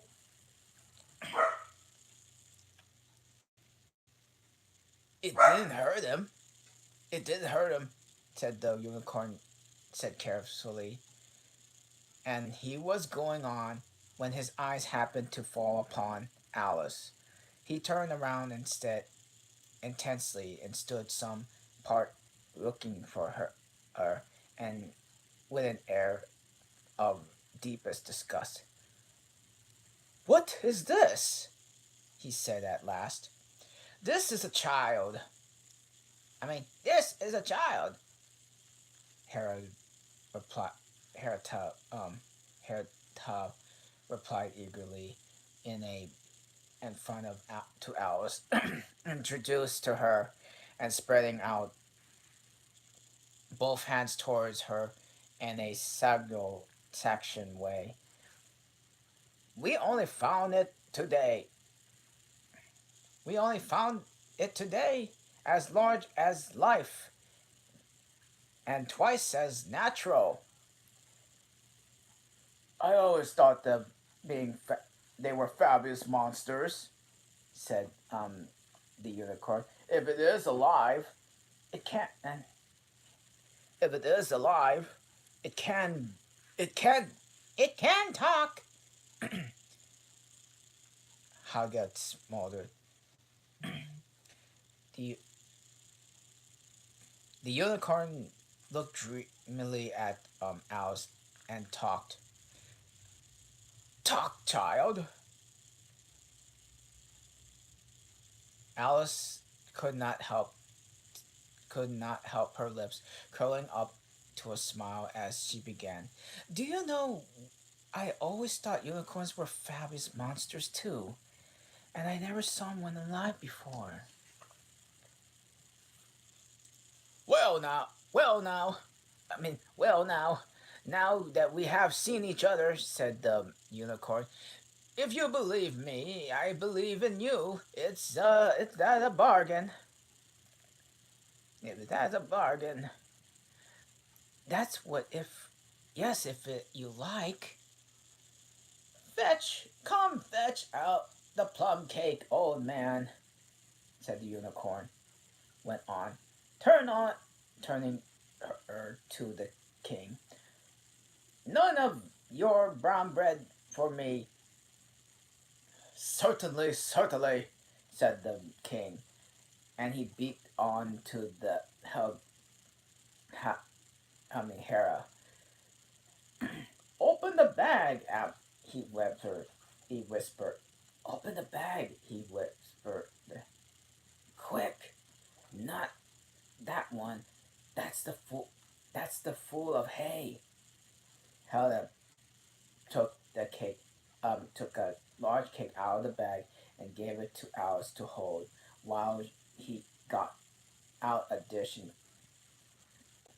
and carving knife. They How they all came out of the came out. Alice couldn't guess if it was a conjur, conjuring trick.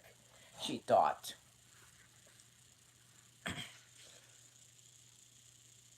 The lion had joined them while it was going on.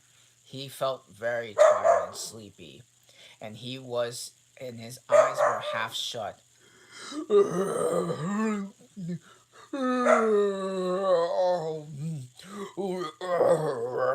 What's this? He said, blinking lazily at Alice, and speaking in a deep, hollow tone, and sound like tolling like a great bell. Ah, what is it now? Said the unicorn eagerly. You have never guessed I couldn't. The lion looked at Alice wearily. Are you an elephant, animal, a vegetable or mineral? He said, yawning at very other word. A fabulous monster, the unicorn cried out, to be full before Alice could reply. Then hand over the plum cake, monster. Am I tired? the lion said, lying down, putting his chin into his, fa- his paws.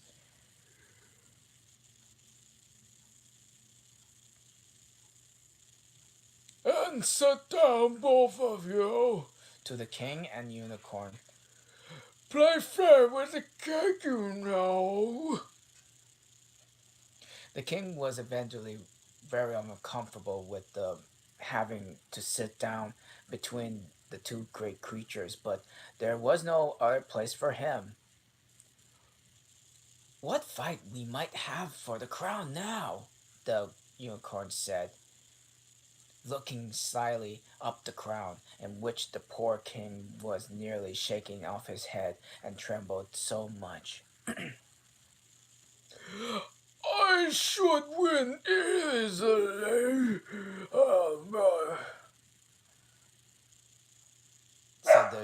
Said the lion. I'm not so sure about that, said the unicorn. Why, I will beat all you all around town, you chicken. The the lion replied angrily, half getting up as he spoke. Here the king erupted and preventing the squirrel going on, as he was very nervous and his voice quite quivered. All around the town, he said,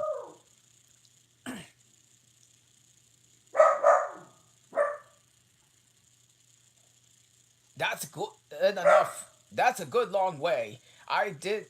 Did you go? Oh, all around town?" He said. "That's a good long way. But did you go on the old bridge or the marketplace? Did you get to the view? Did you get best view by the old bridge?" Oh my gosh. I'm sure I didn't. The the lion growled out as he's lying down. It was too much dust to see anything. What time the monster is cutting up? What time? What a time the monster is cutting up the cake! Cutting up the cake!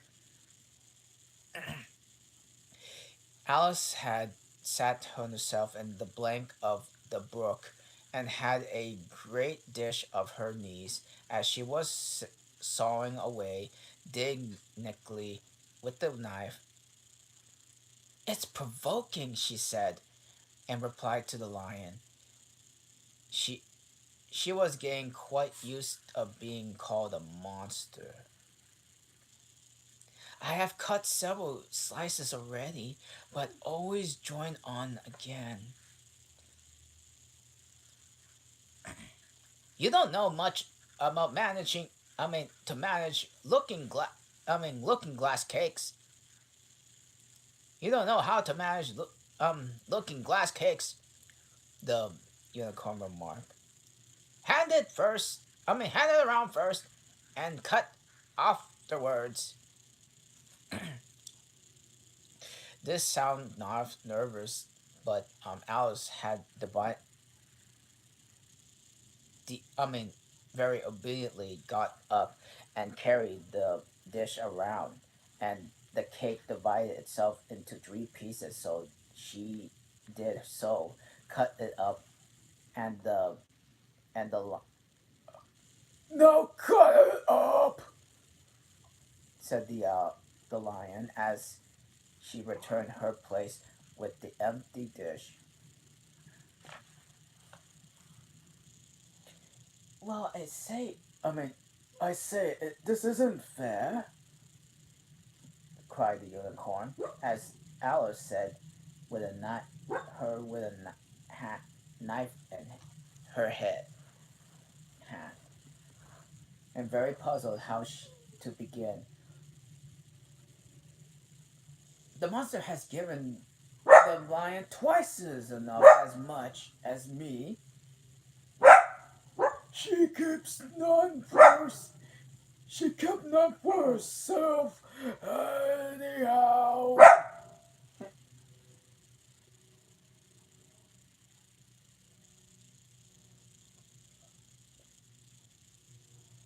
She kept none for herself anyhow, said the lion.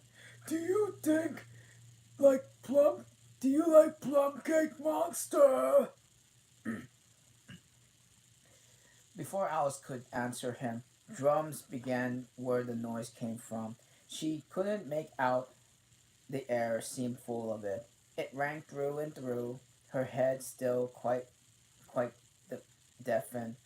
She started to hear, started to her feet and sprang across the the little brook in her terror, and then just in time to see the lion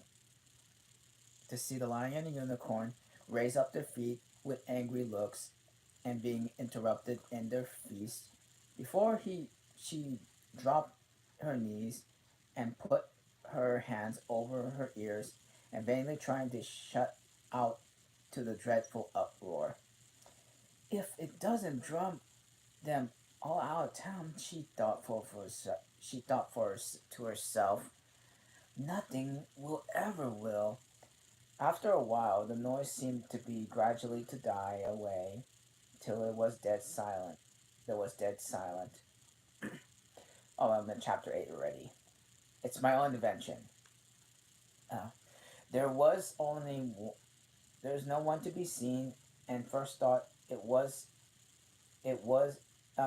for thus it was had must had been dreaming about the lion and the unicorn with most queer etc.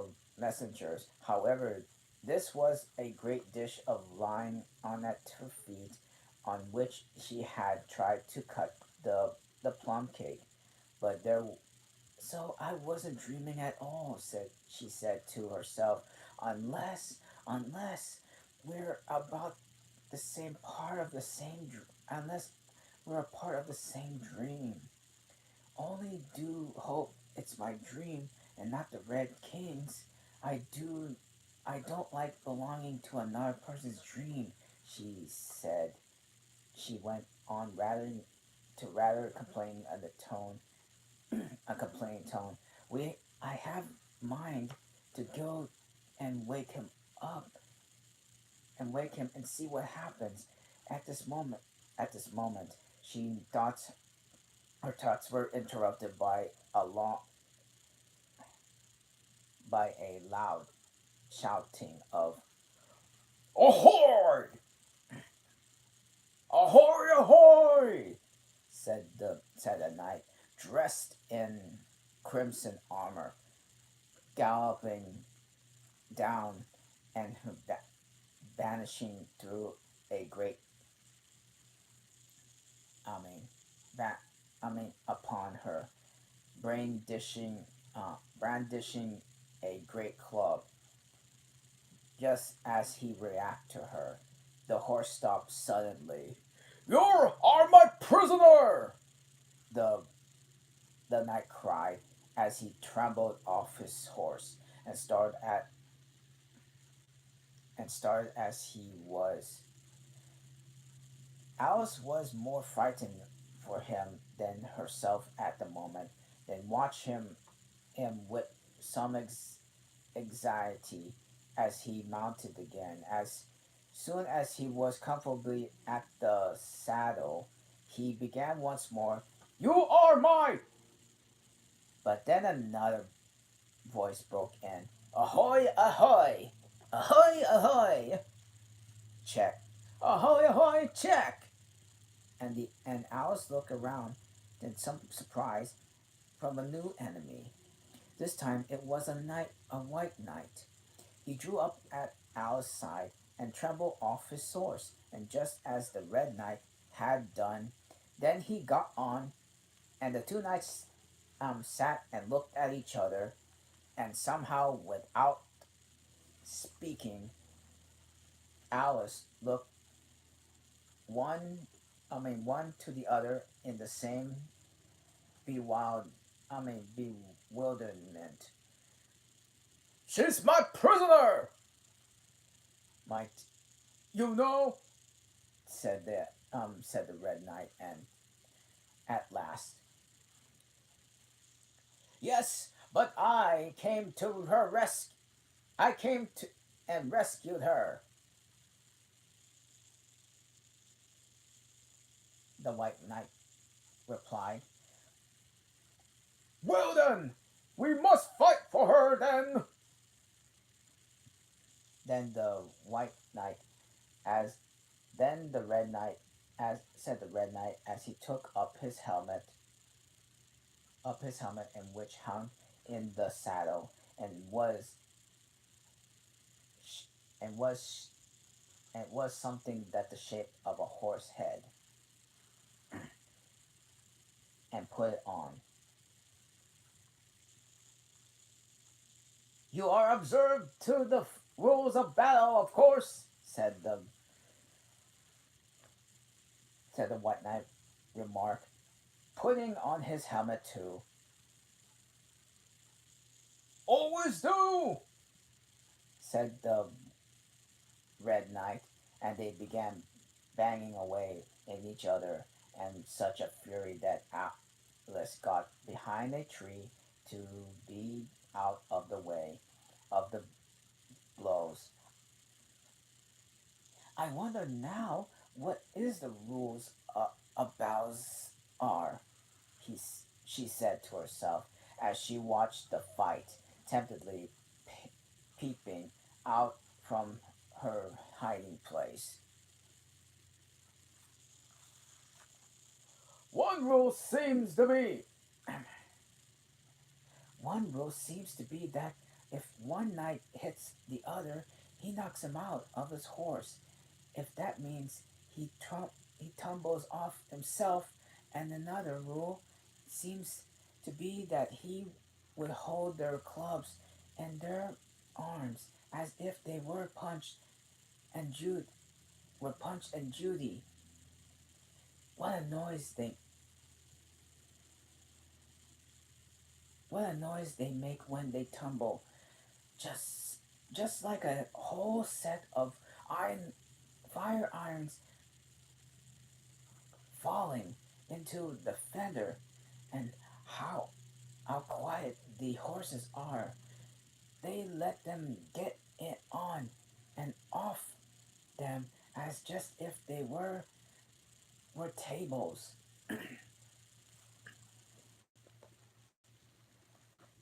Tables. And another rule of battle that Alice had not noticed, it seemed to be that they always have to under they that they always fell on their heads, and the battle end, and both fall with both of their falling off. It's this way, side by side. So yeah, and the battle ended with their with both falling off this way, side by side, and they got back up again and shook hands, and then the White Knight mounted and galloped off. It was a glorious battle, wasn't it? Said the White Knight as he came from panting. I don't know, Al said doubtfully. I don't want to be anyone's prisoner. I want to be a queen. So you will when you have crossed the next brook, said the White Knight. I'll see you safe in the end of the wood, and then I must go back, you know. That's the end of my move. Thank you very much, said Alice. May I help you off with your helmet?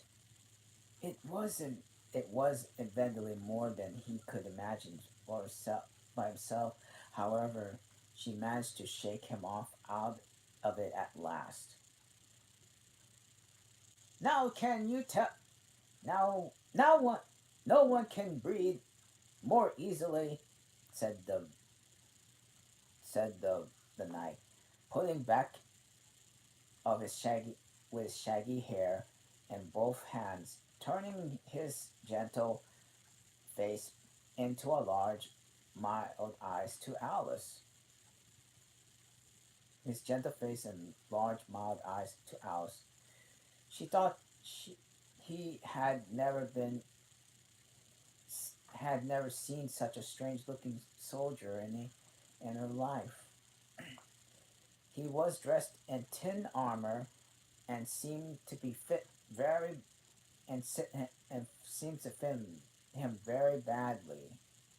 And he had a queer shaped little deal. I mean, little deal box fastened across his shoulders upside down, and with the lid hanging upon open, he looked at it and get curiosity with great curiosity. I see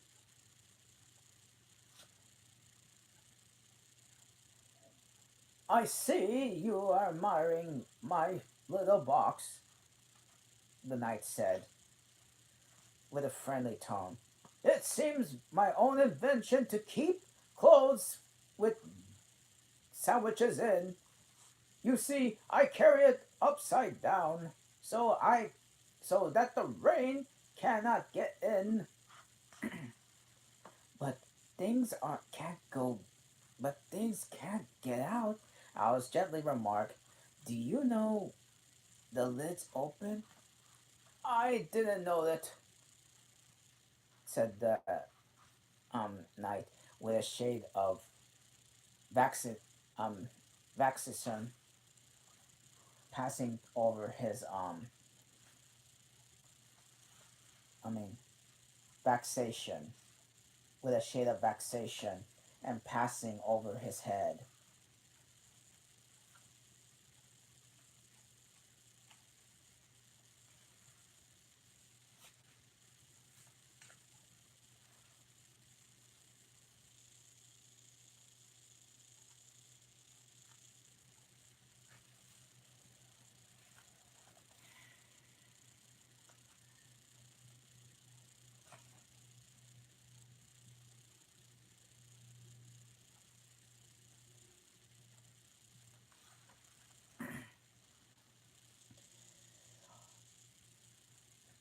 Then all things must have fallen, and then the box is no use for them. With and the box is no use without them. He unfastened it as he spoke, as he was going to throw it into the bushes, and a sudden thought seemed to strike him, and he hung it carefully on a tree. Can you guess what I did? Can you guess why I did that? I mean, can you guess why I did that? He said to Alice. Alice shook her head in hopes to see bees uh, may, may make a nest in it. I can't. Then I should get the honey. But but you got a beehive or something like one fastened to the saddle, said um, Alice.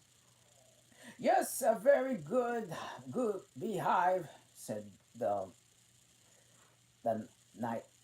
The knight said in a discount tone. One of the best kind, but not in a single bee has come near it. And the other thing is a mouse trap. I suppose a mice cat could keep this these the bees out, or bees keep the mice out. I don't know which. I was wondering what is the mouse trap for? I mean, I was wondering what the mouse trap was for, said Alice. It's not likely there would be any mice on the back, the horse's back. Not likely, perhaps, said the knight, But if they do, I I don't choose to have them running all about. You see, you see, he went on after a pause. It's wit to provide for everything, and that's the reason the horse has all these anklets around his feet. But what are they for? Alice asked with a tone of great curiosity. To guard against the bites of sharks, the, the knight replied. It's an invention that of my own, and now help me on. I'll go with you to the end of the wood. What's that dish for? It's meant for a plum cake, said Alice. We better take it with us, said the knight. It'll come in handy if you find any plum cake. Help me to get it in this bag. This took a long time to manage, but Alice held the bag open carefully because the knight was so very awkward and putting in the dish to the tree 3 times, and he fell in himself instead. Uh, he fell in instead. In himself instead. It's rather a it's rather a tight fit, you see," said Al. He said, as if he got it in at last. "There are so many candlesticks in the bag," and he said, hung it to it, hung it to the saddle, hung it to the saddle, which was ready flowed branches and carrots and firearms and many things. "I hope you got your hair all fastened on," he continued as he set off. "Oh, only if in the usual way," Alice said, smiling. "That's hardly enough," said the he said anxiously. "You see, the wind is so very strong here. It's as strong as soup. If you invent if you invent a plan to keeping the hair from being blown off," Alice incurred. "Not yet," said the the knight. "But if I got plan for keeping it from falling off," I said, "like to hear it very much." "First you take an upright stick," said the knight. Then you make a hair creep up it like a fruit cake, like a fruit tree. Now the reason hair falls off is because it hangs down things and never falls upwards. You know, it's a plan of my own invention, and you may try it if you like."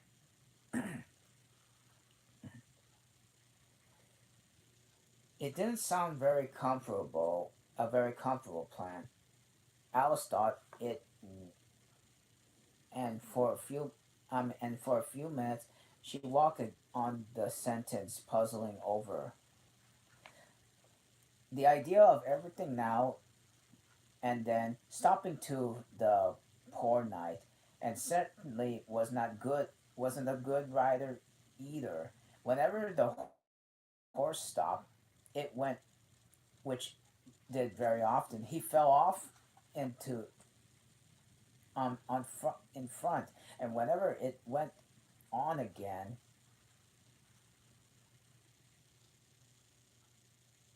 which it generally rather did rather suddenly. He fell off behind. Otherwise, he kept on pretty well, except he had a habit of it now, and then falling on of sides, and he, as he generally get did this on the side on Alice was walking. As soon he found she found it that it was the best plan not to close quite close to the horse. I'm afraid we're not. I'm afraid we've not that much practice in the riding. She ventured so say as she was helping him out from his fifth tumble. Okay. The knight took looked very much surprised and little often with the remark, "What makes you say what makes you say that?" he said. He asked as he scrambled back into the saddle, keeping hold of Alice's hair with one hand and save him from falling off the other side because bec- because people don't fall off quite so often when they've had much practice. "I have plenty of practice," said the king very gravely.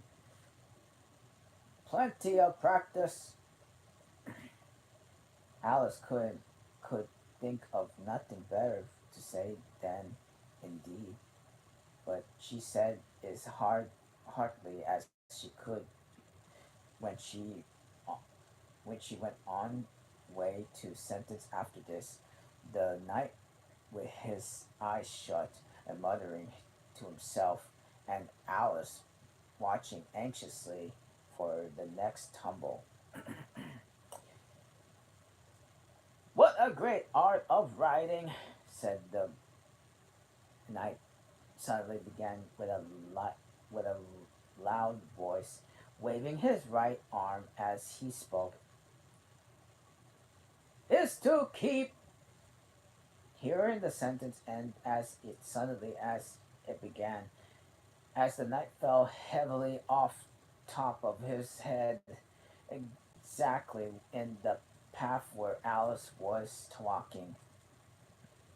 She was quite frightened this time, but said with an anxious tone as she kept him picked up and I hope I hope no bones are broke.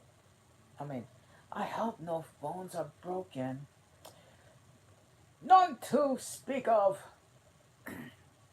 said the knight said, as if he didn't mind breaking two or three of them.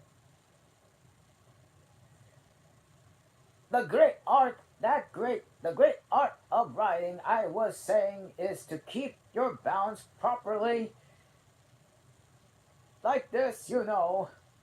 He go he let go of the bridle and stretched out both of his hands to Alice, and he meant what he meant, and showed Alice what he meant. And this time he fell flat on his back, right under the horse's feet. Plenty of plenty of practice, he went on repentantly, and all the time at Alice was getting him on his feet again. Plenty of practice. Too, I mean, too ridiculous, cried Alice, losing all her patience at this time. You ought to have a wooden horse and wheels that that you that you ought. Does that kind go smoothly? The the knight asked in a smoothly. Does it? Does that kind go smoothly? The knight asked in a tone of the greatest interest, clasping his arms around the horse's neck as he spoke, just in time to save himself from tumbling off again. Much more smoothly than a live horse? Asked, I mean, um, much more than a live horse? Alice said with a little scream of laughter, in spite of she could do to prevent it. I'll get one, said the knight said thoughtfully to himself. One or two several. There was a short silence after this, and then the knight went on again. And and I'm a great hand of inventing things. And now I do say, and I dare say, you noticed that the last time you picked up, picked me up, I was looking rather thoughtful. You were a little grave, said Alice. Well, just just when I was inventing a new way of getting over a gate. Would you like to hear it? Very much indeed, said Alice, politely. I'll tell you how I came to think of it, said the knight. You see, I said myself, the only difficulty is with the feet, and the head is high enough already now.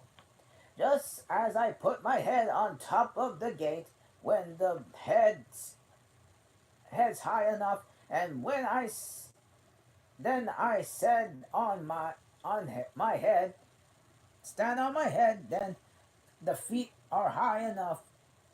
You see, then I'm over. You see.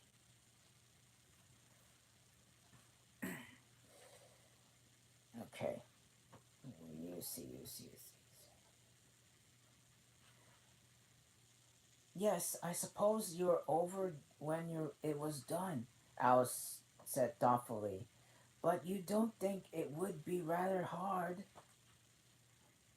I haven't I haven't tried it yet, said the knight gravely. So I can't tell for certain. I am afraid would be a little hard.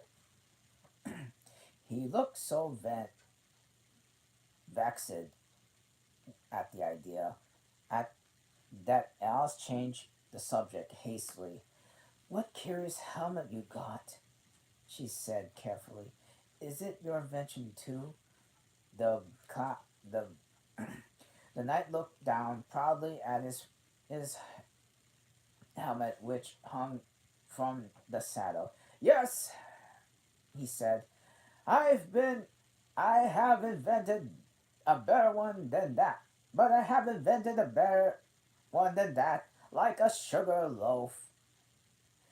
When I used it to wear it, if I fell off my horse, it always touched the ground directly. So I had a very way to fall, you see. But there was the danger of falling on it, to be sure. But to that happened to me once, and the worst of it was I could get it out again. Before I could get it out again, the other white knight came and put it on. He thought it was his own helmet. The the knight looked so sullen about it that Alice did not dare to laugh. I'm afraid you must have hurt him, she said with a trembling voice, being on top of his head. I had to kick him, of course, said the, the white knight very seriously. And then he took the helmet off again, but it took hours and hours for me to get it out, and it was as fast as lightning, you know. But but that's the different kind of fastness, said Alice objected. The White Knight shook his head.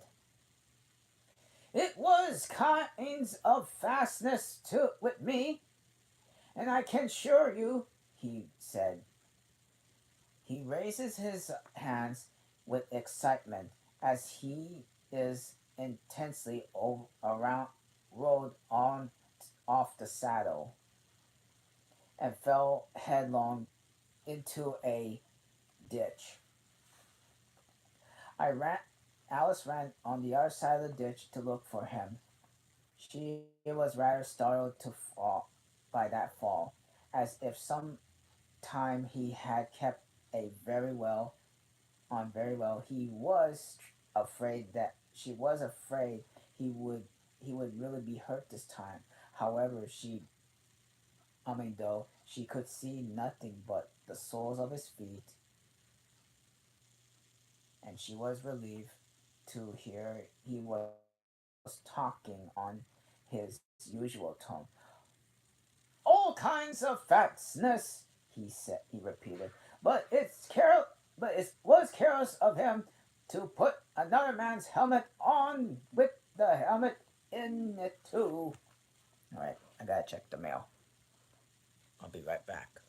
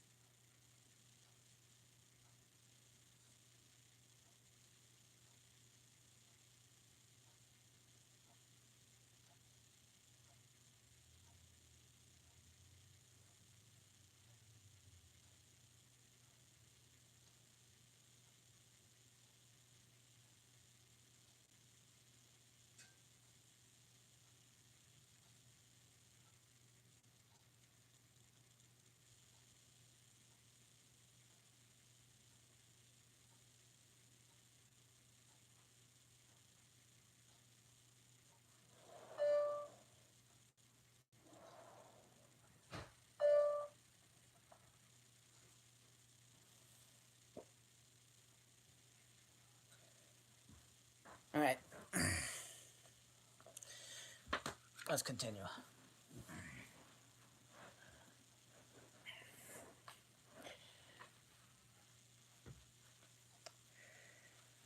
Okay. How can you go on talking so quietly, head down onwards? Said Alice. Alice asked, as she dragged him out to the feet, by the feet, and lay him in heap in the bank.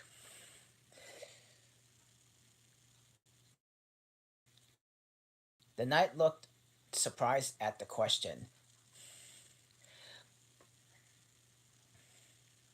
What does it matter if where your body happens to be? said he said. My mind goes on working at the same time. In fact, in fact, the more headed downwards I am, and more I kept inventing new things. Now, the cleverest thing.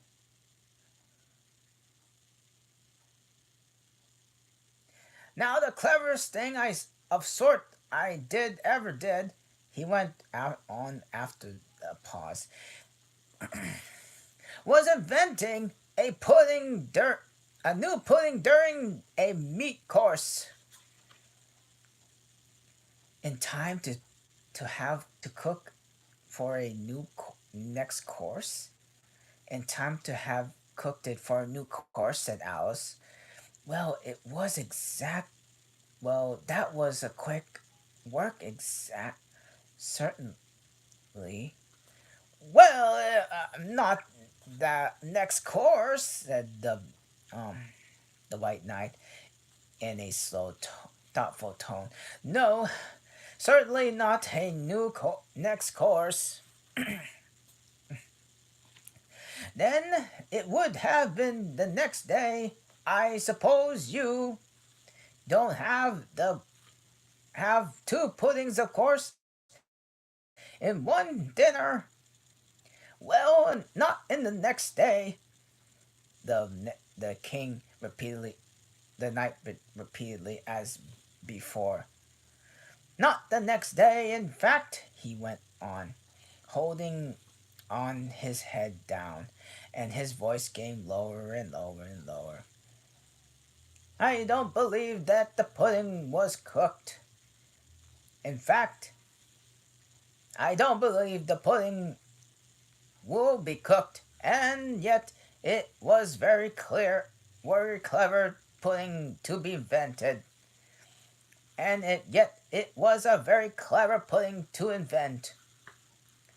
What do what do you mean to what do you mean it would be made of?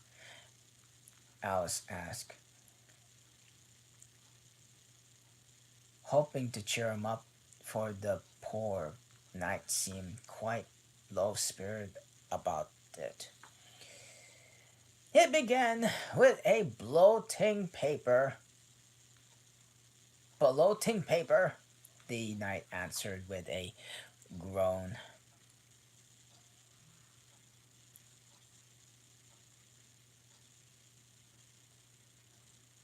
That wouldn't have been very nice, I'm afraid.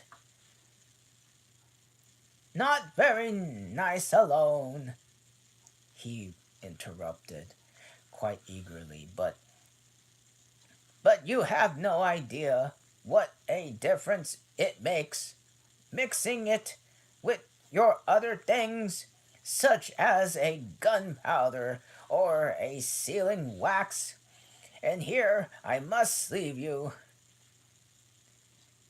They had just come to the end of the wood. Alice could only took only looked puzzled and was thinking of the pudding. You are sad, the knight said it with an anxious tone. Let me sing you a song to comfort you. Is it very long? Alice asked, for she had heard a good deal of poetry that day. It's very long, said the knight, but it's very beautiful. Everybody that hears me sing it either brings the tears to their eyes, or else, or else what? Said Alice, for the knight had made a sudden pause. Or else it doesn't, you know. The name of the song is called Handok's Eyes. Oh, that's what's the name of that song? Is it? Oh, that's the name of the song, is it? Alice said, trying to feel interest. No, you don't understand, the knight said, looking at a little vexed.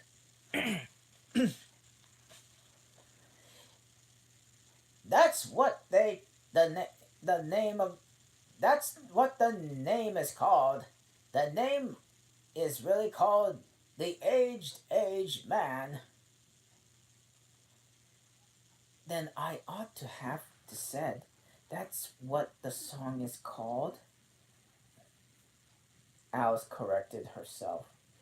No, you ought to you ought not. That's quite another thing. The song is called. That's quite another thing. The song is really called Ways and Means. But it That's only what it's called, you know. Well, what is the song then? She's Al said who was by the time complete completely wondering. I was coming to that, said knight. The knight said, "The song. I mean, the song is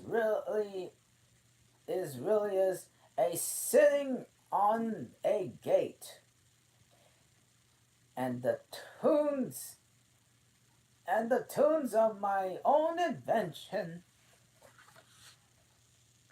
So so he, so saying, he stopped his horse and let the reins fall on his neck, and then slowly beating time, one hand, and with a faint smile lighting up with his gentle foolish face, as he enjoyed the music of his song, and he began, of course, all the strange things he that Alice saw on her journey throughout the looking glass. This was one. This is the one that she was remembered most clearly. Years afterwards, she would bring the whole scene back again, as if it had been only yesterday. But mild blue eyes and white and a kindly smile of the night, the setting sun gleaming through his hair and shining on his armor in a blaze of light that quite dazzled her, and the horse quietly moving about, with the reins hanging loose on his neck, cropping the grass in her feet. Oh my. In the black shadows of the forest behind, all of this she took in like a picture, as in one hand shading her eyes and leaned against a tree, watching strange pair and listening in a half dream with the melancholy music of a song. But the tune isn't his own invention, she said to herself.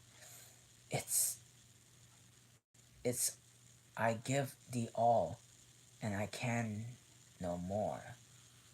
She stood listening very intently, but no more tears came to her eyes. I'll tell thee everything you can, I can. There, there's little to relate. I saw a man, an aged man, a sitting on a gate. Who are, who are you, aged man? I said. And how it is with you, and how it is with you, life. And this answer trickled down through my head like water through a sieve.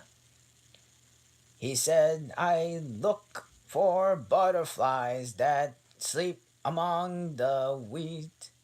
I make them into mutton pies and sell them in the street. And I sell them unto men, he said, who sail on stormy seas. That's the way I get my bread. A truffle, if you please. Oh my gosh.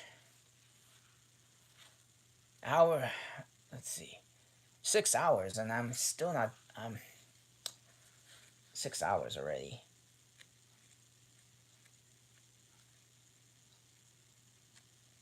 Right. I've been reading this for already 6 hours already.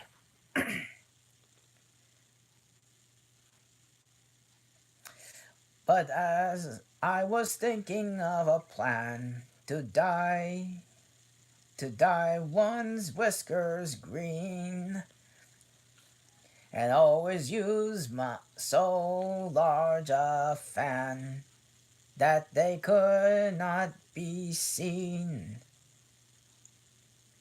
So if so having applied so having no reply to give to what the old man said, I cried, "Come, tell me how you live."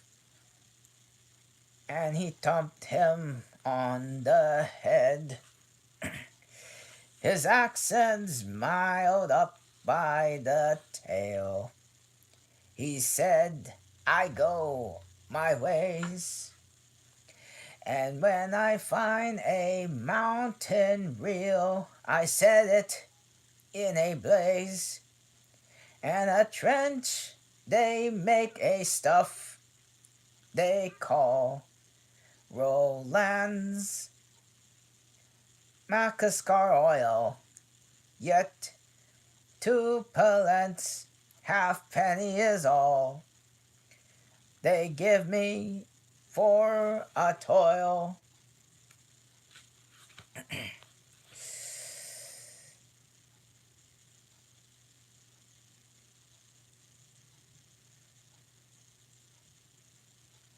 But I was thinking of a way to feed oneself a batter, and so go on from day to day, getting a little fatter.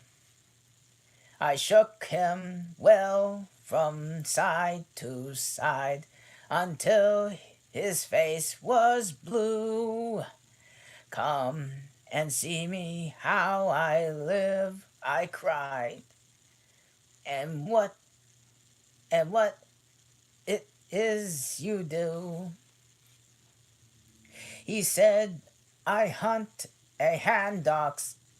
I hunt for," he said, "I hunt for handocks' eyes among the heather,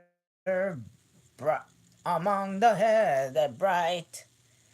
I work for him onto a waistcoat buttons in the silent night.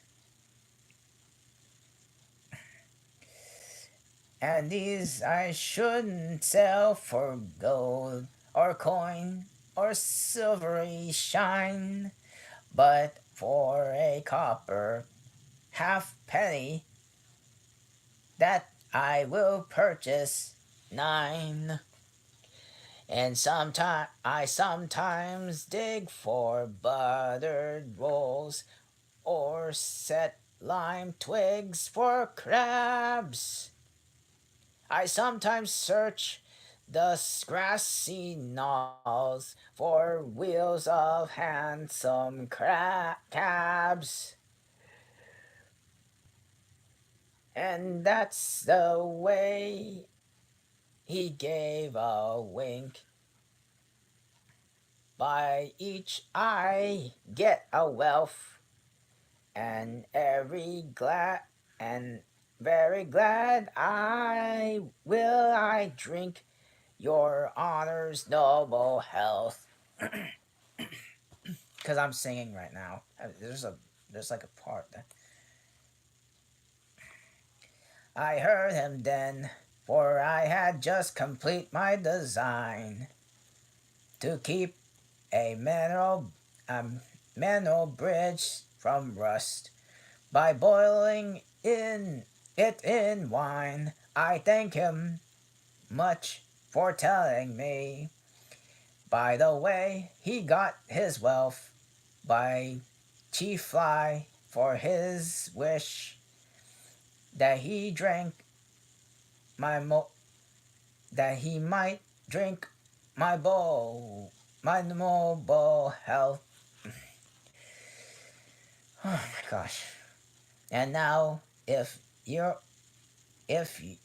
near by chance I put my fingers into glue, or madly squeeze a right hand foot into a left handed shoe,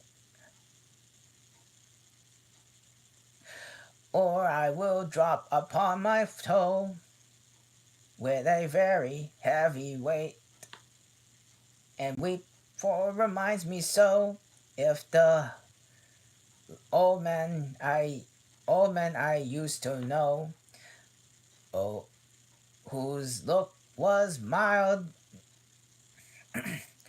whose speech was slow, those those hairs was whiter than snow, whose face was very like a crow, with eyes of cinders aglow, who seemed to distract with his woe, who rocked his body to and fro. He muttered mumbly and low, as he mouth were full of dough, who sort like a buffalo that summer evening long ago, sitting on a gate.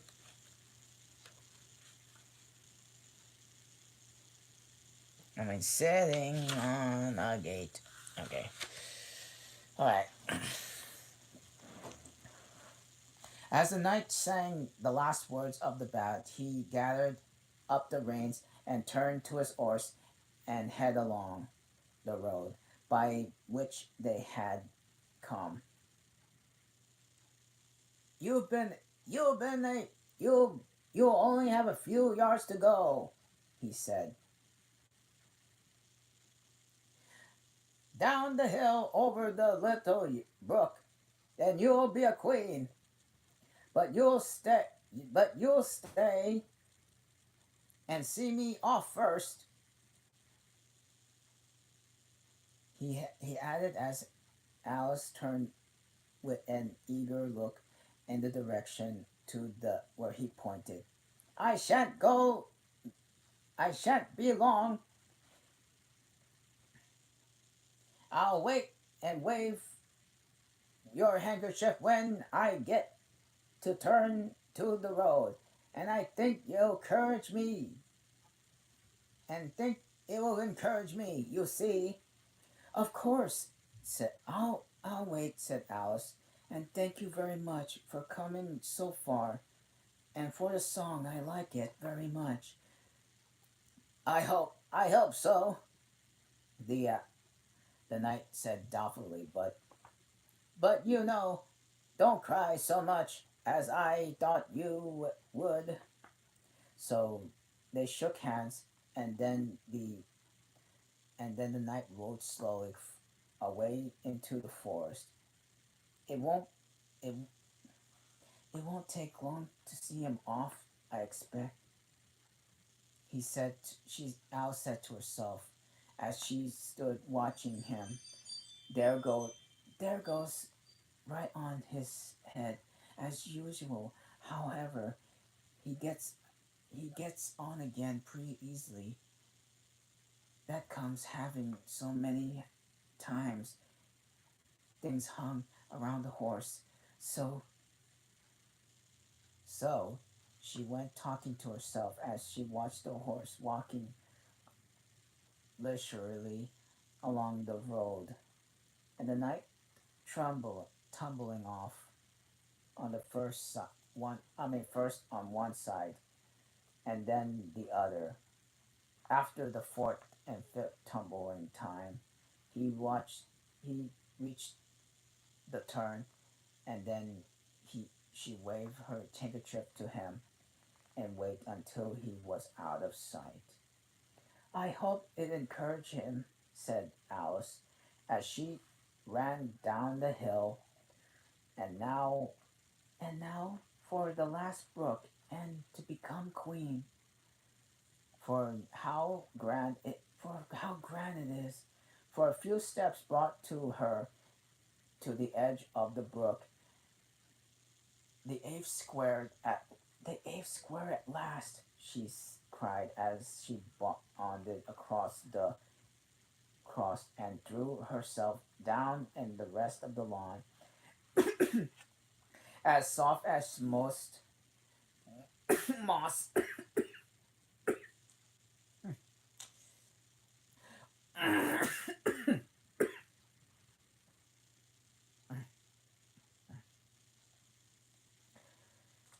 With little flower beds dotted at here and there.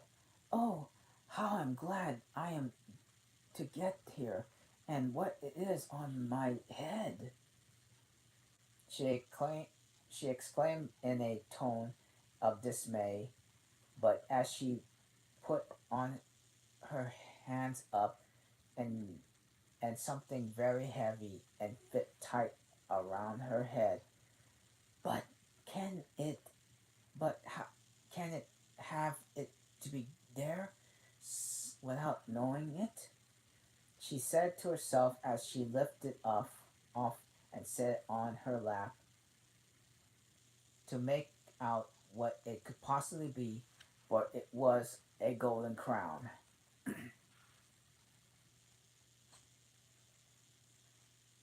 Okay, we got 20. We got less than 20 pages left. This is a this is grand," said Alice. "I have never expect I should be a queen so soon, and I tell you it what it is, your Majesty." She went on to a severe tone. She was always rather fond of scowling herself. It'll never do for you to be lowing lowing about on the grass like that. Queens have to be definite, you know. So she got up and walked about rather stiffly, just as first she was afraid that the crown might come off, but and comfort herself with the thought that there was nobody to see her. "And if I am really a queen," she said as she sat down again, "I shall be able to manage quite well in time." So we're almost done with the book though. Everything was holding so oddly. Everything was holding so oddly at she didn't felt a bit surprised she find the red queen and the white queen sitting close to her, one side in each. She would have liked too much to ask them how they to came there, and she feared would not be quite civil. However, they would not be harmed. She thought of asking it if the game was over. "Please, would you tell me?" she began, looking temptedly with the queen. Speak now! Speak now! When you are spoken to!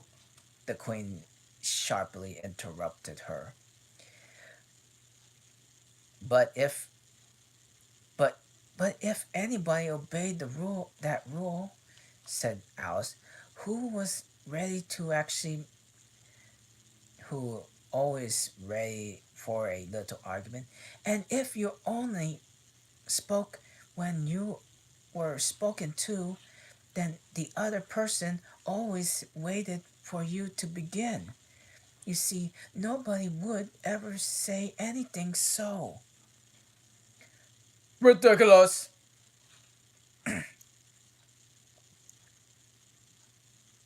Cried the queen. Why won't you see, child? Here she broke off with a frown, and after thinking for a minute, suddenly changed the subject of the conversation.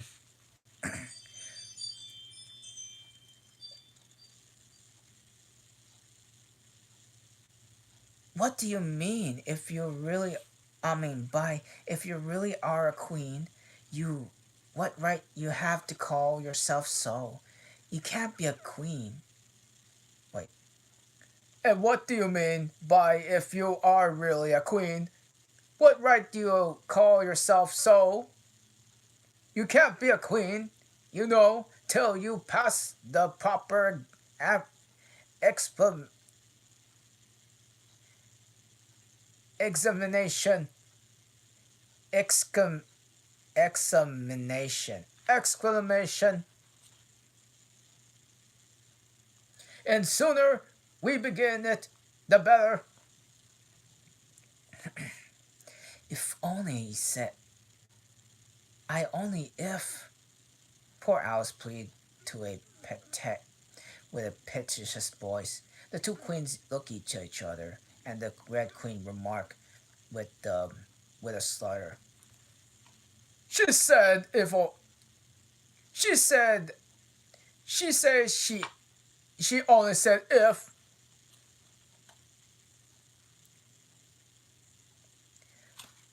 But but but but she said and a good deal for than that. Said the White Queen, moaned with ringing to her ears. Oh, ever so much more than that.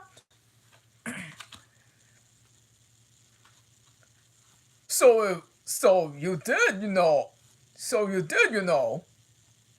The Red Queen said to Alice. Always speak it. Always speak the truth.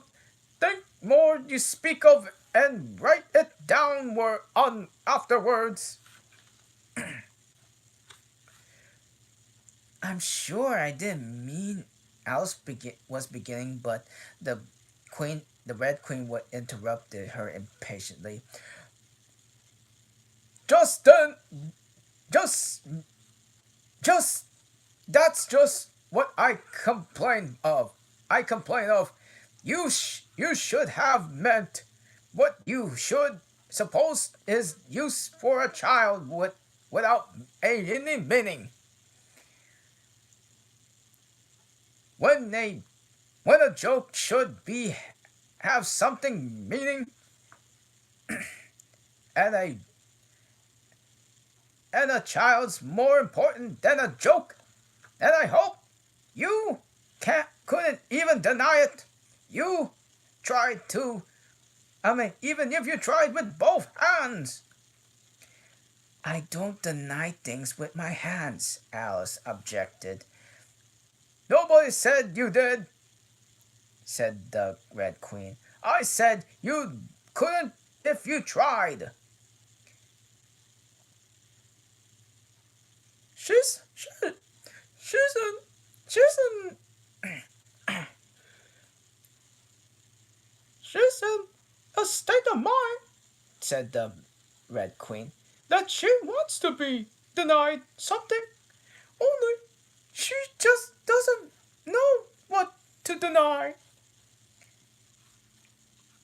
A hasty vicious temper. Said the Red Queen remarked it. Then there was an uncomfortable sentence of a minute or two. The Red Queen broke in silence about saying to the White Queen. I invited you to Alice's dinner party this afternoon. The Red Queen smiled freely and said,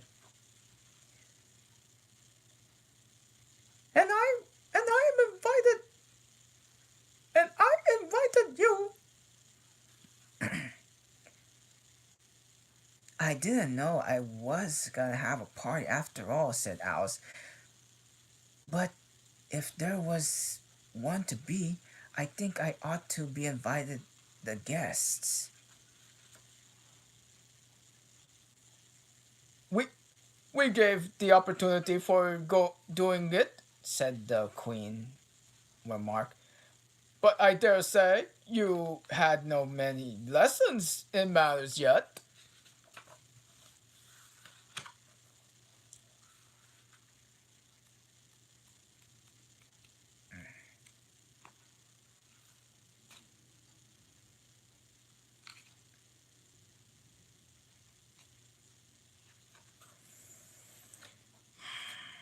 Okay.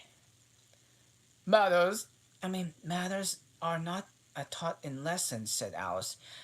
Lessons tell each you use to do sums and things of sort. Can you do addition? Can you do addition?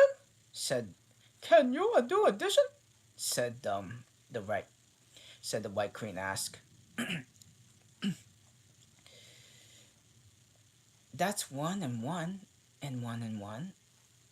What's one? What's one and one and one and one and one and one and one and one and one and one? I don't know, said Alice. I lost count, She can't do additions. said the queen. That the Red Queen interrupted. Can you do subtraction? Take 9 from 8. 9 from 8. I can't, you know, Alice replied very readily, but.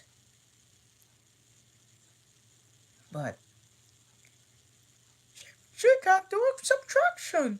said the said the White Queen.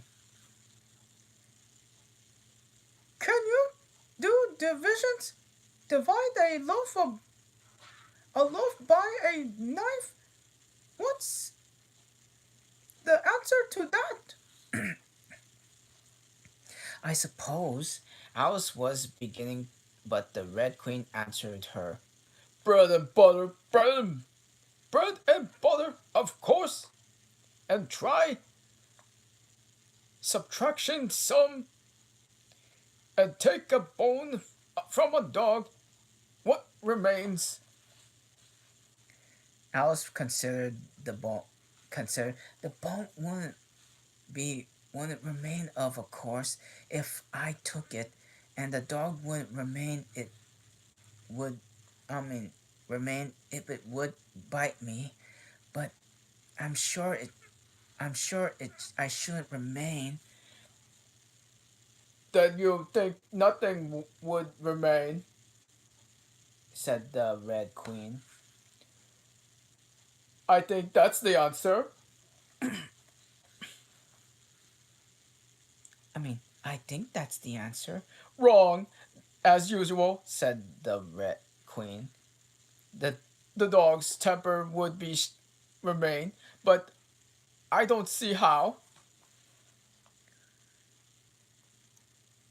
But I don't see how. Why look here? Why look here? Said the Red Queen cried. The dog lose its temper, wouldn't it? Perhaps it would. Alice replied cautiously. Then if the dog went away, and its temper would be remain. The Queen exclaimed triumphantly.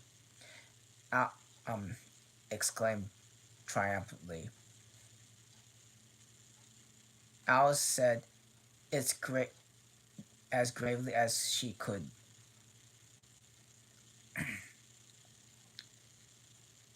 They might go different ways, but she could help thinking of herself with a dreadful nonsense. But what a dreadful nonsense we're talking.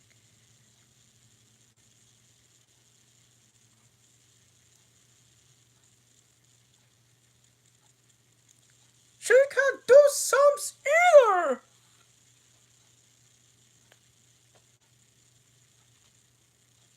The Queen said together with great infants. Can you do sums? Alice said, turning to suddenly on the Red Queen, for she didn't even being found fault with so much.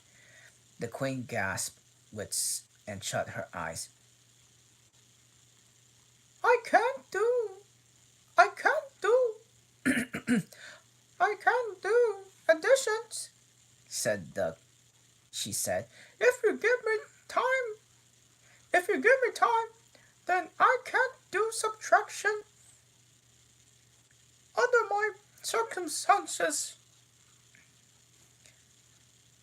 Of course you, of course you will know your ABC, said the Red Queen. Sure, be sure I do, said Alice. So do I, said the Queen. The Red Queen whispered. We often say it all over again, all over there, and I'll tell you a secret. I can read words with one letter. Isn't that grand? However, don't be discouraged. You'll come to it in time. Here, the Red Queen began. Can you answer yourselves questions? She asked. How is bread made? I know that, said Alice eagerly. You can take some flour. Where do you get the flour? Where do you pick the flour? Said the Queen, asked in the garden. In the garden or in the hedges? Well, it isn't picked at all, said Alice, exclaimed. It's grounded. How many acres of ground? Said the White Queen. You mustn't leave out so many things. Fan her head. Fan her head. The Red Queen anxiously interrupted. She'll be ferocious after so much thinking.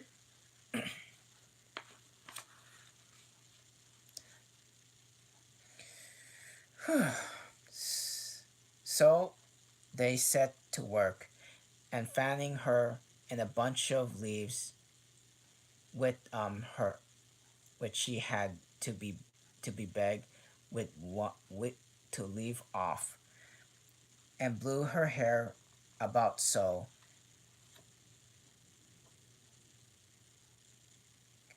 She's all right. She's all right again now, said the Red Queen. Do you know languages like French from fiddly dee?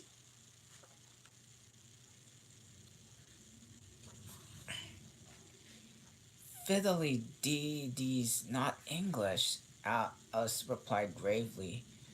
Whoever said it was, the Red Queen said. Alice thought she saw the way out of the difficulty. This time, if she tell me what language fiddle-dee-fee-dee is, I'll tell you the French word for it, she exclaimed triumphantly. But the Red Queen drew herself up rather stiffly, and said, Queens never make bargains. I wish queens never ask questions, Alice thought of herself. Don't be, I mean, don't be, don't be, don't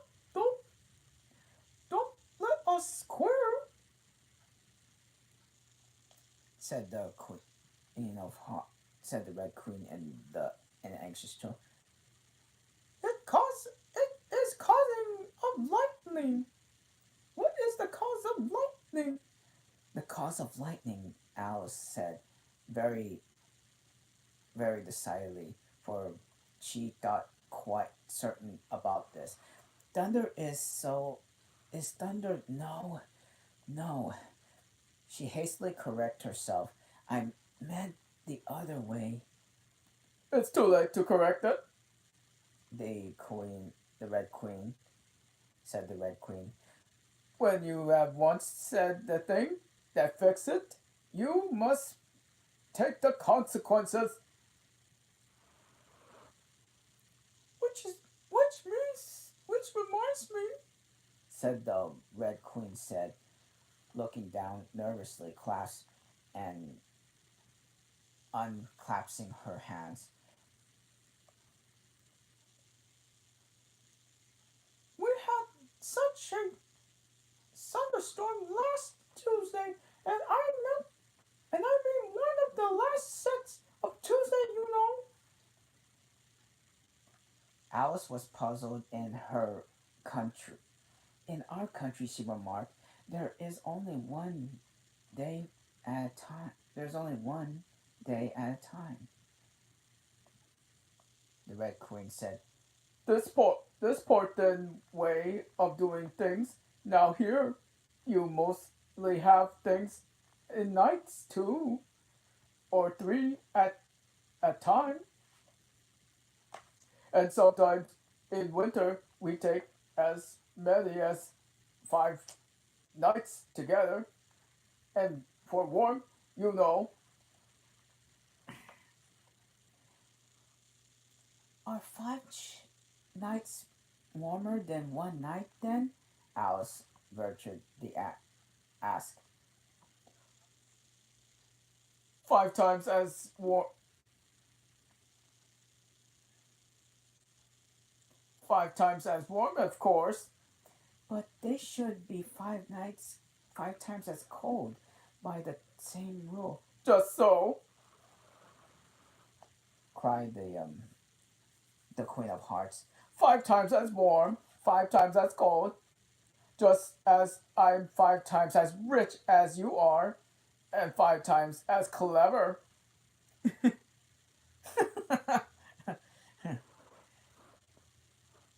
Alice sighed and gave it up.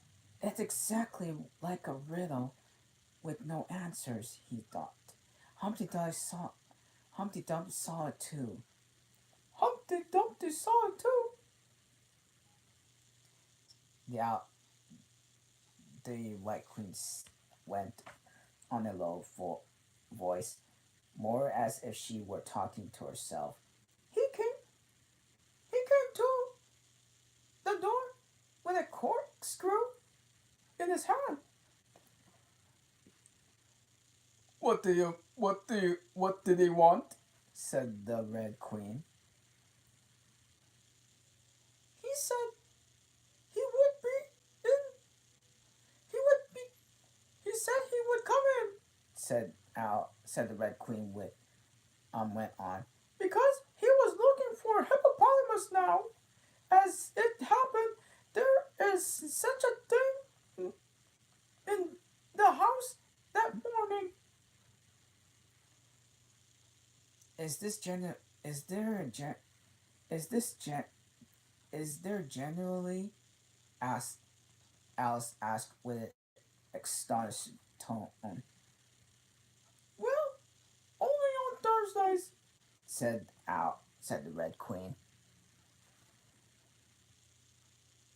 I know what he came for. She Alice said. He wanted to punish the fish because Here, here the White Queen began. such as a thunderstorm, I can't think. She never could, you know. She never could think. She never could. You know. Out the said the Red Queen. And part of the roof came off, and ever so the thunder got in.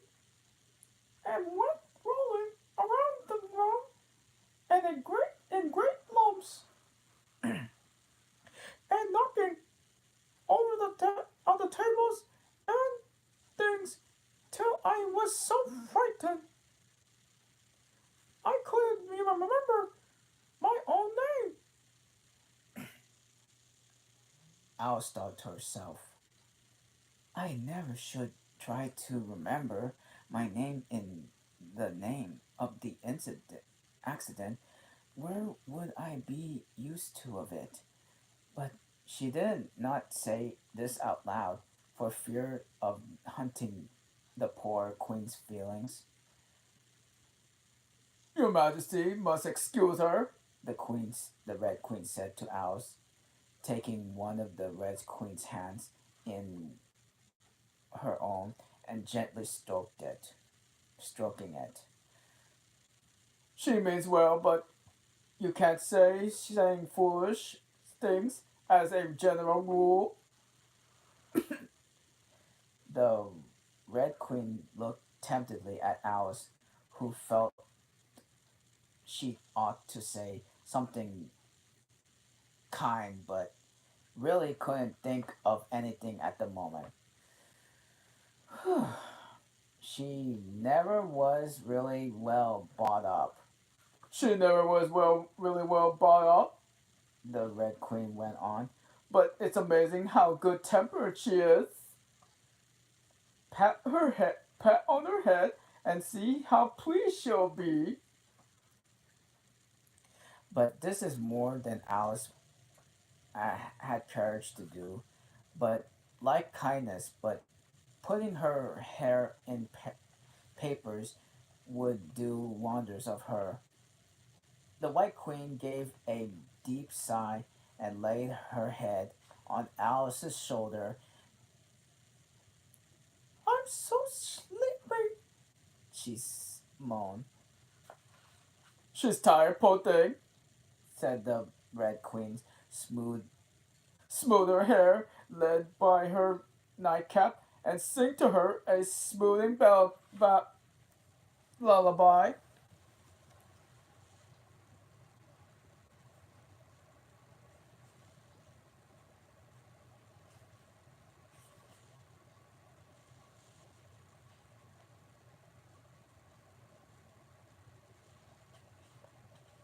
Okay. I got actually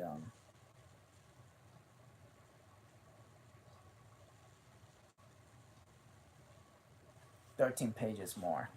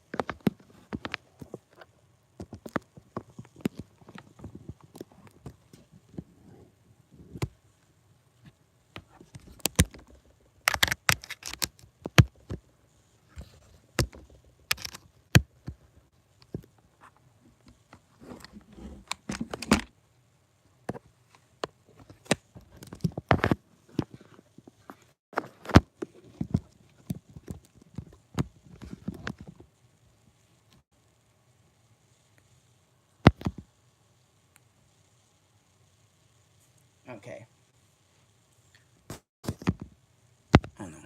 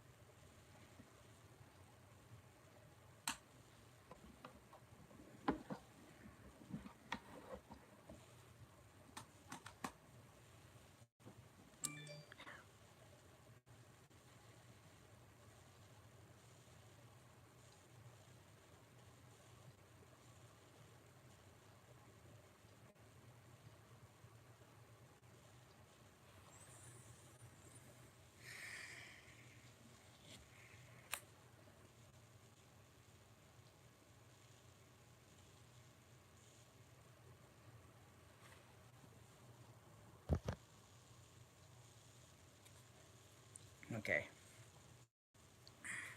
That should do it. I have. I have got a nightcap with me, she said as she tried to obey the first direction. But I don't know any smoothing lullabies, I must do it myself then. said the Red Queen, and she began. Hush, by Our Lady in Alice's lap, till she's feast ready. We've got for a nap.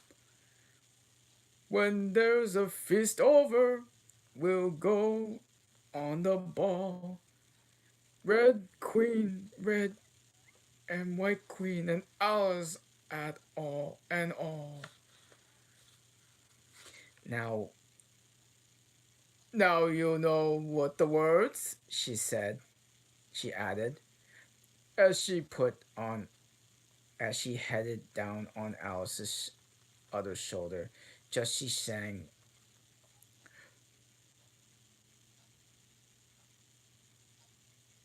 just just sing it to me, and I'm getting sleepy too. and another moment, both queens were fast asleep and snoring, I mean, loud. Which, what am I supposed to do? Exclaimed Alice, looking about in a particularly way, great sexually. I mean, perpetually.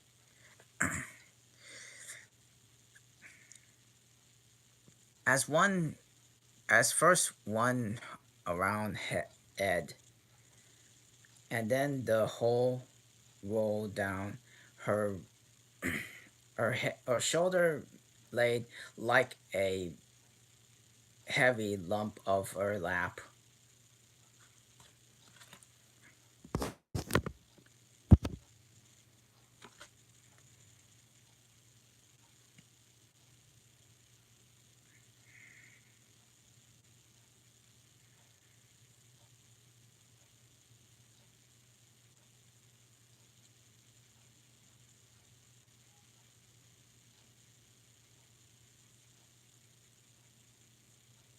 I don't think they'll ever happen before, and anyone I had to take care of those two queens asleep at once.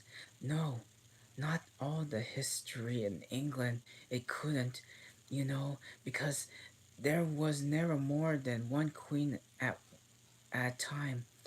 Do wake up, you heavy things, she went on in a impatient tone, but there was no answer but a gentle snoring, and the snoring got more distant every minute and sound more in it like a tune, like last she could even make out the words, like listen.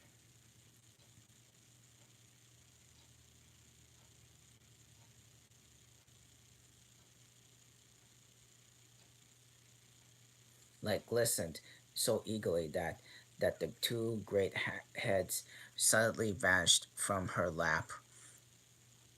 She hardly missed them. She was standing before in the arch of doorway, over which were the words Queen Alice in a in large letters, and one each side, and of the arch there was a bed handle, bell handle, which was marked Visitor's Bell and the other Servant's Bell. I'll be waiting till the song's over, though, Alice, and then I'll ring the and I'll ring. Which bell must I ring? She went on, very very much puzzled by the names. I'm not a visitor, and I'm not a servant. There, though, to be on one mark, the queen, you know. Just then the door opened a little way, and then a creature with a long beak put on its out a moment and said, "No admittance, no admittance. Tell the week after next, and shut the door again with a bang." Alice knocked and rang in the vein of the long door, but at last the very old frog, who was sitting under a tree, got up and hobbled slowly towards her. He was depressed and bright yellow, and had enormous boots on. What is it now? Said the frog said in a deep, hoarse whisper. Alice turned around, ready to find the fault with anybody. Where's the servants whose business it is to answer the door? She began angrily. Which door? Said the frog. Alice almost stamped with irritation and at a slow drawl in which he spoke. This door, of course. This door, of course. The frog looked at as the frog looked at the door, which his large, dull eyes for a minute, and then went nearer and rubbed it with his thumb, as if he were trying whenever the paint would come off. Then he looked at Alice. To answer to To answer the door. I mean To answer the door.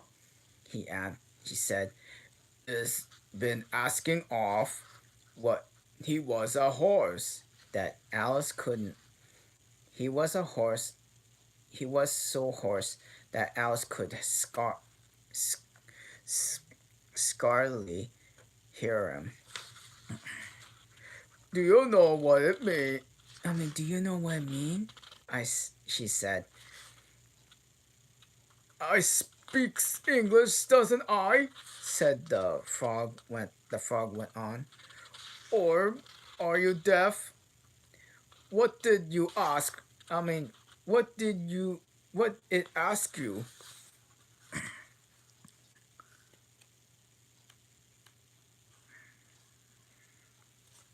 Okay, we got 10 more pages. Nothing, she said immediately, impatiently. I knocked it at all. Should I do it? Should I do it? I mean, should shouldn't do that, Shouldn't do that, shouldn't do that. said the I've been not I've been knocking at all.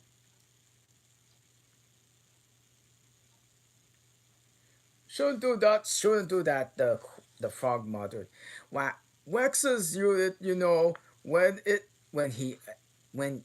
then he went up and gave the door a kick and one of his great feet. let me leave it alone.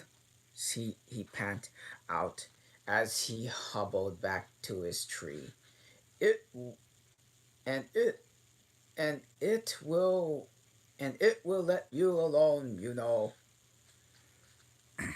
At this moment, the door was flung open, and shrill voice was heard singing. to the looking glass world was Alice that said, We've we are spectre in hand. We've come. We have a crown. I have a crown on my head. Let looking let the looking glass creatures, whenever they be, come and dine with the Red Queen, the White Queen, and me. Okay. And hundreds of voices joined in the chorus, and then fell off to the glass as quick as you can, and sprang in the table, in the buttons, and Bran put cats in the office and mice in the tea, welcomed Queen Alice for 30 times 3, then followed confused noise cheering, and Alice thought of herself, 30 times 3 makes 90.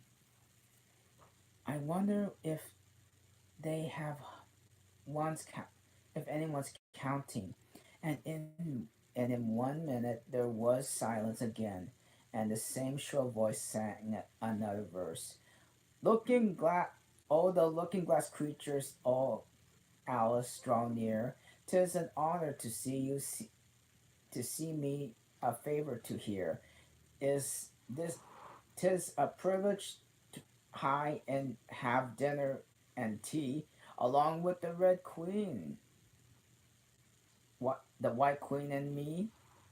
Then came a chorus again, then filled up the glass and trickle in ink, or anything else is a pleasant to drink.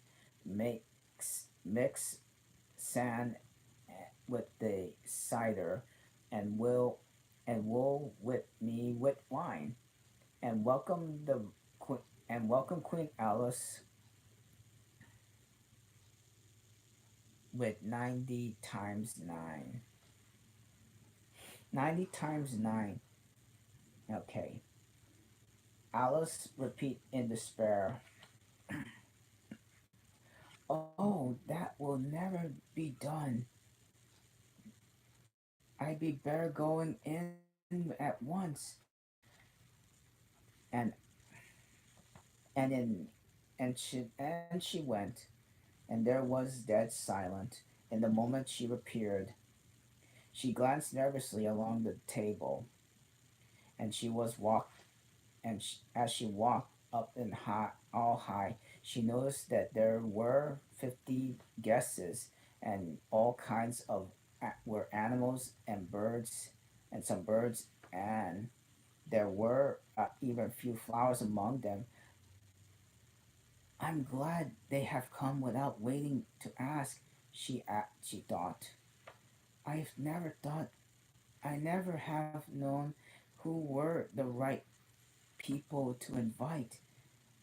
There were three chairs in the head of the table, and the red and white queens were already taking two of them, but in the middle was empty. Alice sat down in it, and rather uncomfortable with at the silence, longing for one to speak. At last the Red Queen began. You missed the soup and the fish. She said, Put it on the joint. she And and the waiter said a long mutton before Alice. and the waiter set on a long mutton before Alice, who looked at.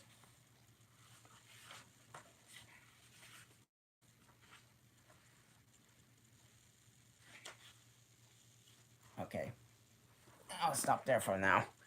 I mean, I'm gonna finish the book though.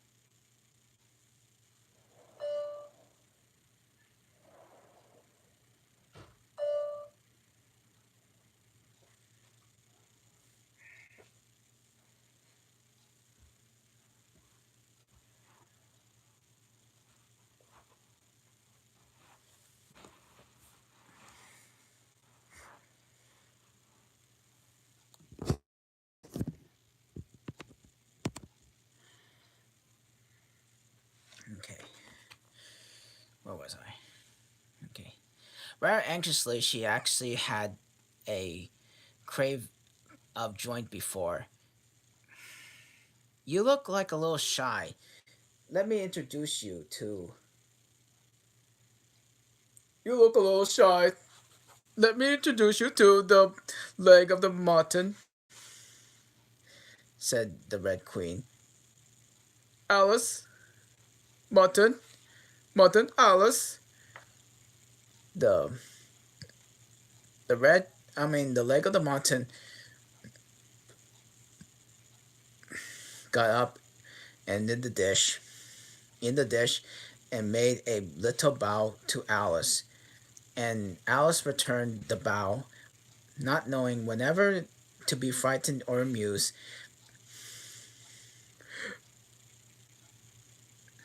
May I give you a slice? She said by taking the knife and fork and looking from one queen to another. I'm like, may I give you a slice? taking the knife and the fork and looking one queen to another. Certainly not, said the Red Queen, and said very undecidedly, and Is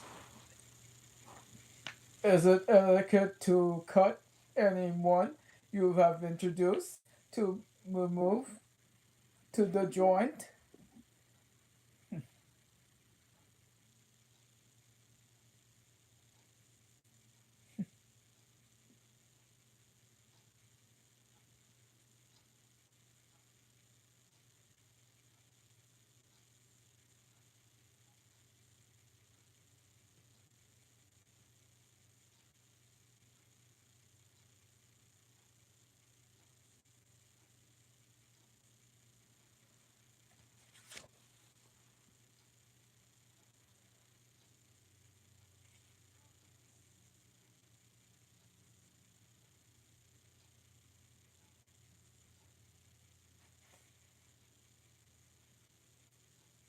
It is an etiquette that you cut anyone for being introduced to without remove the joint.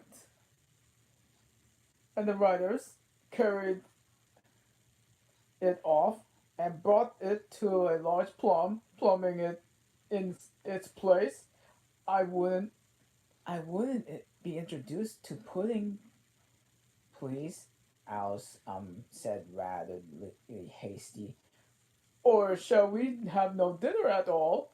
May I have give you some? But the Red Queen only looks. I mean, or shall we actually have no dinner at all? May I give you some? But the Red Queen looked very sulkily and growling and growled, Pudding? Alice, pudding? Pudding, Alice? Alice, pudding? Remove the pudding! And the waiters took away, and so quickly that Alice could not return its bow. However, she didn't see why the Red Queen shouldn't be the only one to give orders as inexperienced. She called out, "Waiter, bring back the pudding," and it w- and there it was again at the moment, and there it was again in the moment, like a conjuring trick. It was so large she couldn't help feeling that it's a little shy of, but feeling a little shy of it, as she had been with the mutton. However, she cleared her shyness with great effort and cut a slice and handed to the Red Queen. What imperiousness! What impetuousness! said the pudding. I wonder what would you like it if I were to cut a slice out of you, you creature? It spoke in a trick, sooty sort of voice, and Alice didn't hadn't a word to say.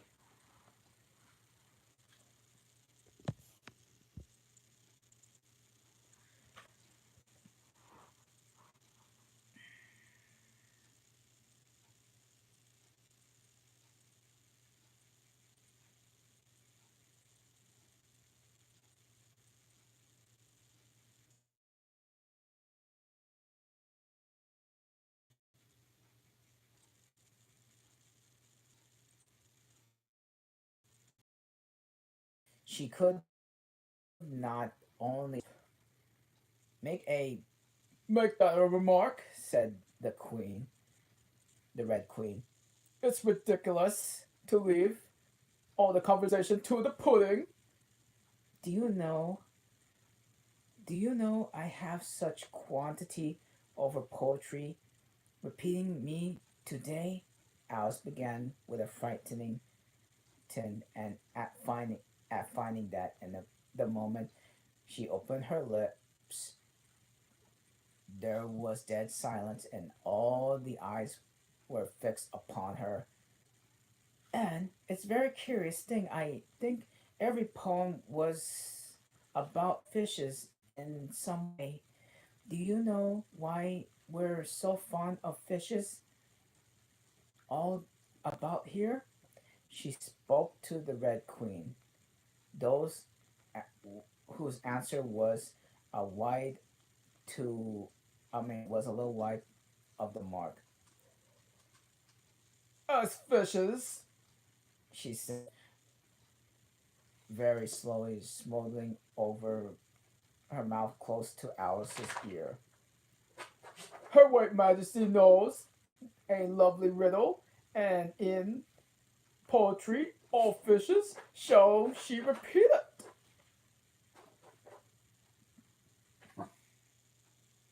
Her Majesty, her Red Majesty was very, Oh my gosh. her Red Majesty was very kind to mention it. The Red Queen, I mean, her red, Her Red Majesty, her Red Majesty was very kind to mention it. said the White Queen muttered to Alice's other ear in a voice that was cooing on the pigeon. With such a treat, may I add? Would be such a treat, I add, may I? Please do, Alice said politely. The queen, the White Queen laughed with delight and stroked with Alice's cheek, and she began. First, the fish must be caught, then easy, a babe. I think we could have caught it. Thanks to the fish, must be bought. As easy, that is easy. A penny, I think, would have bought it. Now cook me the fish. That is easy and will not make more than a minute. Let let it lie in a dish. It was easy because already is in it.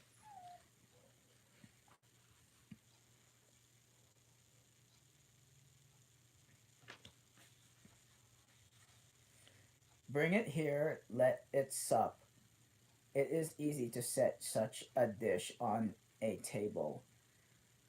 Take a dish covered up that is so hard I fear I'm able, for it holds it glue, holds it lit to the dish while it leads to the middle, which is the easiest to do. On dish cover the fish, and dish cover the riddle.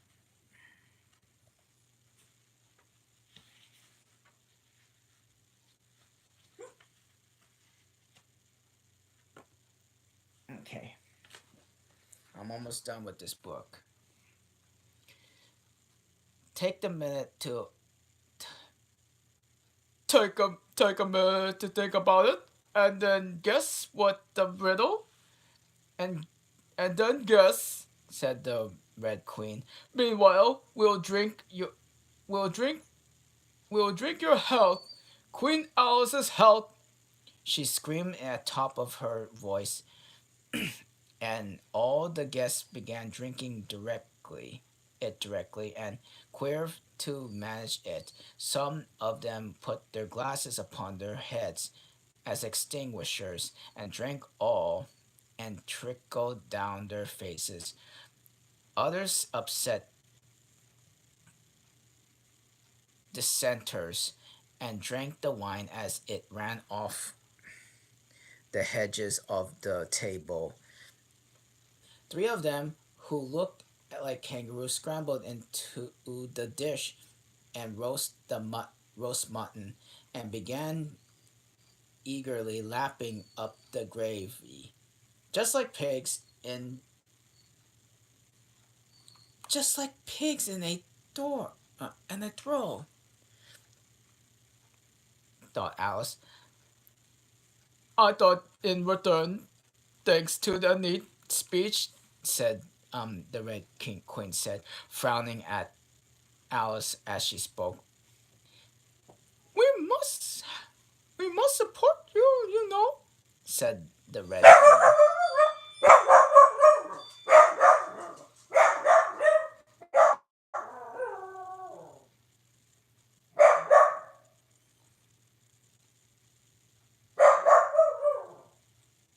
The Red Queen, the White Queen whispered as Alice got up to do it, very obediently, but very much a little frightened. Oh, great.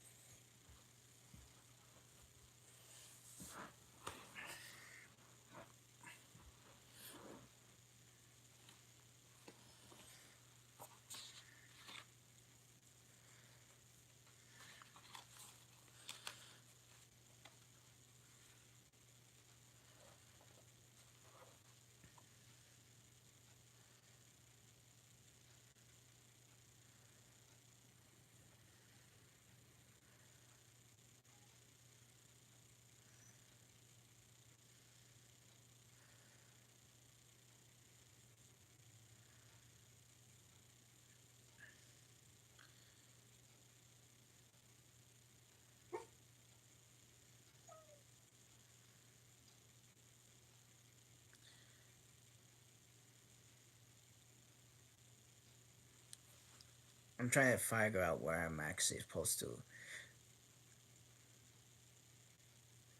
We must support you where, thank you very much, she whispered reply, but I can't quite do, we must support you, said the White Queen, whispered as Alice got up to do it obediently, but little frightened. Thank you very much, she whispered with a reply, but she do quite well all without. Wouldn't to be all Wouldn't that be a thing all? Wouldn't that be a thing all the thing? Wouldn't that be that at all the thing? The Red Queen said very decidedly. So Alice tried to submit to it with a good grace. And did she push so? She said afterwards when she was telling her sister at the history of the feast. You have thought they want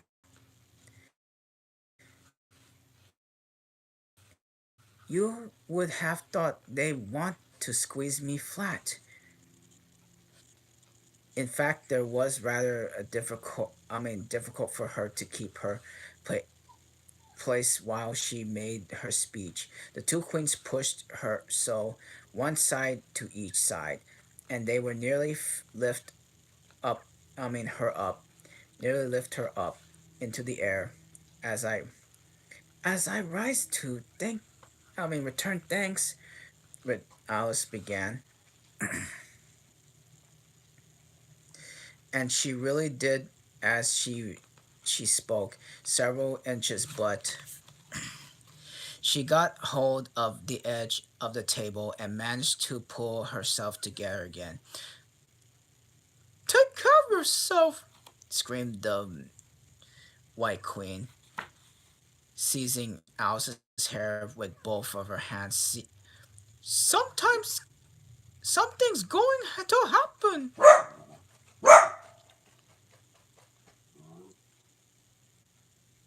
And then Alice afterwards described it all sorts happened at the moment as the candles all grew up to the ceiling and growing and looking something like a bed of a like a something like a bed and rushes with the fireworks at the top as the bottom bottles they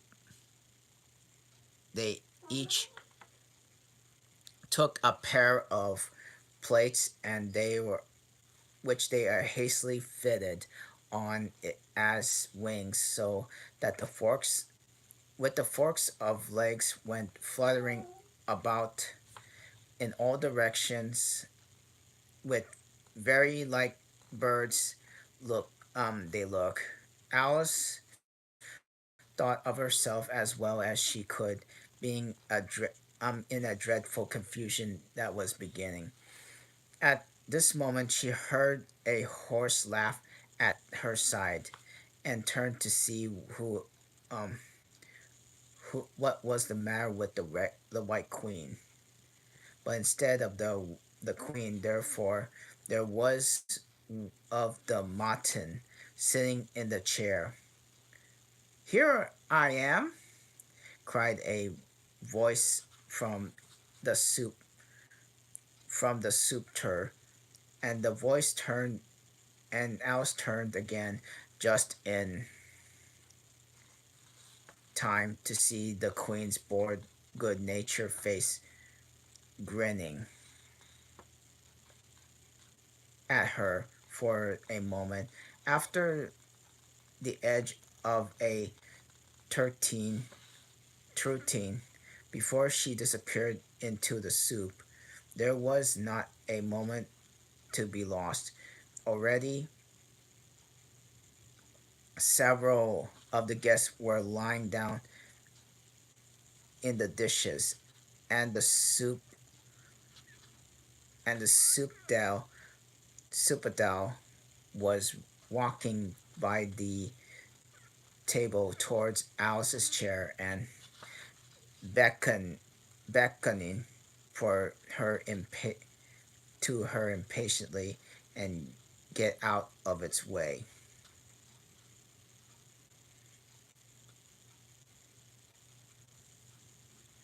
I can't stand this any longer, said she cried as she and seized jumped up and seized to the tablecloth with both of her hands.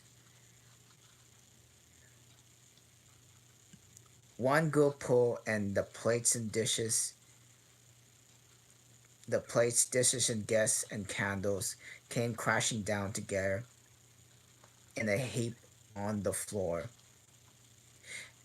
And as for you, she went on, turning fiercely upon the Red Queen, whom considered is the cause of all this the mischief, whom she considered as the cause of all of the mischief. But the Red Queen was no longer at her side. But the Queen was no longer at her side. She suddenly dwelled down to a size of a little doll. It was now on the table, merely ready around round and round after she her shown shawl her own shawl round her own shawl, which was trailed behind her. At any time Alice would have felt surprised that this time, but she was so far too much excited. She be, she be surprised for anything now? As you, as you, as for you, she repeated, catching hold onto the little creature in the very act of jumping over the bottle, which had just light upon the table. I'll shake you into a kitten, that I will. All right, here's the last chapters. She took her from the table as she spoke. She shook her backwards and forward with all her might. The Red Queen had no resistance whatever. Made no resistance, no, I mean, whatever. Only her face grew very small and her eyes got large and green.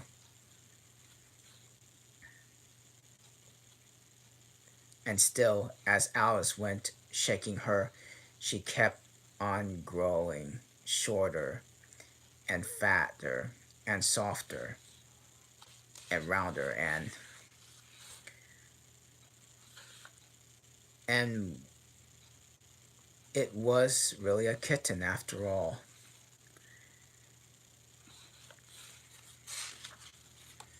And here's the last chapter. Which dreamed it? Your Red Majesty shouldn't purr so loud, Alice said, rubbing her eyes and addressing the kitten in respectfully, yet with some severity. You woke me out of my such a nice dream, and it would been along with me, Kitty, all through the Looking Glass world. You know it, dear? And it was convenient habit of the kittens. And it wasn't convenient habit of the kittens. Alice had once made the remark that whenever you say to them, they just always purr. If they would only purr for yes and meow for no, or any rule of that sort, Alice said so that one could keep a conversation. But how can you talk with a person if they always say the same thing? On this occasion, the kitten only purred. It was impossible for just whenever it meant say yes or no. So Alice hunt among the chessmen on the table till she found the Red Queen. Then she went down on her knees on the hearthrug and put the kitten into the queen to look at each other. Now, Kitty, she cried, clap your hands triumphantly. Confess that was you turned into. But it wouldn't look at it, she said. When she was explaining the things afterwards to her sister, it turned away from its head and pretending not to see it, but looked a little ashamed of itself. So I think it must have been the Red Queen. Sit up a little more stiffly, dear, Alice cried, and with a merry way. And curtsy while you are thinking what to purr, and saves time. It saves time. And she caught up and gave it one little kiss, just in honor of its having been a Red Queen. Okay, 2 more pages. Snowdrop, my pet, she went on, looking over for the shoulder with the white kitten, which was still patiently undergoing its toilet. When will Dinah ever finish you, your majesty? I wonder, I must be the reason you were untidy in my dream. Dinah, who you know that must be scrubbing a white queen? Really? The most respectful of you. And what did Dinah turn into, I wonder? She prattled on as she settled comfortably down, and one below on her he rug, and her chin in her hand. The two and watched the kittens. Tell me, Dinah, do you turn into Humpty Dumpty? And I think you did. However, you better not mention it to your friends just yet, for I'm sure. By the way, Kitty, if you if you only had really are really with me in my dream, there was one thing you would enjoy. I had such a quantity of poem said to me, all about fishes. Tomorrow, tomorrow morning, we shall have a real treat. All the time, you'll be eating your breakfast, and I'll repeat the wars and the carpenter to you, and then you can make believe it's oysters, dear. Now, Kitty, it's considered who it was that dreamed it all. This is a serious question, my dear, and you should not go and lick your paw like that, as if Dinah had washed you this morning. You see, uh, Kitty, it must have been either me or the Red King.